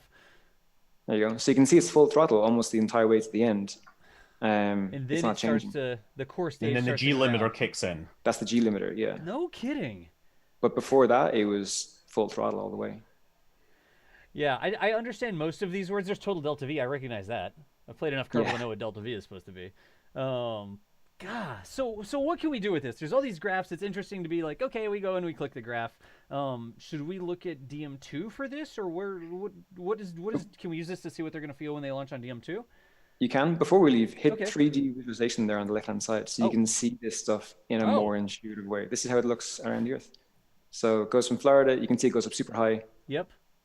And then actually, let's see where the core stage comes down, because I actually haven't looked at that. Can you see one space? That's the SRBs. That's the SRBs. So the core stage is probably going to splash down the far side of the Earth somewhere. All right, let's see. Yeah. So Let's see if you can see over what- here in this part here, the core stage is still flying. Those are the SRBs that came off, and the core stage keeps on going. Yeah, exactly. And at the apogee there, they split in two. Is the red line where the burn ends? Like the core stage burn ends right there. Exactly. And it goes ballistic, and the core stage coasts around the planet like that, right? Exactly. And then... And there's a tiny little red somewhere. Oh, you can see it's split in two there now, so the core stage is falling down. Well, that's not looking good. Scott, you better duck when the core stage comes down. Actually, that's Mexico. But, that's way south of me, but That's way seems south like a of good Scott. place to go. You're Yeah, way whatever. up here, Hey, aren't you? that's in Mexico, actually. I could go have a look at that when that happens. Yeah. But this is so not taking into account the rotation of the Earth, I guess, right? It is actually, but you can see, the orbit processes.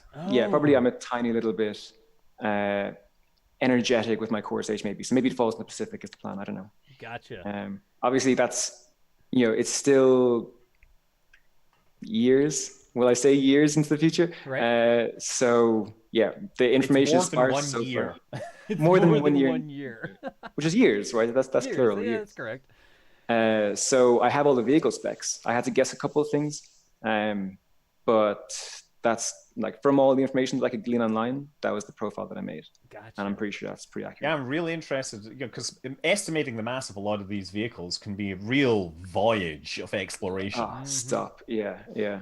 And I mean, every source has a different number, so I'm kind of weighing up like who's the most reliable, and then when I do that, then I have weighted averages, and I do this, and I find pages on Wikipedia that are clearly wrong, and yeah, Wikipedia is not on my list of reliable sources. Not your go-to. But what I've seen with this that I've really enjoyed is people using it to actually predict the launch trajectory so that they can get a photograph and have the rocket entirely in frame the whole time. Yep. Instead of just guessing it, they can figure out where you'll be and what your frame of view would be, et cetera, et cetera. So it's great for launch photographers that want to do that. Yeah. That's what pays the bills, basically. Yeah. That's what So pays the you can sign up on Patreon and get that, and you can set your location. You tell you that I have a full frame sensor with an 18mm lens shooting in landscape, and I'm going to be at these coordinates, and it shows you the exact arc from that point. From that position, what the path the rocket should follow from that position Exactly. on the ground. Yeah. And because you can see all the stages, you can zoom in on things like the separation and see the boost back, and you can be zoomed in on that spot ready to go before it even happens. Yeah, you can do some pretty cool things. So let's do that. Let's go over here and look at today's launch, which is DM2, right? Yeah, so actually the best thing you can do is go back to the homepage. Okay, like the homepage? Yeah, homepage. That's right. All right, so flightclub.io. Yeah, and see next launch at the very top. There's a next launch. There's a little shortcut for it, and you can click on view telemetry there. I like it. It says 1 hour and 30 minutes on the countdown clock. Nice. Yeah. Great. So view telemetry. This would be viewing telemetry for DM2 here. Exactly. Yeah. And that doesn't run a simulation. That loads up my pre-built, my kind of pre-canned simulation that the photographers would use. Gotcha. All right. So and again, this is using information from It's a little bit of a DM1. nicer load on the backend server. So for that reason, I said that one. Yes, so this has used the DM1 webcast data, and it has tried to match it exactly. And you can see that if you look at the acceleration plot, it's not a nice smooth curve. It's all jaggedy because there's a lot of noise in the webcast data, right? It's not a nice... There's intentional noise that they add, I believe. I'm actually not. I'm not convinced of that because when I match exactly to the webcast data, I get the orbit that they give. Like I end up in a parking orbit which they report. So I'm not sure if they do add noise, or if they do, it's perfectly symmetrical and it just cancels out. It's interesting. Like looking at this, if you're hovering over, you go to the DM2, the next launch, you can see the acceleration. And so at liftoff, this is saying that the Falcon 9 is going to do 1.3, 1.4, 1.5. So like at liftoff, it starts off at, what do you think, a 1.3 thrust to weight? 1.3 thrust to weight, something like that. So that's like when they take off, that's the thrust to weight, right? And then as they lose, because Falcon 9 doesn't have SRBs like the SLS would drop SRBs or an Atlas would drop SRBs, this is just all acceleration due to the vehicle losing mass. But then what happens here? It goes down a little bit. Can I zoom in on that? Yeah, you can click and drag and it's you can. So that's throttling down for max Q, right? Q. That's exactly it. So that's what that is. So they throttle all the way up and they're going to get to about 1.7 Gs, but then you hit max Q at, I guess that's around 45 seconds or something, and it throttles down, which is represented in the graph. They would feel a little bit less acceleration, and then it starts to throttle up after it passes max Q, right? Now, do you actually have a graph there showing the aerodynamic forces? Yes, I do, on the left-hand side there. So the small blue curve on the left is the ascent aero pressure, and the bigger tall one is during re-entry. So if you zoom in on the small one on the left, right here, like that peak should coincide exactly with the acceleration trough for aerodynamic So that's pressure. at 40, what is that? That was like 47 seconds, and then you start to decelerate there so that when you get up to 47 seconds, you are You don't decelerate, you just accelerate less. Yeah, sorry. When you throttle down the engines, yes. Accelerate less. You jerk down. There you go. Yes, jerk. That is correct. And then this is simply because you've got a rocket that's ascending through the atmosphere, and as it goes faster, your drag gets higher, your aerodynamic pressure. But also, as the atmosphere gets higher, you get less atmosphere, so you get less drag. And so there's this point at which you reach the maximum aerodynamic pressure. Yep.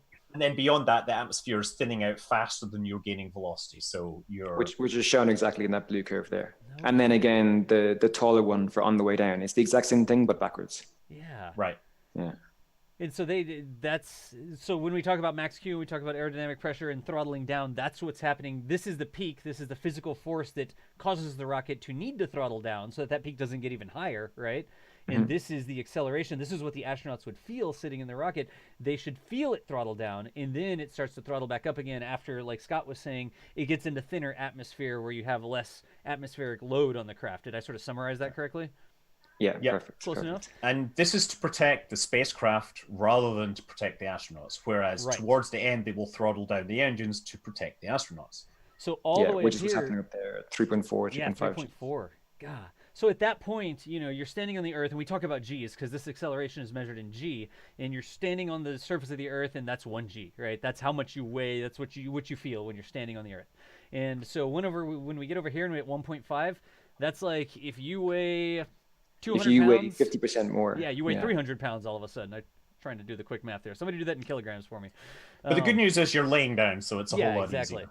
So let's just use 100 it's pushing pounds, you this way. It's not pushing you this way. Yeah, really light for an astronaut. So if you weighed 100 pounds, you'd weigh 150 there at 1.5. But all the way up here at the top, they get all the way up to 3.4. So an 100-pound child astronaut who's going to Mars to colonize the place or whatever would weigh 340 pounds. And that's what the astronauts are going to feel when they launch, not 340 pounds. In that instant, sure. Yeah. No kidding. So our question then, have you looked at the launch timeline and looked at the co-elliptic transfer maneuvers that they're going to perform for rendezvous? I haven't simulated those. Okay. Because I've never, because I've got the numbers on how much delta V is applied at what time, but I haven't gone and turned those into actual orbits. Oh, cool. No, I haven't simulated those. What I do have is the launch ascent phase, and then if there's ever any transfer burns that use the main engine, right, I can do that. I could cheat that to simulate RCS burns, But right now, I don't have any functionality in the UI to say, hey, RCS burn with these cosine losses and that kind of stuff, you know. Right. So no, not right now. I continue to scroll around, and there's like the propellant mass, which is the rocket getting lighter because you know it's using propellant, and there's a propellant flow rate, and that's where you can see it throttling down and stuff like that. I mean, there's so much information on this. I'm going to click on 3D visualization again. Go like ahead. this, and this is actually for DM2. So if you go to Flight Club IO and you click on next launch and you go over here to 3D visualization, this is the map that shows the trajectory that DM2 will take if it launches today at 4:30 ish. Is that? I mean, correct? it's also the exact same as what it'll be tomorrow, when's Saturday. Saturday. Yeah. If it goes on Saturday, it will look the exact same, just be at a different time of day. Yeah, gotcha. Does the this sun have will like be in a the different position. Terminator on it or something? I guess I don't. If you zoom out, it shows the Terminator a bit better. If you zoom in, then there it's you go. brighter, so you can see. Gotcha. So yeah, it's going to pass into nighttime over kind of Western Europe there. Yeah, and a Saturday launch then would be better for viewing it over Ireland, right? It goes backwards every day, right? Is that the way It goes further east. Yeah. So it gets earlier and earlier in the day. Actually, I was talking to a friend of mine today because he was asking me, like, he's still in Ireland, he's in Dublin, and he was asking me how to use Flight Club to figure out the times. And I had, because I'm in Mexico, so I had manually put in what I remembered Ireland's coordinates to be, and I had a pass for tonight. But he did it, and he used, there's a button you can say use current location, and it use your device location. He did that, and he didn't get the pass for tonight. And he was like, hey, what's up? And it turns out he's literally on the edge of the visibility. So if he went half a degree south, he got the visible pass for tonight. But in his only location, 30 miles. Yeah, it's okay. And then, but then that pass is only like a minute long because it's like it enters the visibility and then exits again. Yeah. So that's what I'm like scrolling up here. Dublin is like on the edge of visibility for tonight. Yeah. Well, Dublin, you're not going to see much anyway. There's a lot of lights there. Go down to Cork or something. Yeah, I got a friend in Kerry. He's gonna look for it. He should get a good pass going right overhead for him. And in London, in France, they should get a great view. This is the trajectory that we're expecting to see tonight, right? Exactly. Yeah. Right. And one orbit later will be the line lower down. It'll be the line lower down. Okay, Spain. But this is Barcelona then. Is the rocket still going to be lit? But then there? the Terminator will have moved over the Atlantic, yes. So it won't be visible. All right, so I'm gonna try to summarize this really quickly. If you scroll out, you can see the Terminator, right? This is where it's nighttime, and this is where it's daytime. And so the best conditions to view like an ISS, the ISS when it goes over, is you want your location to be dark, so no light on you, but you want the light to still be hitting the ISS up above you. So that's right on the Terminator, right? Where you're sort of just over the curve of the Earth, but the rocket or the ISS is up above you and it's still getting hit by sunlight. And so the reason that people in Ireland or the UK may be able to see DM2 this evening when it launches is because A, time zones, how do they work? But it'll launch from here, it'll go over the North Atlantic, and right as it crosses Ireland here, that's right at the Terminator. So on the ground, it'll still be dark, or it'll be dark because the sun has just set, but the rocket should still be up above and we should still be able to see it. Is it the engine we're going to see or the reflection of the sun off the rocket? The reflection of the sun. Okay, because at that point, there's no burn happening, right? The burn is the end of the red line. I wonder, actually, Scott, do you think we'd be able to see any RCS puffs as it's doing its orbit raising? It's possible. I mean, you should probably look at the schedule because to figure out where it is when it performs those, because that would be a cool thing to actually include. Yeah. But would it have a very detailed timeline from NASA as to when the orbit raising maneuvers will happen? Yeah. Like little points of interest or something in the timeline. Yeah, that's a good idea. But I wonder, like, would they need to also be at the Terminator, or if they were in the pitch black, would they be completely? No. You would need to see even when the engine's firing. Yeah. Even the the Merlin engine, as soon as that fire and fury comes out, it turns to cold it just goes gas. out. Right. Yeah. And you have to have the external light from the sun hitting it, so you have something to illuminate it for you. Right? And it looks marvelous when that happens. Yeah. That's the big sky squid you see, right? That's the best. Everybody in LA is like, UFOs are attacking, and Elon's like, UFOs. So let's look at this. Declan, I know we had about another couple minutes here, right? This is me looking at my schedule, which is on a monitor. And I got to ditch out in a few minutes as well, just so. So the last thing, this is the trajectory, right? And you can sort of see if you're on the southern coast of Ireland, or this is UK over here, right? The southern part is what's going to be directly overhead. But if we go back to flightclub.io, like this, right? And we go to Plan a Pass, right? Yeah, you can get specifics on this stuff, yeah. Okay, so I've already got the location set in there. That was 53 and 6, which was over in Ireland, because I'm not going to get a pass here in Charlotte. So can I just do... search... Yeah, well, I mean, search by launch there is kind of cool for Starlink ones because it includes all Starlink sats for launch. But for right now, that's not important. If you want to put in TLEs, search Demo Mission. Demo Mission 2, like that? There it is. All right. And there you go. There's the passes for that location. And so I skipped over something really quickly because, again, I'm also trying to show other people how to use the website here. This, I had manually put that location in, right? If you go to the website, it may pop up a little allow Flight Club to see your location. If you're cool with that, you can click that and it'll try to automatically figure out your location based on your computer. If you're not okay with that, you can deny that and you can say set your location manually. And I typed in 53.6 because that's up in Ireland, right? But there we get a list on May 27th.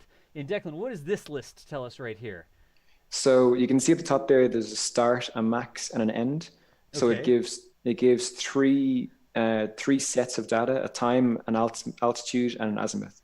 For the start of visibility, where it'll be at the maximum point, and when it leaves visibility. Gotcha. You get me? So this is sort of describing for my time here. I guess this is the local time of the computer. This is not Ireland time or GPS time, right? Yeah, if you're in Ireland, it'll be your local time. Okay, gotcha. Whatever your local time is. So this says at, what, 4:52, I should start looking up, but I shouldn't look up because the starting altitude is 11 degrees above the horizon, right? Yeah, over in the west. So if you look west and then you look 11 degrees up, then that's where it'll appear. And then it'll be at its maximum there. Is it southwest at, what does it say, 60? Yeah, southwest, yep. Yeah, and then it'll finish over there at 11 degrees east-southeast. Gotcha. So from I'm running through it so everybody gets this. From this GPS location, which I put in manually, I didn't show that part, I should start looking west at 16:52, which would be 4:52. No, because this is my local time. This is not when you should be looking if you're in Ireland. Do it yourself on the website. It'll tell you the time. Yeah. Ireland's 5 hours ahead of you, I guess, so that would be at 9:52. 9:52. Thank you. Which makes sense because that's 20 minutes after launch. Yeah. And then at the max, like the highest it'll be in the sky from this GPS location, it'll be 45 degrees, so about halfway up to vertical, right? Yeah, and exactly. That's going to happen just a minute later, right? 16:53.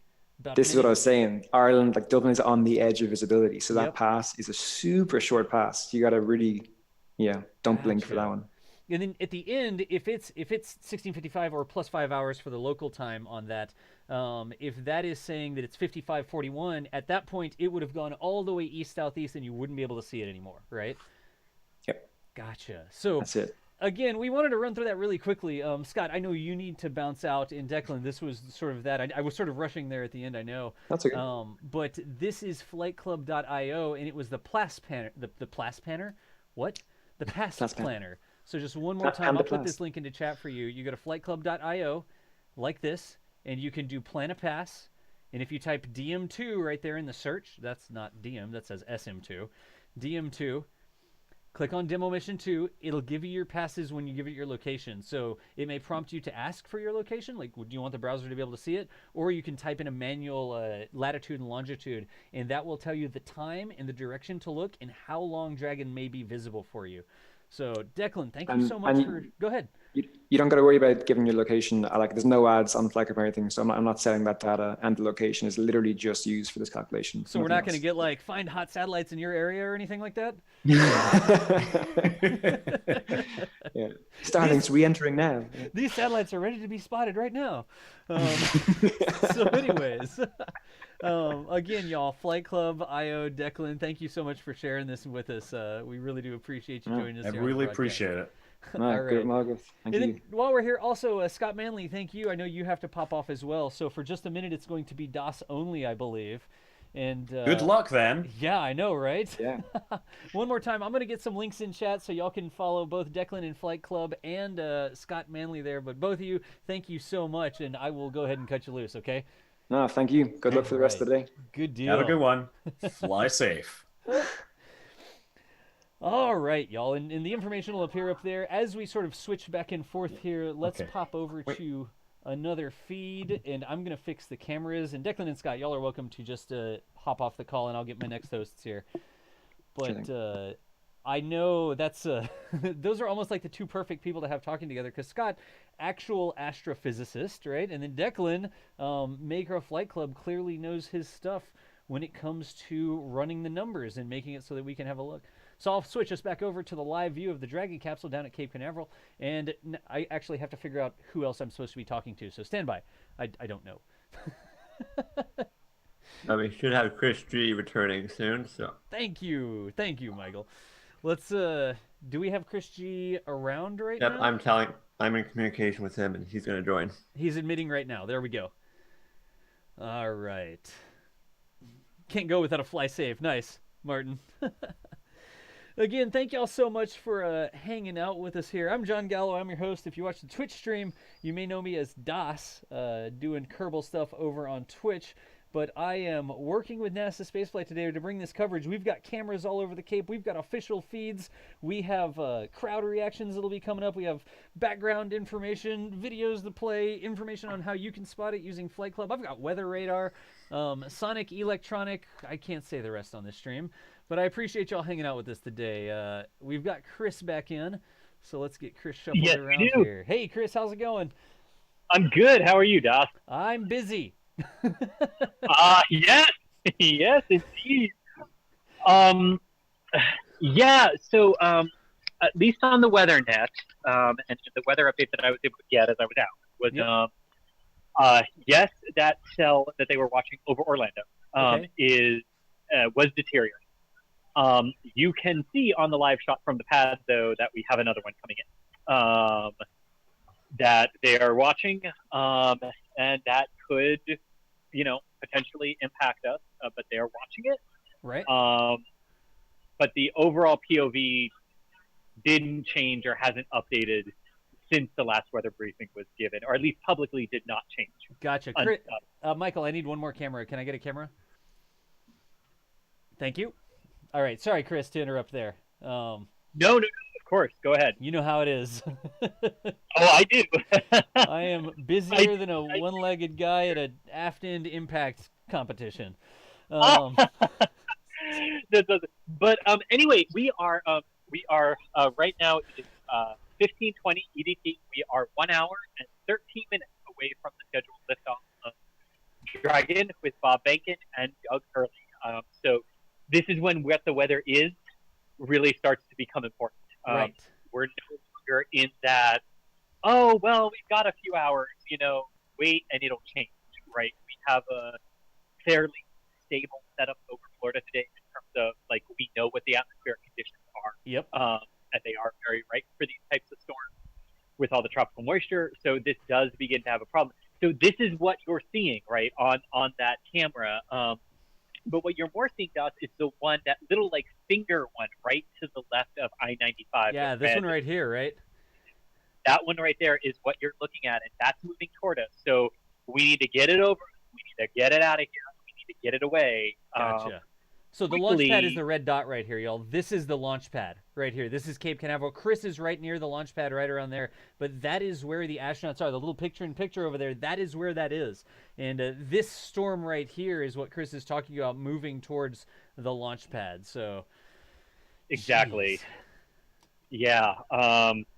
So we'll see. 1 hour, 12 minutes ago, we will wait and we will see. But, I've said it before, but for all of us who are how many people do we have watching? Because I keep forgetting to check that when I'm on break. Oh, a few. Let me see here. A couple thousand, I think, last I checked. 3,500 or so, nice. Yeah.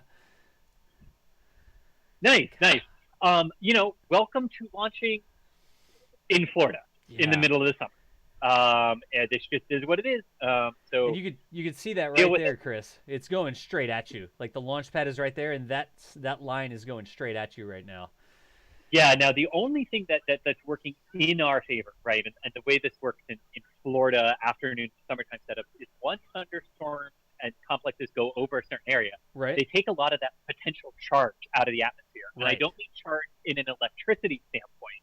I mean all that potential energy that's there to form a thunderstorm goes away. And this area has been inundated with them so far today, which should mean that the storms that reach us now. Right. And if you look at the radar, you can see, it built to red, and now it's starting. Looks like it's petering out on the radar. Gotcha.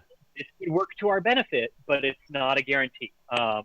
So this is still maybe slightly worse than 50-50 toward that 60% no-go range. So setting up. But when's our last weather update? Is there like a T-40 weather update or something like that? T-minus 45 minutes is the final decision as to whether or not they want to outright scrub. Or if weather looks like they might get lucky if they fuel, like maybe we're observed no-go, which means right now we're no-go, but we could be a predicted go. Right. 45 minutes later. And that could, with the concurrence of NASA, SpaceX, and everyone, potentially permit them to fuel Dragon even with a technical weather violation. And if that weather violation is still there at liftoff, they'll scrub it. And if it's not, up and out we go. So sort of like a go pending situation where they say, we're watching this, we think that it may be good, but we're gonna keep pushing forward. Yes, Gotcha. Like a go pending decision, except I don't think anyone is really keen to repeat that considering the confusion caused. No, where like a lot of people watching really thought like they were breaking the rules. Right. And when that's not what they were doing, because they just used this weird phrase that doesn't actually mean yes, it means we're not go. Right. Try me again later. Right. Gotcha. Yeah. Okay. So where are we at now? Man. I think we had some time to do some Q&A in this. Y'all, we've had so many different things to cover. We've been talking about what's going on, so we haven't done as much Q&A. But because we're live and because we actually want to be talking about stuff, Q&A I think is what we have some time to do here. Let me make sure, but... Yeah, we do. Yeah, we've got some time, because it's not until 3:45 p.m., which is about 20 minutes from now, that we would get the fueling countdown liftoff, and that would be after that final briefing, right? So yes. Yeah. Calamus is asking how long the launch window is. So it's instantaneous, so it has to launch at 4:33 and 35 seconds. If it doesn't launch then, it is a scrub for today. Right, gotcha.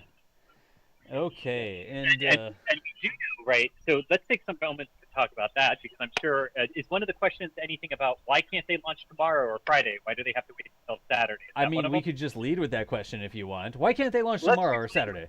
Well, somebody's asking why is the window so narrow, and I think that's there you connected. go. Yeah, that's close enough. That's close enough. Perfect. Close enough. Yes. So two answers to that. So for today, the window is so small because of Dragon's phasing requirements of the International Space Station. It has to get there about 19 to 22 hours after liftoff. So launching today permits a docking in 19 hours. Okay. Launching Thursday or Friday would be days to get to the station, and it blows the timeline completely just because of where the space station is in its orbit when we launch, and we're trying to catch up to it. So it's all about, like, if a car goes by you at 80 miles an hour and you give chase at 81 miles an hour, it's going to take you a long time to catch it. But if it goes by you at 80 miles an hour and you take off after it at 160 miles an hour, you're going to get there quick. Right. So that's the basic reason of why, we don't have a Thursday, Friday, but then we have Saturday and Sunday as days because the phasing is so fun. Gotcha. Why is it an instantaneous single-second window each day comes down to the Falcon 9 itself. There is technically a 10-minute long launch window that Falcon 9 has, but Falcon 9 can't recycle quick enough if it gets under 13 minutes in its countdown to make any use of that 10-minute window. So since the performance margins of the Falcon 9 mean you've got 1 single second shot at it anywhere in that 10-minute window, they pick the dead center of it because it's the most fuel efficient, and the vehicle doesn't have to turn or yaw or do this weird thing to get into the correct phasing plane to the station. You can just launch straight into it. And just an update on what's going on right now. The pad closeout team has cleared the pad, and they are now preparing all of the ground support equipment to begin fueling at T-minus 35 minutes. Right. And at T-minus 45 minutes is where they're going to pull the teams, and the launch director will decide if they're going to proceed with fueling or not, or potentially stop the countdown due to weather. Because if there's no chance due to weather, they don't want to fuel a rocket with crew on it because that's a risk. Right. They will hold the launch. There's no chance. Gotcha. And since we're talking so much about human launches, I think it's very important to note that these are not computers telling the launch team yes or no on the weather. Right. This is, you will hear one voice, the weather officer. His name is Mike McElhenney. He's a great guy. Right. Nobody envies his job today. Yeah, no kidding. Yeah, but he has his own team. So he has his own team that's monitoring the local launch weather and all of the downrange abort weather. So he is the one that will make that final determination. Are we good to go or are we not? Do we need to stop? So that is just like Bob and Doug are the humans that Crew Dragon has to protect and these weather rules are here to protect. It's a human making that final decision. Right, right. Not a computer. Yeah. Gotcha. So don't get mad at him. He's only telling us what's real. And Chris, I had your camera up here for a second, and I just wanted to let you know we're going to move before we get to launch, right? Oh gosh, yes. Okay, yes, okay, yes. Yeah, because it can't be raining here when they launch, right. So I'll be able to go outside. Yes. Okay. One of the great deal. things about being 5 kilometers from the pad and it being an 18.5 kilometer rain exclusion zone. Right. So this is Chris's camera right here, and there is a flagpole that is attached to the rocket. It almost looks It's like actually the historic flagpole. Yeah. That's the flagpole right there. So that's what I was talking to Chris about. Because it is still drizzling here, so I don't want to take the equipment out just yet. I appreciate you not taking the equipment out. Thank you for that. Yeah. All right. Oh, but Doc, you love this, and I think our watchers will like this too. So I had ordered a tent for today. Okay. Specifically so that I didn't have to run under buildings for shelter. If it started raining, the camera's fine. It's under a tent. I'm not going to get sunburned if there are no clouds. The tent was delivered by FedEx at 9:32 this morning. What time did you roll out to get to the Space Center today, Chris? I left at 7:30 this morning. 7:30 this morning. Gosh, so just 2 hours later, they delivered the equipment you ordered. Of course they did. But that solved the mystery of what the other package was yesterday. Yeah, it was the tent thing. It was the tent. The thing I had totally forgotten about, because why do you need a tent? Yeah, gosh. So we can also run through some. I've got a whole bunch of questions here that we got. Yeah, but please do. I also have something that we hadn't done yet. All the support coming in for the channel. So Moon, welcome to Padrat there. We've got upgraded to the red team. No, actually, here we go. Bruce Hunter, welcome to Padrat. Moldy Space Industries, thanks for the $2. The Thomas Cam hype, nice. Future Martian, $5. Yeah. I got to send a shout out to Moldy Space Food Industries. Thank you so. I think it was you. Thank you so much for the Kerbal KOS script you gave me the other day. Nice. Haven't used it yet, but I will as soon as this is up. Gotcha. So we also have another Moldy Space Industries there. Bardic, welcome to the red team. Future Martian, $20. Wow, amazing video. Nice. Mr. Chopin, and these are from hours ago as well. They've been building up. Mr. Showtime, let's get our tissues ready. Nice. And then we've got Jala J. So exciting. Hope, thank you for that. Mike says, you guys are killing this live stream. Thanks for all the hard work. Mike, we appreciate you. One thing I'm not doing is thanking people for their support in real time. So I'm getting caught up, but I appreciate you there. Mike Schreiber says, great work, everyone. A small contribution for a better microphone. Funny story about Chris's mic. Chris's headset mic that we were supposed to use that we had practiced with broke something. Yeah. And so this is the Walmart special field expedient. Get this on the way today, right? Yes, it was. Nothing quite like getting down here and plugging your headphones in and realizing you can't hear them because the audio has stopped working. So we do know that Chris has some audio issues with the headset that he's using. That was a field expedient. His gear broke, and we did not have a backup. He had to grab these to be able to do some commentary there from the pad. So we appreciate everybody understanding that stuff. Again, we're not like a massive broadcast company. We don't have like, here is a Pelican case filled with 100 microphones, right? Chris is there by himself. He is there running the camera, doing the commentary, talking to the PAOs, doing all these different things that would normally be a crew of probably 4 or 5 people. But because of the social distancing stuff, this is all Chris out there today. So, Chris, I appreciate you, and I completely understand the audio hiccups that we're getting. I want everybody to make sure that I appreciate Chris for getting that handled so that we can get some audio from him. Well, and for as much as you appreciate me, like, I need to take a moment to thank you and Michael, because you guys are the people making all this magic work. I don't know. You tell me what to turn on, and I am the camera. That's about as much as I understand about what my setup does. Now, I can tell you how the Falcon 9 engine works. There you go. You know, so you literally punch me to get me to shut up. Yep. But John, sorry. Yes. John Bender. That is a very generous super chat. Thank you so much. We appreciate the support. Oh, geez, where did that one even come from? You snuck that one in, huh? John, thank you so much for that one. That wasn't on my list yet.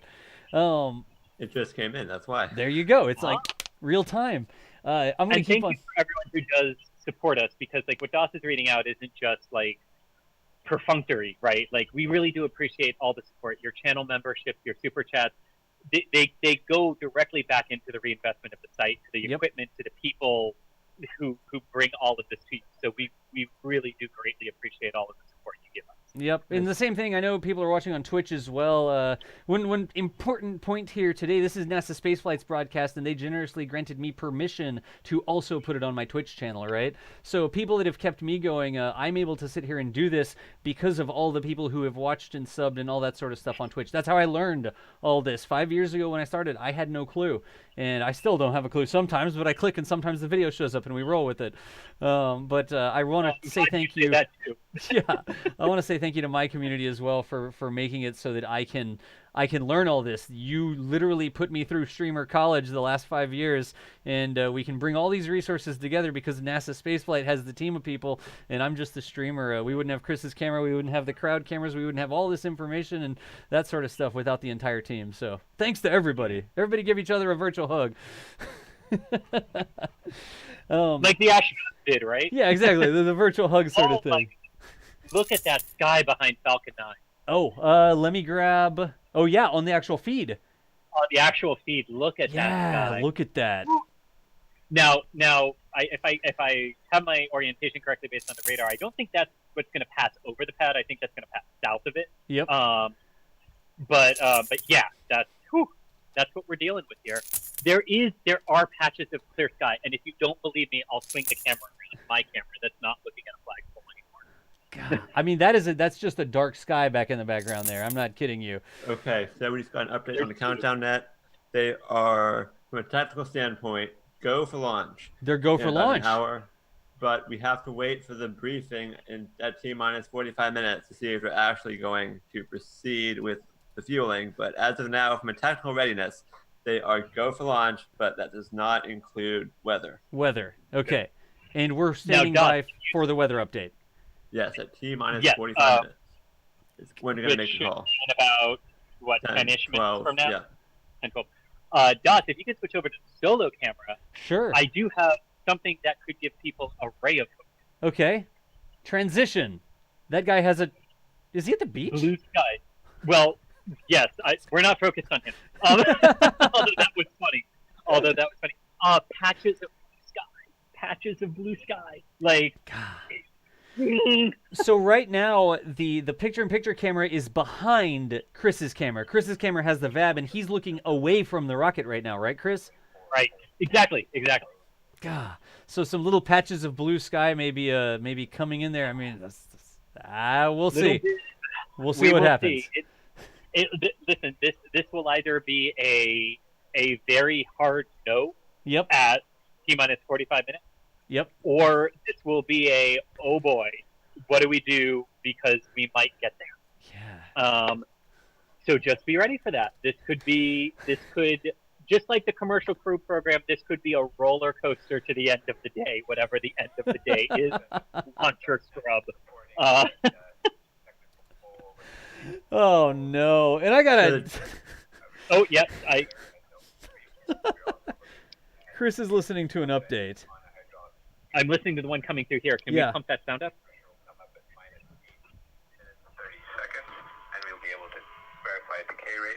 No concerns at this time. Everything's reading nominal, but watching that item. No other constraints on Falcon 9 or ground systems. Okay, so I didn't catch what it was, but there's something. Weather is the one item. Oh, it was weather. It wasn't. It wasn't Falcon 9. Okay, man, that seemed confusing if you didn't hear the first part of it. Okay, good. So what were they saying, Michael? Were you able to get a Did clean? you catch that, Michael? They were doing their pre-poll readiness briefing. So the launch director was going over what's going to happen. They would go to arm the launch escape system, and they expect to track weather all the way down to launch. So we're not going to know if weather is going to be acceptable until the very last minute. Gotcha. Okay. And it has stopped raining, so I'm going to venture a little bit farther out. Okay? All right. I'm going to switch us back over to the feed then. So there we go. Just really quickly, Champion, you're crazy, but you're my kind of crazy. I'm here like, I'm like, what's even going on? What's happening over here? And my chat is just scrolling like crazy. So I appreciate. I'm letting the weather, like the super critical weather update for the first crewed launch of American astronauts from American rockets on American soil, American airspace, American bugs hitting the windshield as they fly by, whatever. And then Champion's over here breaking things. So.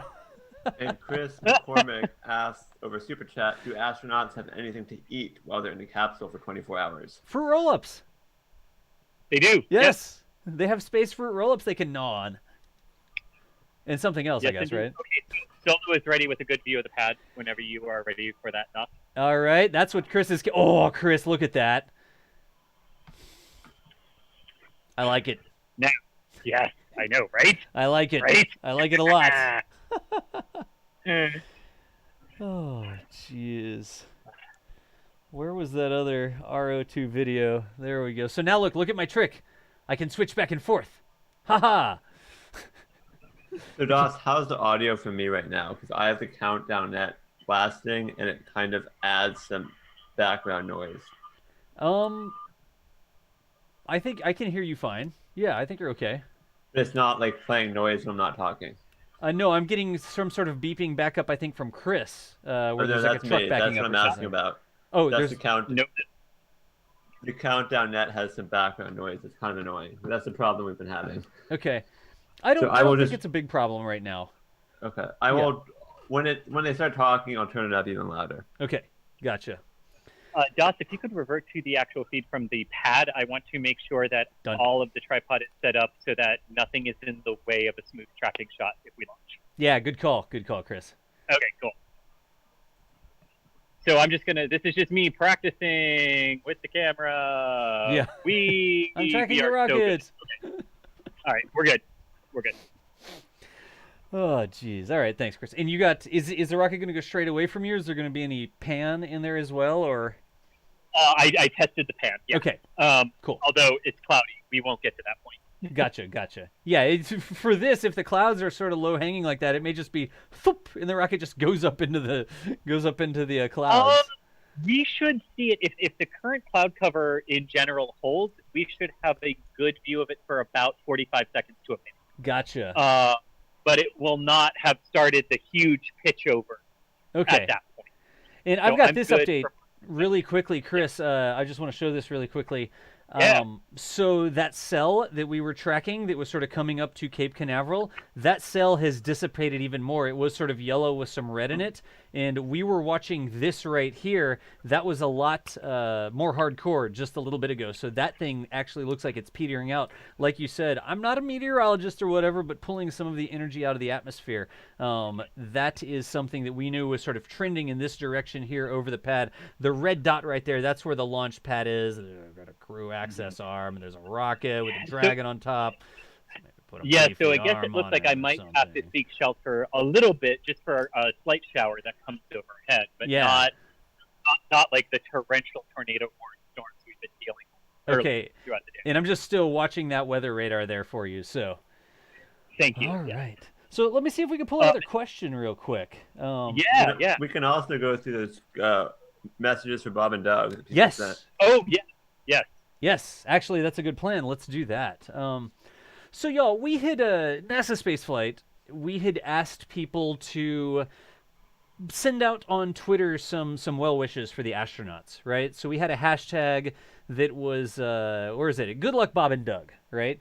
And if I can, good luck, Bob and Doug. And I'm just going to switch over to this real quick. We'll leave that rocket in the picture, but all of the well wishes that came over Twitter, the good luck, Bob and Doug, hashtags, I guess, that we put in. So So here we go. Yes, of course, the first one on the top is Nathan Barker saying, for the first time in 9 years, a crew walks out from the ONC for launch. Good luck, Bob and Doug. Launch America.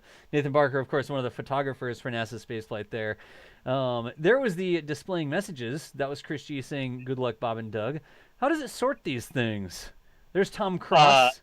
Don't Yeah, do not hit latest DOS because somebody could send a troll. While we're doing I gotcha. Yeah, I gotcha. Tom Cross said, Elon, to Bob and Doug's family, we've done everything we can to make sure your dads come back okay. So that was Tom Cross relaying what he heard Elon saying. I'm very proud to have contributed to this Launch America DM2. Good luck, Bob and Doug. And then we've got Bill Childers. Bill Childers, I keep saying good luck, Bob and Doug as a hashtag, and I know they're wishing the NASA and space teams good luck. Bob and Doug McKenzie? I actually don't know that one.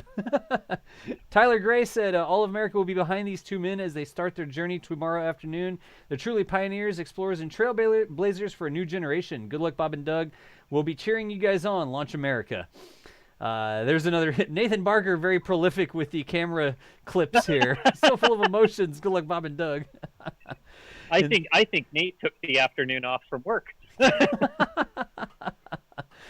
Oh gosh, I'm just continuing to scroll. Because he told me I should keep it a joke, but yes. Yeah. We've got Jack Bayer there saying, astronauts in their office ready to go. The office is the Dragon. Nice. Yeah. Weather permitting, of course. Photos from SpaceX in-flight abort test back in January. So these are photos that Jack himself took. Jack is another photographer for NASA Spaceflight. He's actually going to join us on the show here in just a bit. Soul says, this is such a big step for the future of spaceflight. I can't even begin to say how happy I am to witness this. Can't wait to see where we go next. Launch America, good luck, Bob and Doug.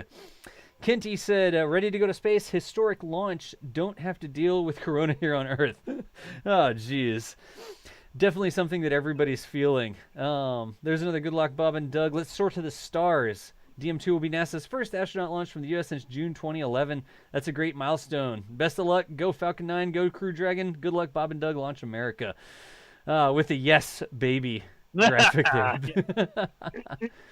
Lisa Marie said, tonight our family made Behnken brownies. All right. And reviewed the mission timeline to celebrate the NASA SpaceX launch tomorrow. Nice. From NASA Kennedy. Oh, that's nice. Oh man, I hope whoever wrote that is listening, because is that a tradition like that you started with your kids that you want to do for all of them? Yeah. That would be cool. I mean, like a night before launch, thing. That would be really cool. Yeah. Yep. In the with SpaceX's expected launch rate, I would love to eat brownies, have an excuse to eat brownies every time they launched humans. Like, get Starship flying, Elon. Come on, I like brownies. Here was Tobias. Tobias said, no sleep tonight ahead of DM2. It's currently 4:47 in Kiwi land, so this was a couple hours ago. Got my DM2 patch with me for luck. Launch America, good luck, Bob and Doug, and the selfie in there. Tobias, thanks for putting that one in there. I know many people in Australia and New Zealand who stayed up all night to watch this. Yep. Amy Gregory's got a Launch America picture there saying NASA inspiring future astronauts. Launch America, good luck, Bob and Doug. Yes. How many? I mean, we could probably scroll through these forever. There we're down to an official NASA tweet, but I think we may have gone through. That's Elsa. All right. There were some that did not include that hashtag at all. Yeah. There's the last one. Yeah, this is Brendan said, best wishes and safe travels from the UK. Here's to a spacefaring civilization. Good luck, Bob and Doug. I like it. You know what? I am so glad that the messages came in from around the world, because a lot has been made today about Launch America. A lot has been made about today being the day that the U.S. regains the ability to launch people into space, right?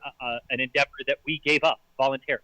Yep. 9 years ago, and yes, all of that is true, and all of that is meaningful, and it is a huge time for people to be proud of what SpaceX and NASA have accomplished here, and what the U.S. has accomplished. But this is also vitally important for Canada, for Europe, for Japan, for Russia, for Europe, for all of the 5 major partners of the International Space Station, because this vehicle, 2 to 5 months from now, this same Dragon, not the same Dragon, but a different Dragon, but a Crew Dragon, will launch 3 NASA astronauts and a Japanese astronaut. Yep. Go. That was go for propellant load? They're go for propellant load? Yes. So what Holy moly! They're go for prop load. I didn't even hear an if statement there.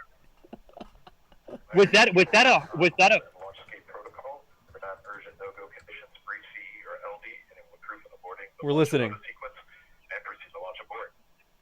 For urgent issues, Okay. operation, operator shall call hold on the countdown net. Launch control will abort the launch auto sequence immediately and proceed into the launch abort auto sequence. Operator shall also advise the launch director whether structural breakup or fire is imminent or occurring for Dragon manual escape flight rules.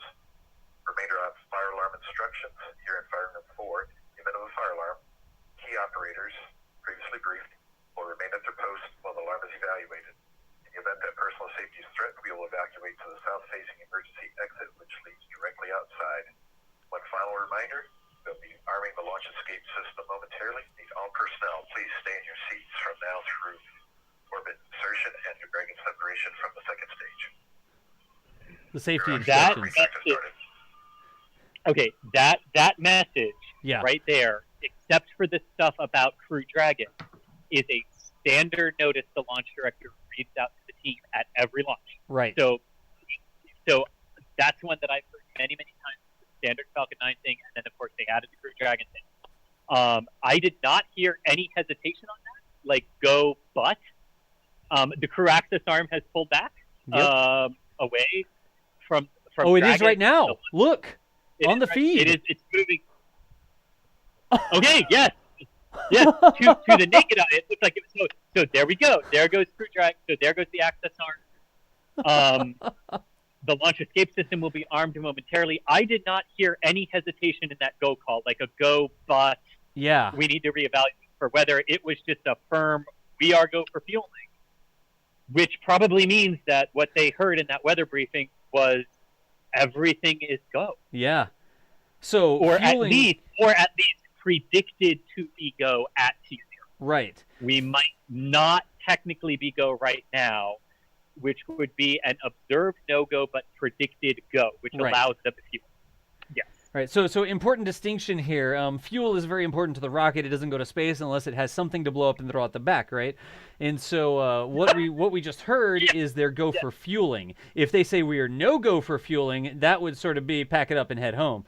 But they are go for fueling, which is one of those critical gates. Remember all the different critical gates that they have to go through before they can light this candle. And go for fueling was a super important one, as we're 45 minutes away. And 3 minutes and 3 seconds away. Yep.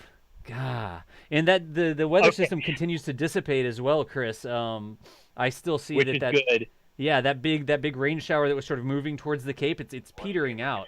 So I'm just continuing to watch it. But yeah, that's our current situation out at Cape Canaveral. Jeez. Hang on, Doug. Hang on. They're talking. Okay.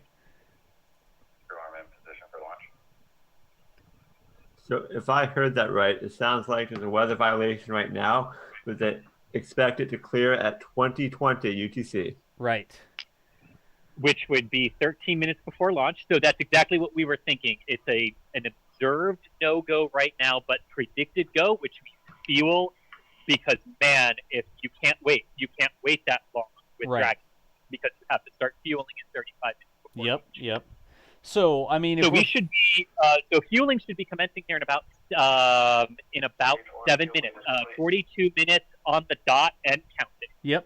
And so they start fueling at 35. They start fueling at 35. T minus 35. Okay, they are arming the launch escape system. What? This is ridiculous. And this is why all the doom and gloom. Okay, goosebumps again. Oh. Goosebumps again. He shows the goosebumps on the camera. That's beautiful, Chris. So that is so for the first time since the final Apollo-Soyuz test mission launched in 1975, we have armed a launch escape system on a U.S. rocket with people on it. With people aboard, because Bob and Doug, they're strapped in, they're closed out, the pad is clear. All the different things that have brought us this far. God. So from this moment on, Bob and Doug are safe. No matter what happens to that rocket from this moment on, that scared the heck out of me. Sorry. Right. Sorry, I don't know if that. Sorry, someone walked by. No, that's okay. From this moment on, Bob and Doug are safe. No matter what happens to that rocket those Super Dracos would fire to pull them away if anything bad happened. Right. That is a huge... Verified Okay, there's armed. confirmation. I just heard verified armed. Yeah. Okay. Seriously, guys, and everyone watching, this might actually happen today, despite all the obstacles. There are no technical issues with Falcon 9 or Crew Dragon. There are no technical issues with everything on the ground. The abort weather conditions are satisfied and met. The launch weather is an observed no-go, but predicted to be go 13 minutes before liftoff. Right. That's all we need. And that's all we needed to maintain. It can go, that's all we need. No kidding. Okay, now it's real. Now it's real. I was wondering when it would feel real. Because this whole buildup, I don't know, I've been so calm. This just feels so natural, which is, of course, what they want it to feel like. Yep. But I was waiting for that moment that it would finally hit me. That it is, and here we go. Yep. God. All right, 39 minutes, 35 seconds, and counting. We are 4.5 minutes away from the start of fueling. Yep. So if anybody's just joining us, really quick recap, right? We've been doing this webcast for hours now. It's the 27th, right? We have astronauts who are on top of the rocket, the Dragon with the Crew Dragon, not just the Dragon, the Crew Dragon with 2 astronauts aboard it. It's been buttoned up. They're in their seats. They're ready to go. The pad is clear. There's no other personnel around the pad. We just heard from the launch director, the cast of thousands back doing all the polling and stuff like that they're go for fueling, and rockets like fuel. It's super important. So they're about to start putting fuel in the rocket. We also just heard that the emergency escape system aboard the rocket. So this is important. The Dragon capsule has that emergency escape system. Why do they need to arm that before they put fuel in it? Fuel is dangerous stuff. It takes a lot of energy to push this thing into space, right? And so when they start putting that fuel in their rocket, if something goes wrong with the fueling, they want Bob and Doug, the astronauts, to be able to be pulled to safety. And that Dragon abort system will pull them off the top of the pad. That whole pad could go up, and that abort system would carry them off the top out to the sea. Chutes would pop, and then they come down safely. That's where we are right now. We're between arming that emergency escape system and starting to put fuel in the rocket, and that's how important that is. But and if there was a pad abort, right, and Dragon aborted off the rocket on 39A, they would land about 1.2 kilometers east of the launch pad. Just out in the ocean. Yep, and rescue forces would deploy from Patrick Air Force Base, right, which is just south of Cape Canaveral, and they would parachute. They would drop in. They would parachute in, right, or drop teams in to get the crew stabilized first, and then all of the recovery equipment would come out of Port Canaveral. Gotcha. Oh, geez. All right. All right. 37.5 minutes and counting. Yep. A little more than that right now. So 2.5 minutes away from fueling. All of our cars are in place. The launch team knows what to do if an off-nominal condition occurs.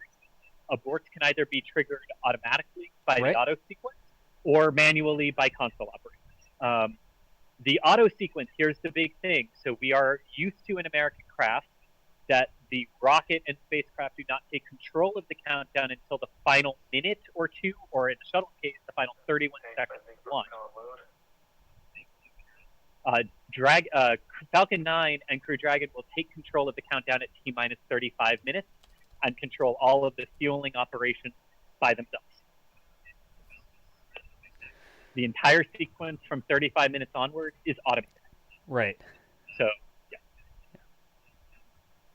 Hey, Chris, I've got a quick technical thing while we're right here. We're super excited, but can you check the second Verizon modem, please? Yes. It should be on port 2, which is on the HDMI side. I'm just showing that modem's not happy right now. Both are blinking green.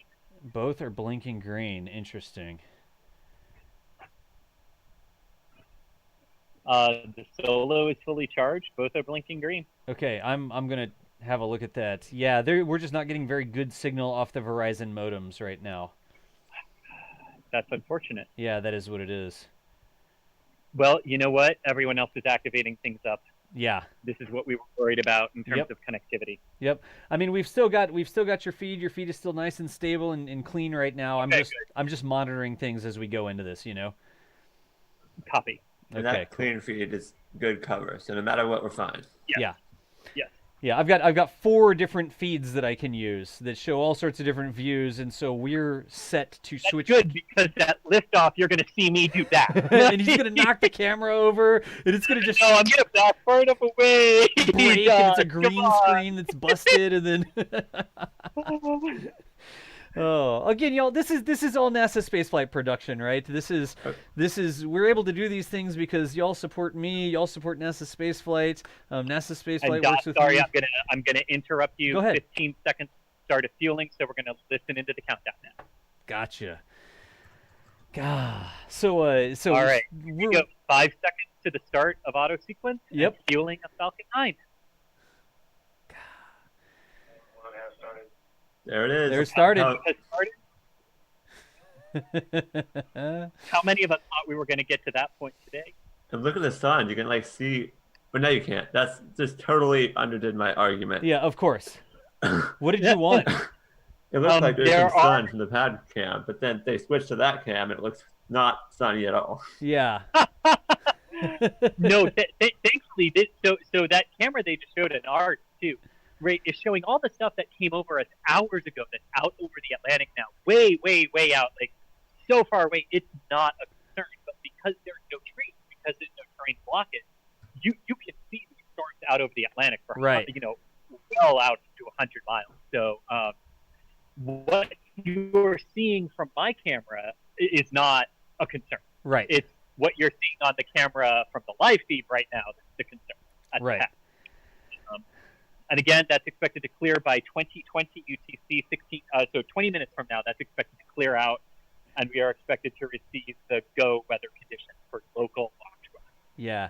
And to set an expectation as well here, y'all, Chris G is also on a cellular signal, so we may get down close to the launch and we may actually lose Chris G. We'd probably lose his camera first, but if we get to a point where we completely lose his Chris G's audio, that may be something that happens, right? He's bringing his audio in on the cell phone right now. That's how we're getting his reaction camera. We're hoping that sticks in there, but that is what just something to set an expectation, right? I'm here in the studio. And even though there aren't a lot of people here at the Cape, and that's where we're pulling our signal from, the towers that are here at the Cape and Kennedy. Yeah. There are thousands of workers here also trying to get onto those things as well. So this is part of live broadcasting. Yep. God. So we have all sorts of different feeds, right? I have the media pool feed, I have the NASA clean feed, I have the hosted feed, which has a bunch of other stuff in it sometimes. We've got Chris's remote, we've got Chris's camera, we've got Chris's audio, all the different feeds that are coming in here. But I am going to do my best to make sure that we continue showing you the best possible shot out of all those feeds. I'm going to be juggling. I mean, I've got an entire monitor dedicated to OBS multi-view, and I'm pulling all these things in at once. I've got the weather radar, this is everything. But I am going to do my best. Today is all about the best views. Today is all about the best views of this thing happening. Yeah, gosh. But let's talk a little bit about the fueling process of what's happening right now. Go for it, because I know we're coming up. Yeah, go ahead, Chris.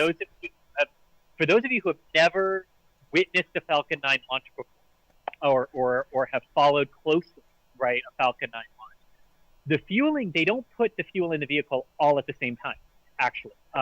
In the first stage, they do. So right now, so fuel flow rates are nominal right now, is what they just said over the net. So the first stage right now is being loaded with RP1 kerosene and densified liquid oxygen. Basically, they cool down the liquid oxygen to make it more efficient so they can pack more in, right? Those two propellant, the kerosene and the oxidizer and the oxygen, get loaded together simultaneously into their separate tanks in the Falcon 9 first stage booster.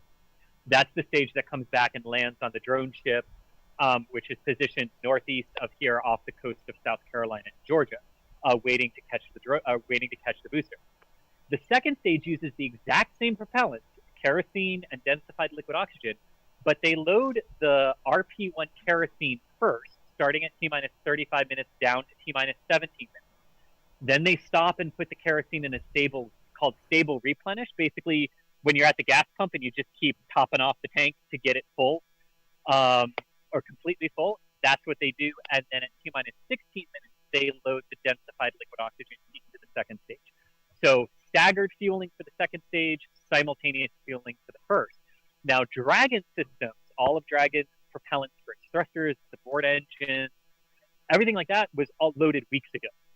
It's a very stable propellant that they use for those engines that will not boil off, will degrade very quickly. So they took care of fueling of Dragon weeks ago. So it's just the Falcon 9 rocket that we're seeing fueling up right now. Some things to expect if you haven't seen a Falcon 9 launch before. In 10 minutes, at T-minus 20 minutes and counting, there will be a huge vent of gaseous oxygen from the vehicle. This is normal. It will be large, it will be very pronounced, and we want to see it because that's Falcon 9's visual cue of everything's going good. I'm getting rid of the oxygen that boiled off so I can make it. And then we'll see another one of those vents around the 2.5 minute mark. So when you see something big and white streaming from the vehicle, that's normal. We want to see those two things at T-minus 20 minutes and T-minus 2 minutes. But that's what fueling will be, and fueling will continue until about the 2.5 minute mark when the final fuel closeouts will take place. So that's another thing. Sorry, I have to interrupt. We have an update. Yeah. John Innsbrucker, the SpaceX commentator, just reported that weather is trending in the wrong direction. Weather is trending in the wrong direction, so we might get down here and have to scrub. Okay. Again, not to be too shocked by that. This is Florida in the middle of the afternoon. Things can look like they're trending one way and go the complete opposite way. If they do scrub, if weather doesn't cooperate today and they do scrub, at least we know they gave it their best shot based on what the weather conditions were. But we'll be standing by to hear what happens with that. Right now, we are 28 minutes and 43 seconds away from the scheduled liftoff of Falcon 9 with Crew Dragon and Bob Behnken and Doug Hurley on board. You can actually see some venting right now on that NASA feed that they're providing us. Yeah. So this little vent is something that the Falcon 9 rocket does when it starts to chill down, and you start to see some vapors forming around the outside of the rocket. So again, a happy fueling rocket on 39A. If you are just joining us, weather is currently no go. They began fueling, thinking that. Based on a weather prediction that we would get good weather, a good weather call 15 minutes from right now at 4:20 Eastern. According to the SpaceX website that Michael heard, that weather does appear to be trending in the wrong direction, trending worse. So we will stand by to see what that final weather call is. If weather is good, they'll proceed to launch. If weather is not, we will scrub. And we will come back on Saturday. For those of you who just joined us as well, we do not have launch opportunities on Thursday and Friday because they would result in Dragon taking days instead of hours to reach the International Space Station. And for this particular mission, we need Dragon to get to the station about 19 to 23 hours after launch based on the test objectives and everything that needs to be performed on this mission. So that's why we don't have Thursday and Friday available. Good news is that if we need Saturday and Sunday, the weather is looking much better across the board on those 2 days, both for abort weather and for local weather here on the launch site. So that's where we are right now as we wait to hear what that final weather call will be.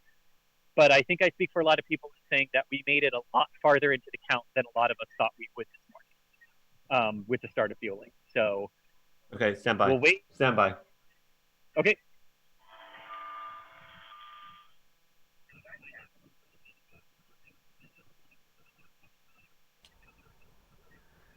I know you can't hear, but we're listening.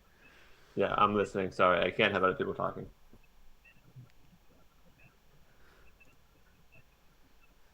Okay, so the update was the electric field mill weather constraint is a problem.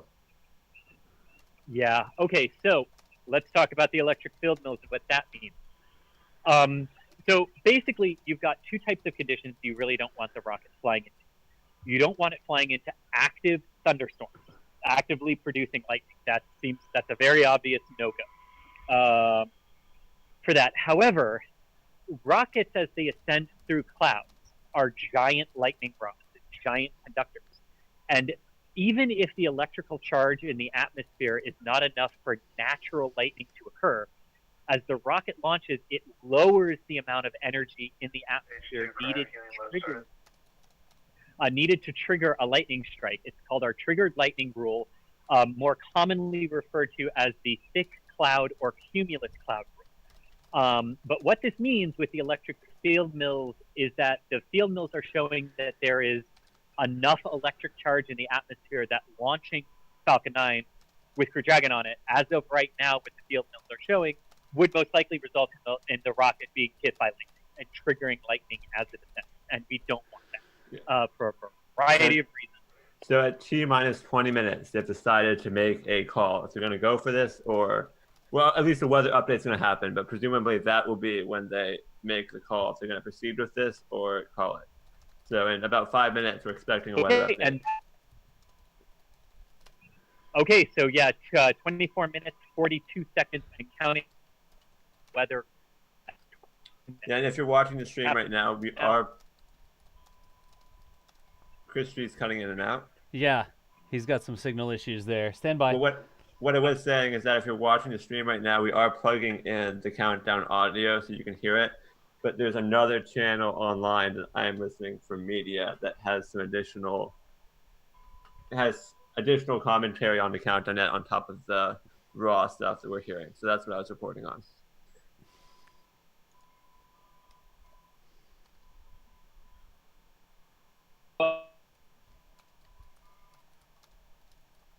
Yeah, so Chris, we are losing Chris's cell phone signal right now, it seems. We'll see if we can do something to stabilize this. Just stand by, y'all. This is what happens when all the photographers decide to upload their last photo of the rocket before it launches. Yes, exactly. All the cell service in the Kennedy Space Center vicinity goes down. Yep. And we're getting reports from Titusville as well. We were trying to bring in a camera from Titusville, but the cell signal in Titusville is almost completely hosed right now. Julia out there having trouble even uploading pictures. So, Chris, we can hear you right now. Yes. Okay, perfect. I just switched what network my phone was on, and that appeared to work. Good. Apparently, the LTE network works fine at the Kennedy Space Center. It's the NASA-provided Wi-Fi that doesn't. Oh, really? Well, which makes sense because that's what everyone's trying to connect to. Yeah. Right? Switch to LTE. No one's on the NASA network. Good. Yeah. Hopefully this will. But we'll see. Yeah, we'll see. But anyway, we're less than 3 minutes away from whatever our decision is going to be. Michael, shuffle, please. And go ahead, Chris. Just camera things. Just doing Zoom camera things. No. Yeah, exactly. But yeah, about 2.5 minutes away from where we are. I will add this little piece of history because I think it's worthwhile. We know that President Trump and Vice President Pence are here today. Air Force One did a flyover at the Kennedy Space Center a couple of hours ago as the president arrived. Only one president in U.S. history has ever succeeded in watching a human launch, and that was President Nixon on Apollo 12, and it was struck by lightning twice when it launched. There's not a good track record of vice presidents and presidents being able to see launches live in person because they almost inevitably scrub for technical or weather-related things. We'll see if that trend holds today. I note it simply because I think it's a wonderfully random piece of historical information that anytime a sitting president tries to come and watch a launch, something doesn't go right. And we end up scrubbing for the day. So we'll see if we can break that trend today. We'll see if that trend does continue. And since I know people will ask, I don't think NASA or SpaceX has said whether or not the president and vice president would come back on Saturday if we scrub. Gotcha. We will see. But anyway, about a minute and a half away from that weather briefing. So, Michael, I'm going to turn it over to you so that I don't accidentally talk over that since I can't hear that. Okay. And something to just point out, there's been 2 launches in history that the president has seen. STS-95 was the other one. Ah. Oh, Oh, John Glenn's flight. Yes, I remember that. Okay, so 2. Yes. So thank you, chat, for correcting that. The It's hard to correction? keep track of all these launches. Nice. Yeah. Yeah, that was the John Glenn launch. Yeah, 95. John Glenn, Bill Clinton came for that. That's the only time a president has seen a launch, and there was not a weather issue. Yes, there we go. Okay, so the odds are not in their history. favor. Oh no. All right, we're 42 seconds away from the briefing. From the briefing, gotcha. And just to remember, people, do not complain if I don't want nobody in chat should complain if they decide not to go because there are people on this rocket. Yeah, there are human beings on this rocket. You saw them say goodbye to their wives and children today. Yeah. If we scrub, that's why. But there is the big T-minus 20-minute vent happening from the Falcon 9. Your camera's better than the official feed, Chris. Oh, because we just happens to be downwind of it. Yeah. No, the official feed's not even showing it. All right, here we go with the briefing, guys. All right. Any second now.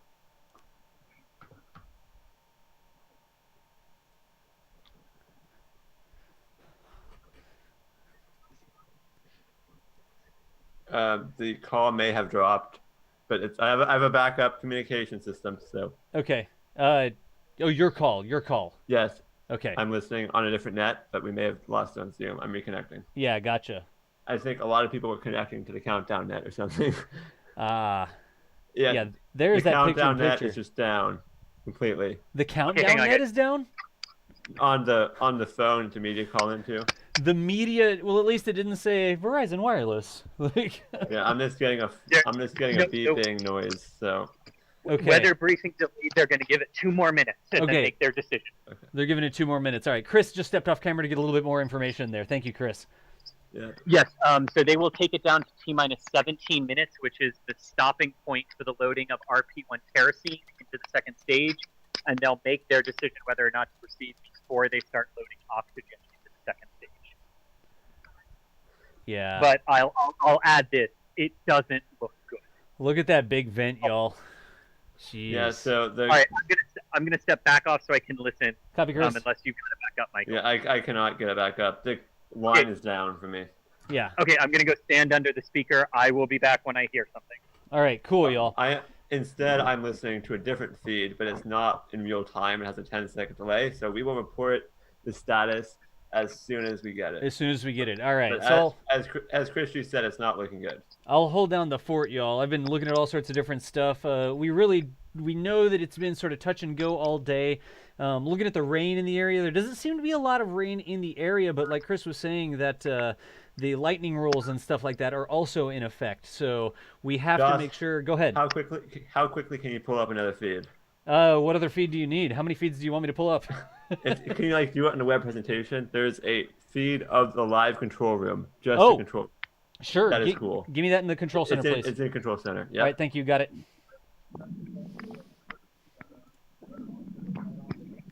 How quickly can I bring up another feed? Okay, the quote is weather officer is not optimistic. Weather officer is not optimistic. That is a quote we can release, right? Yes. All right, so here is the... Quiet.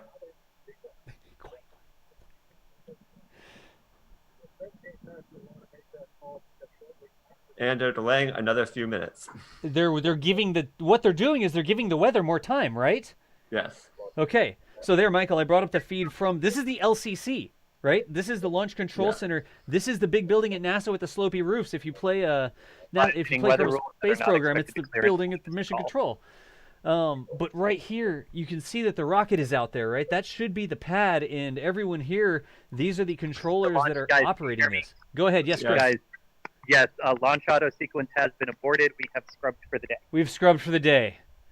That's what they said. They're going to initiate that in a few seconds. The weather officer think with us now. So we are not going today. Quiet. Wait. Okay, it is official from the launch director. Okay. Yeah. Yeah. All right. So let's review real quick. Okay, Chris, we lost you. Let's bring you back. Let's review. That does sound like an official scrub for the day, though. It is. We have officially scrubbed for the day due to our lightning rules.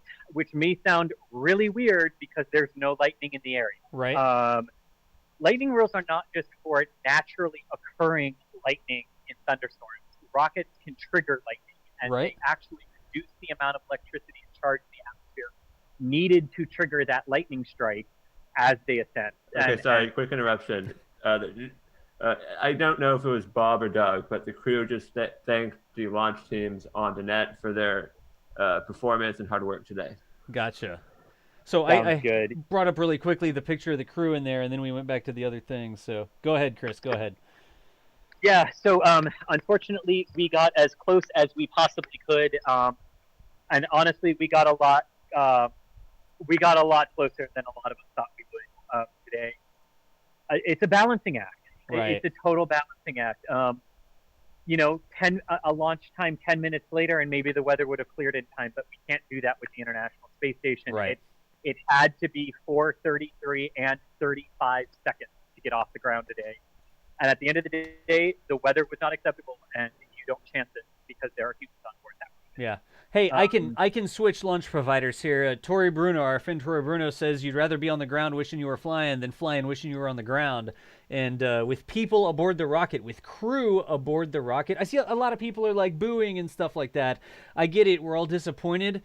We want those we want those astronauts to come back home to their families. So whatever rule is violated, they're there for a reason. Let me put this in place for a lot of people. Sure, Chris. Today. The last time in human spaceflight from the United States that we did not listen to the weather launch commit criteria and we launched in humans in weather violation, we lost to the 7 people aboard the Shuttle Challenger that morning. We don't take risks with this. Be disappointed all you want, but do not be mad, because if you're mad, you don't understand what's going on here. Yep. Absolutely. So again, if you're just joining us, if you're wondering what's going on, we do have an official scrub for the day that is officially scrubbed, again, due to weather, that lightning rule being violated there. And I can tell you that officially the auto sequence was terminated at T-minus 16 minutes, 54 seconds. T-minus 15 minutes. Oh. And you heard them. You heard them that they were trying to. They gave it extra time. They pushed it 2 minutes. They pushed it another minute. They were watching that.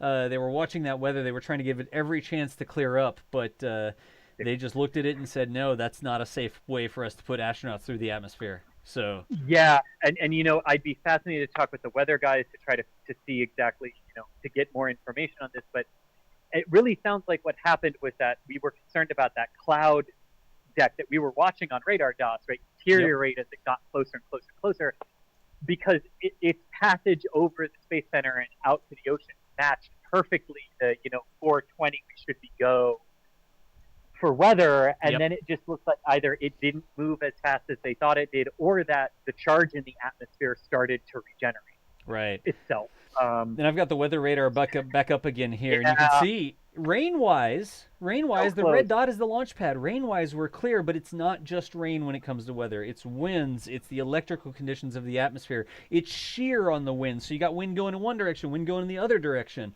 There's so many different things that go into it. So it really is. And you know what? We'll try again. I believe it's 15:22 Eastern time is our launch time on Saturday. Right. We'll come in on Saturday. We'll do it all over again, about an hour earlier or something like that. And hopefully we'll have a successful liftoff on that day. But exactly what you said earlier, Dot, what Tori Bruno has said, you don't want to be in the air wishing you were on the ground. Yeah, absolutely. And SpaceX just tweeted confirmation. The next launch attempt is Saturday, May 30th at 3:22 p.m. Eastern Time or 19:22 UTC. Yeah. Perfect. So we and will obviously be... get to the second time on that. It will be 15:22 and... Go ahead, I Chris. heard that. That was Julia. Okay. We were trying to connect Julia to get a status update for how the crowd reacted out at Titusville. Okay, cool. The internet connection is hosed in Titusville right now, it sounds like. We can't even get raw audio from her. I would imagine. Yeah. So, having watched many shuttle missions from Titusville, I imagine. Yeah. But anyway, we'll come back in on Saturday, 15:22, and we will get some seconds. it'll be 15:22 and a specific second they will aim for. Right. And we'll do it all over again. The precise launch time. This is spaceflight. This is what happens. Sometimes the weather's not in your favor, and you just come in and do it again. Yep. For all of you who are disappointed, hopefully this can put it in some perspective. Yeah. And I'll say this real quick. There's mission control again. So if you're sitting at home in the comfort of your home and you're watching the broadcast and you're like, oh, I'm so disappointed they didn't launch. Imagine the people in mission control, right? Mm-hmm. They've worked on this for years. And this was their first chance, the day that they're going to give it a try, and then completely outside of everybody's control, the weather steps in and says, "Not today, human space flight." So just let's talk about that for a minute. Yeah, it was the weather that got them. The first time a vehicle is launching crew. Yep. And it was nothing technical that got them. It wasn't a bad valve or a bad sensor or. Yeah, hats off to SpaceX for that. That is amazing, because no one can fault them or NASA for what happened today. Yeah. They didn't even have to use the extra margin that they had built into their preparation timeline. They were right on time, if not early, the entire time. Right. They clearly were very well prepared for today, and it looks like they're in good shape to make another attempt on Saturday. Yeah. Yeah. So let's talk about what's happening now. All that propellant that we pumped, that we spent 16 some odd minutes pumping propellant, or 18 some odd minutes pumping propellant into, we're draining all that out. It should be out within 10 minutes. Right. And the closeout crew will go back. They'll once the propellants are out and Dragon is stable, they disarm the Super Draco launch abort system. Right. They will swing the crew arm back over there, and the closeout crew, the ninjas. The closeout ninjas.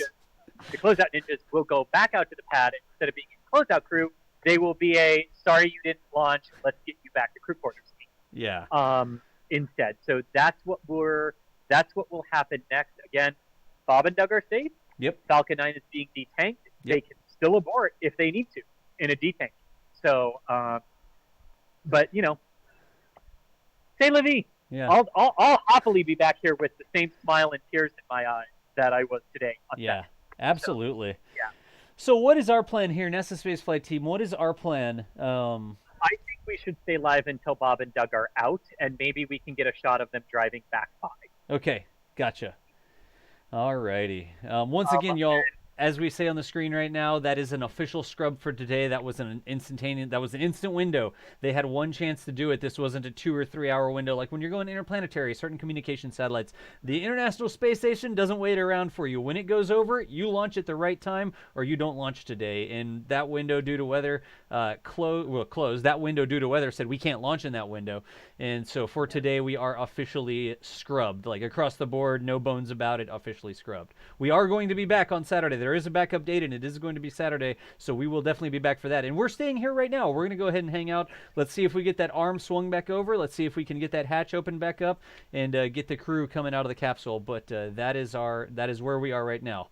Yeah, and some dedicated channel viewers are asking about NSF Live on Saturday. Oh, yes, wow. Yes, NSF Live is definitely canceled for the first time on Saturday, unless the launch date ends up changing. No, it's not, Michael. You're not in charge. NSF Live is enhanced because they scheduled a launch for us on NSF Live Day.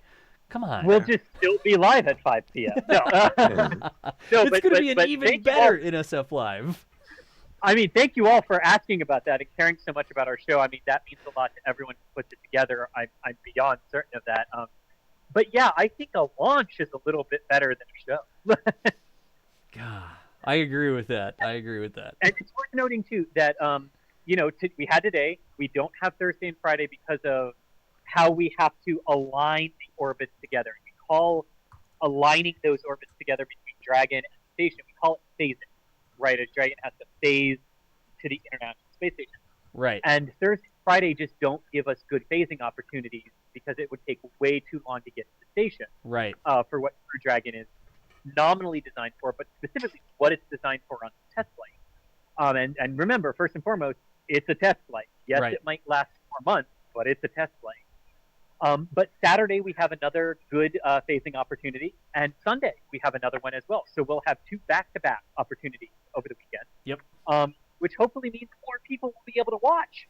Oh yeah, that's a good point. A lot of people will be off work. Yeah. So maybe more people get to watch. We're also going to do a better job on Saturday, Chris. We're getting you a better microphone. A. Just out of the gate. Yes, I'm going to go to Best Buy tomorrow to get one. Yes. Because, and we'll have the tent, so I won't have to run into my car. In and out of the hiding from the thunderstorms, right? This is a great practice run for us for our live stream coverage today. And dare I ask? We may have another modem. I don't know. That's a in joke between Das and I. Not really a joke, but a cause of consternation right now.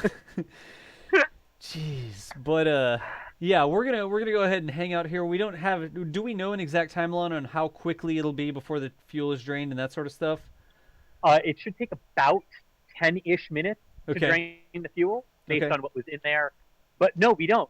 So this is actually really cool because we get to kind of get a sense of what the timeline would be going forward for scrubs after they start fueling.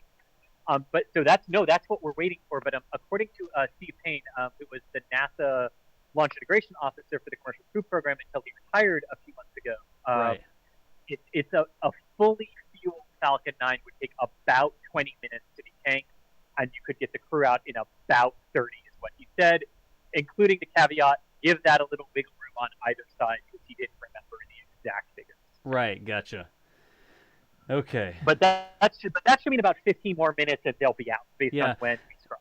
The web so chat was telling me that the webcast said it may be about 40 minutes. In terms of well, then there you go. Well, there you no, but I don't know if that's until the arm comes back or until they're defueled. It just says 40 minutes, and there's no additional information on exactly what that was talking about. Gotcha. So let's see here. Well, I mean, but that matches pretty close to what Steve said. So that's good validation that we're in that time frame. Yeah, let's do this. Let's see if we can bring Julia on real quick because she's still over there in Titusville. And as we're hanging out, let's get some reaction from how the crowd reacted over there in Titusville. Remember, we had that camera over there. And just quickly, it's 40 minutes to unload propellant. It's 40 minutes to unload the propellant here? Okay, 40 minutes to unload propellant. There we go. So by the time the pad crews return and whatnot, maybe an hour until they're out of the vehicle, maybe a little bit more. I'm just guessing. I don't know. Yeah, gotcha. Yeah, okay. I wonder if 40 minutes to detank, just based on what I talked with Steve about, I wonder if they have to detank a different way if they don't fully tank. Does that question make sense? Yeah, I don't know. Yeah, I'm not sure. Like for thermal constraints, do they have to keep pumping stuff in, or do they have to drain it differently? That's a great question. Yeah. I'm not sure. I know the Starlink flight that aborted on the path a couple months ago, right? That we were for. That vehicle was detanked in like 30 minutes. Right, we were convoying on the path, or getting ready to convoy out. Yeah. So I got Julia on the line here. Julia, are you hearing us right now? Let's see if we get Julia. No, we could not bring Julia in. All right. It looks like that did not work out very well. So we'll scrub that. Go ahead. There. Okay. Oh. Did you hear me now? Oh, there we go. We got some compressed Zoom audio, but talk a little bit more, Julia, and let us see if you've turned into a robot. Okay, well, I can tell you it is so crowded here on US 1. Since I last checked in with you, everybody and their mom rolled in. Really? Do you want to? I mean, we are hearing you okay now. 3? Yeah? Oh, okay, I can try the video for you if you're ready. Sure, give it a try. Let's see what the deal is here. Let's give it a try. It's Robo Julia. Yeah, it was Robo Julia talking. So give us just a second to see if that video actually comes up. We're not getting the video yet here, Julia. Y'all, Julia is our resident NASA Spaceflight fleet chaser. She is around the port down there, and if you've seen cool pictures of the rockets coming back in on the ASDSs or Searcher and Hawk and all the fairing catcher ships and stuff like that, that comes from Julia, but it looks like we may not have enough connection here to get any sort of stable feed from her.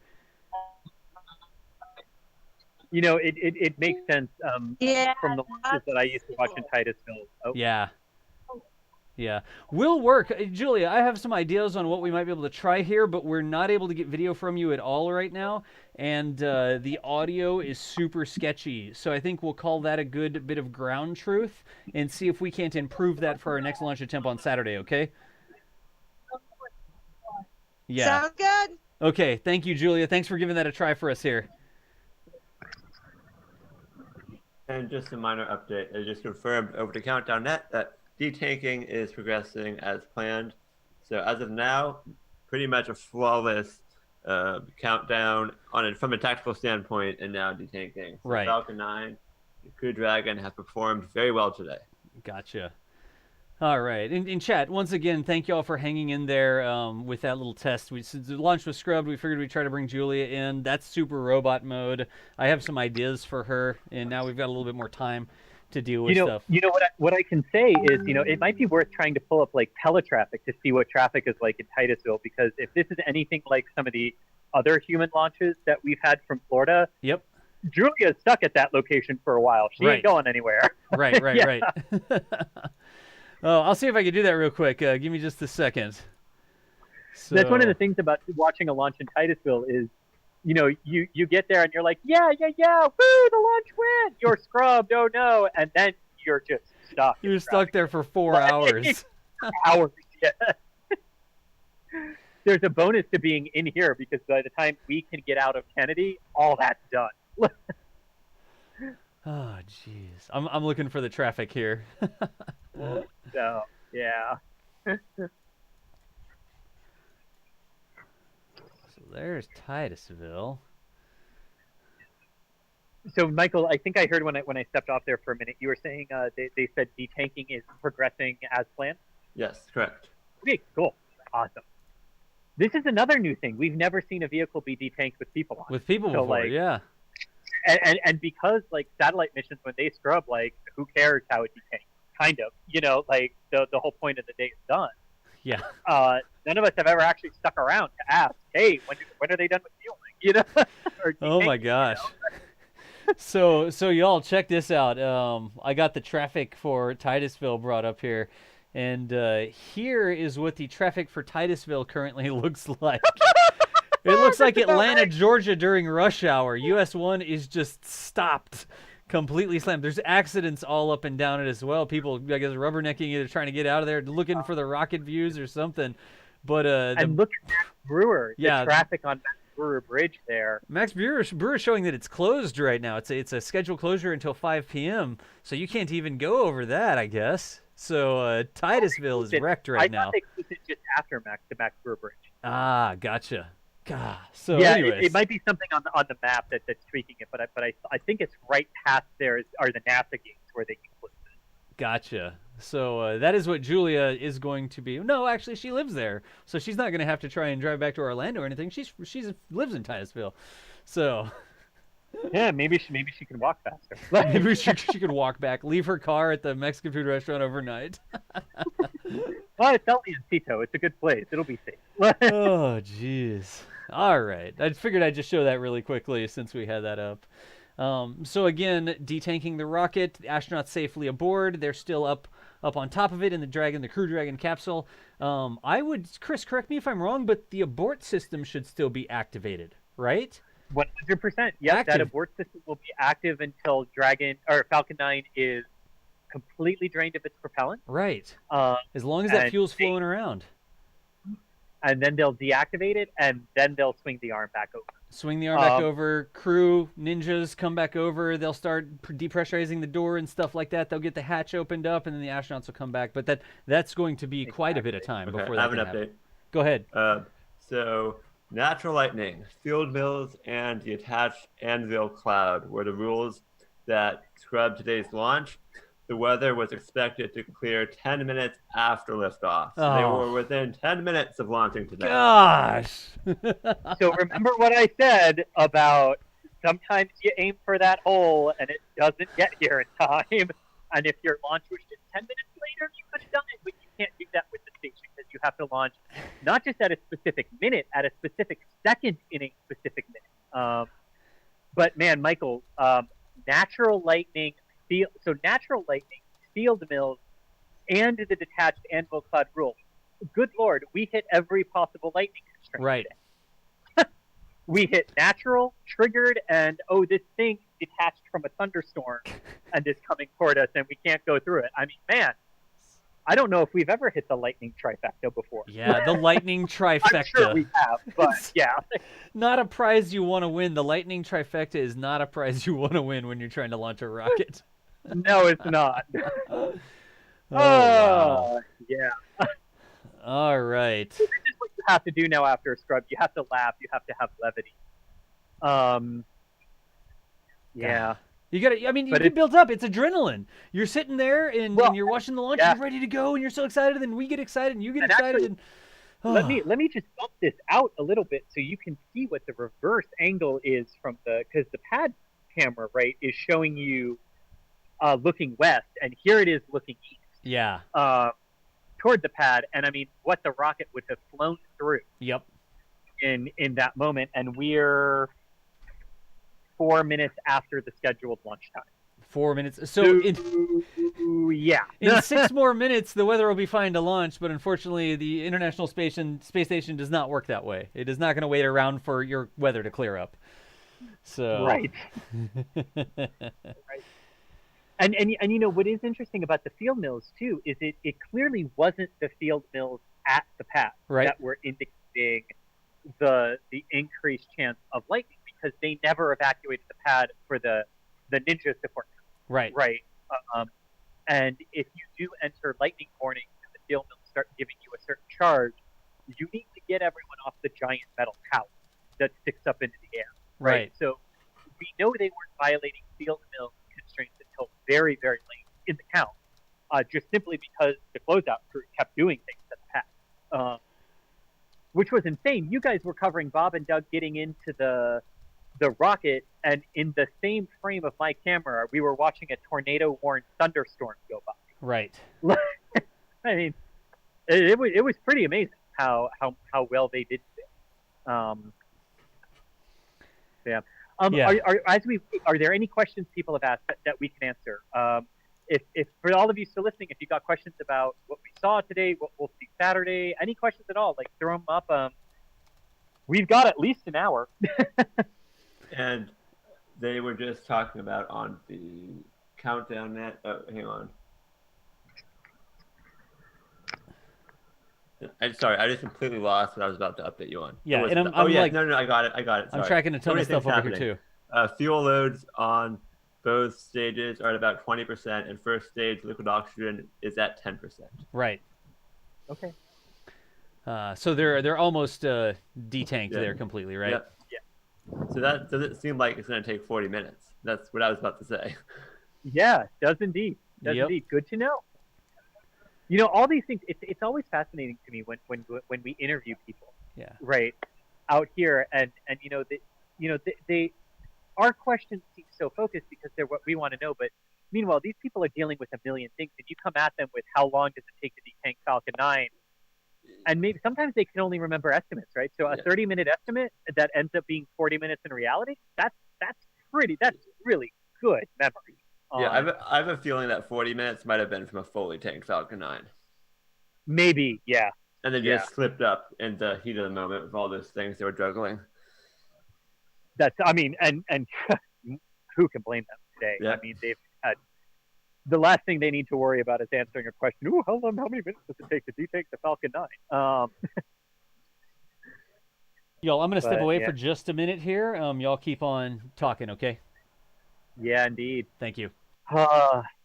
Well, you know, maybe hopefully what this means is that we can is that not just is the weather predicted to be better on Saturday, but like the cloud cover is expected to be less. So hopefully what this means is that we'll have better visual tracking of the rocket as it ascends up instead of disappearing into the clouds about a minute into flight. But that's what we'll aim to do. After Bob and Doug are removed from the Dragon capsule today, they'll be taken back to the operations and checkout building and crew quarters at the industrial area site here at the Kennedy Space Center. They will maintain quarantine, everything that they were doing yesterday, is what they will just now go seamlessly back into doing. They will likely be able to actually see their wives and children because their wives and children also observed the very strict quarantine program that they were on, that the astronauts are on, so that they could have this time with them. We had a beautiful photograph from Karen Nyberg, who is an astronaut in her own right, a two-time space flyer. She is married to Doug Hurley. They have a son together. And there's a beautiful photograph that she posted on Twitter of Doug on the tower at 39A showing his son the crew access arm and the arm that he was going to walk down to get into the capsule today. So hopefully they'll be able to spend some time with their families as well over the next 2 days, relax, review training procedures and everything again, just maintain that basic proficiency. And then on Saturday, we'll do it all again, just an hour and 13 minutes earlier in our timeline, but we'll do it all again on Saturday. Yep, and about a minute ago, I just heard a call out about 10 minutes until the vehicle has been, all the fuel has been drained. When they say fuel on the countdown net, they are referring to the kerosene, not the all the propellant. So that's just the kerosene. I'm not sure about liquid oxygen, but 10 minutes until the vehicle is emptied of kerosene. Okay, good. Yeah, and that makes sense too, that kerosene would be the final thing to be drained because it's loaded first into the second stage. So the second stage actually had a full load of flight kerosene in it when we scrubbed, because kerosene load ends at 17 minutes before launch and we scrubbed 6 seconds later. So they did have a full load of kerosene on board that second stage. And a question in the chat, they're wondering when the launch escape system will be de-armed. Mm-hmm. Great question. So after all the propellants have been drained from Falcon 9, and they have it back into the same configuration it was in when they pulled the crew access arm, 44 minutes before the targeted liftoff time today. Once Falcon 9 is put back into that same configuration, they'll swing the access arm over and they'll deactivate the launch escape system at that point. And they were just checking in with the crew to make sure they're comfortable in because they're in their launch position still, which is not the optimal comfort level. They're kind of lying on their backs. So they were giving them an update that in about 5 or 10 minutes, they will be able to start moving them back into the position that is more optimal for their comfort. Yeah. Cool. And hey, y'all, NASA Spaceflight team, I'm going to do this real quick, okay? Chat, people watching, I'm going to cut the mics just really quickly so that I can talk to NASA Spaceflight, and we'll be right back, okay? So just stand by for us. Just 1 second.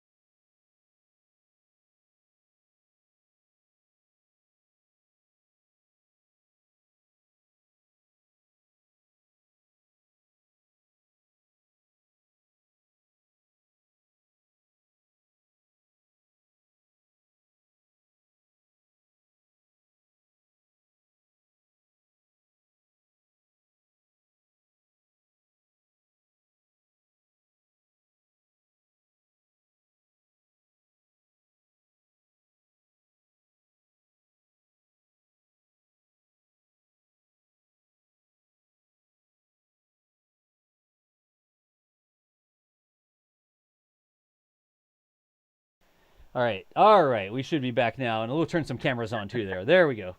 Brief go. Conference. Okay, so what we needed to talk about was the fact that because we scrubbed, I have to go get all the cameras we set from the launch pad. Right. So unfortunately, that means our stream has to end because I have to leave and I have to take it all with me. So thank you so much for watching. We will our team will talk behind the scenes. We'll figure out what time we're going to go live on Saturday, and we'll keep you updated, of course, on all that's coming up. But until Saturday, thank you so much for joining us for what ultimately ended up being a scrubbed launch attempt about 17 minutes before launch.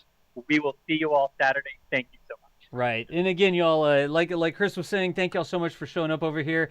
Chris is going to get all his gear packed up. This is Chris's camera. The camera you're looking at right here, this is the exclusive NSF camera. We're the only people who have this camera view right now. The other camera over there is like a media pool for you. Lots of people have that. But this is a fantastic looking view right now, Chris. Thank you so much for being out there at the Cape, dodging thunderstorms, dodging lightning, getting under hot and humid.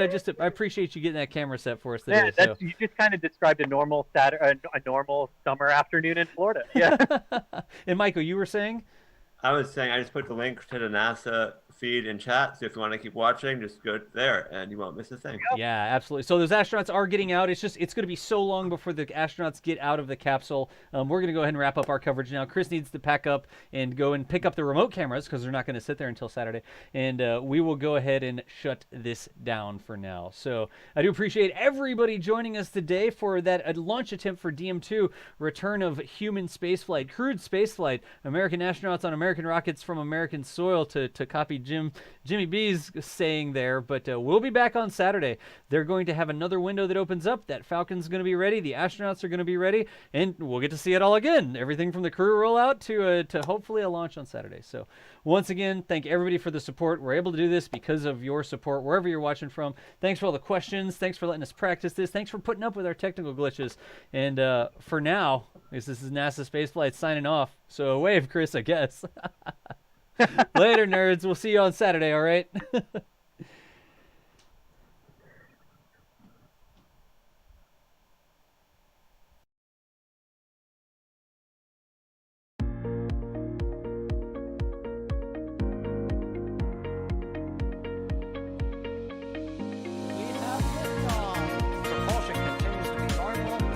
RCPA chamber pressure looks good.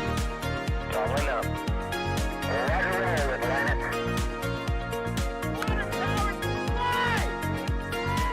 Flight downside of speed off. Yikes. You bet. We don't need any more of these.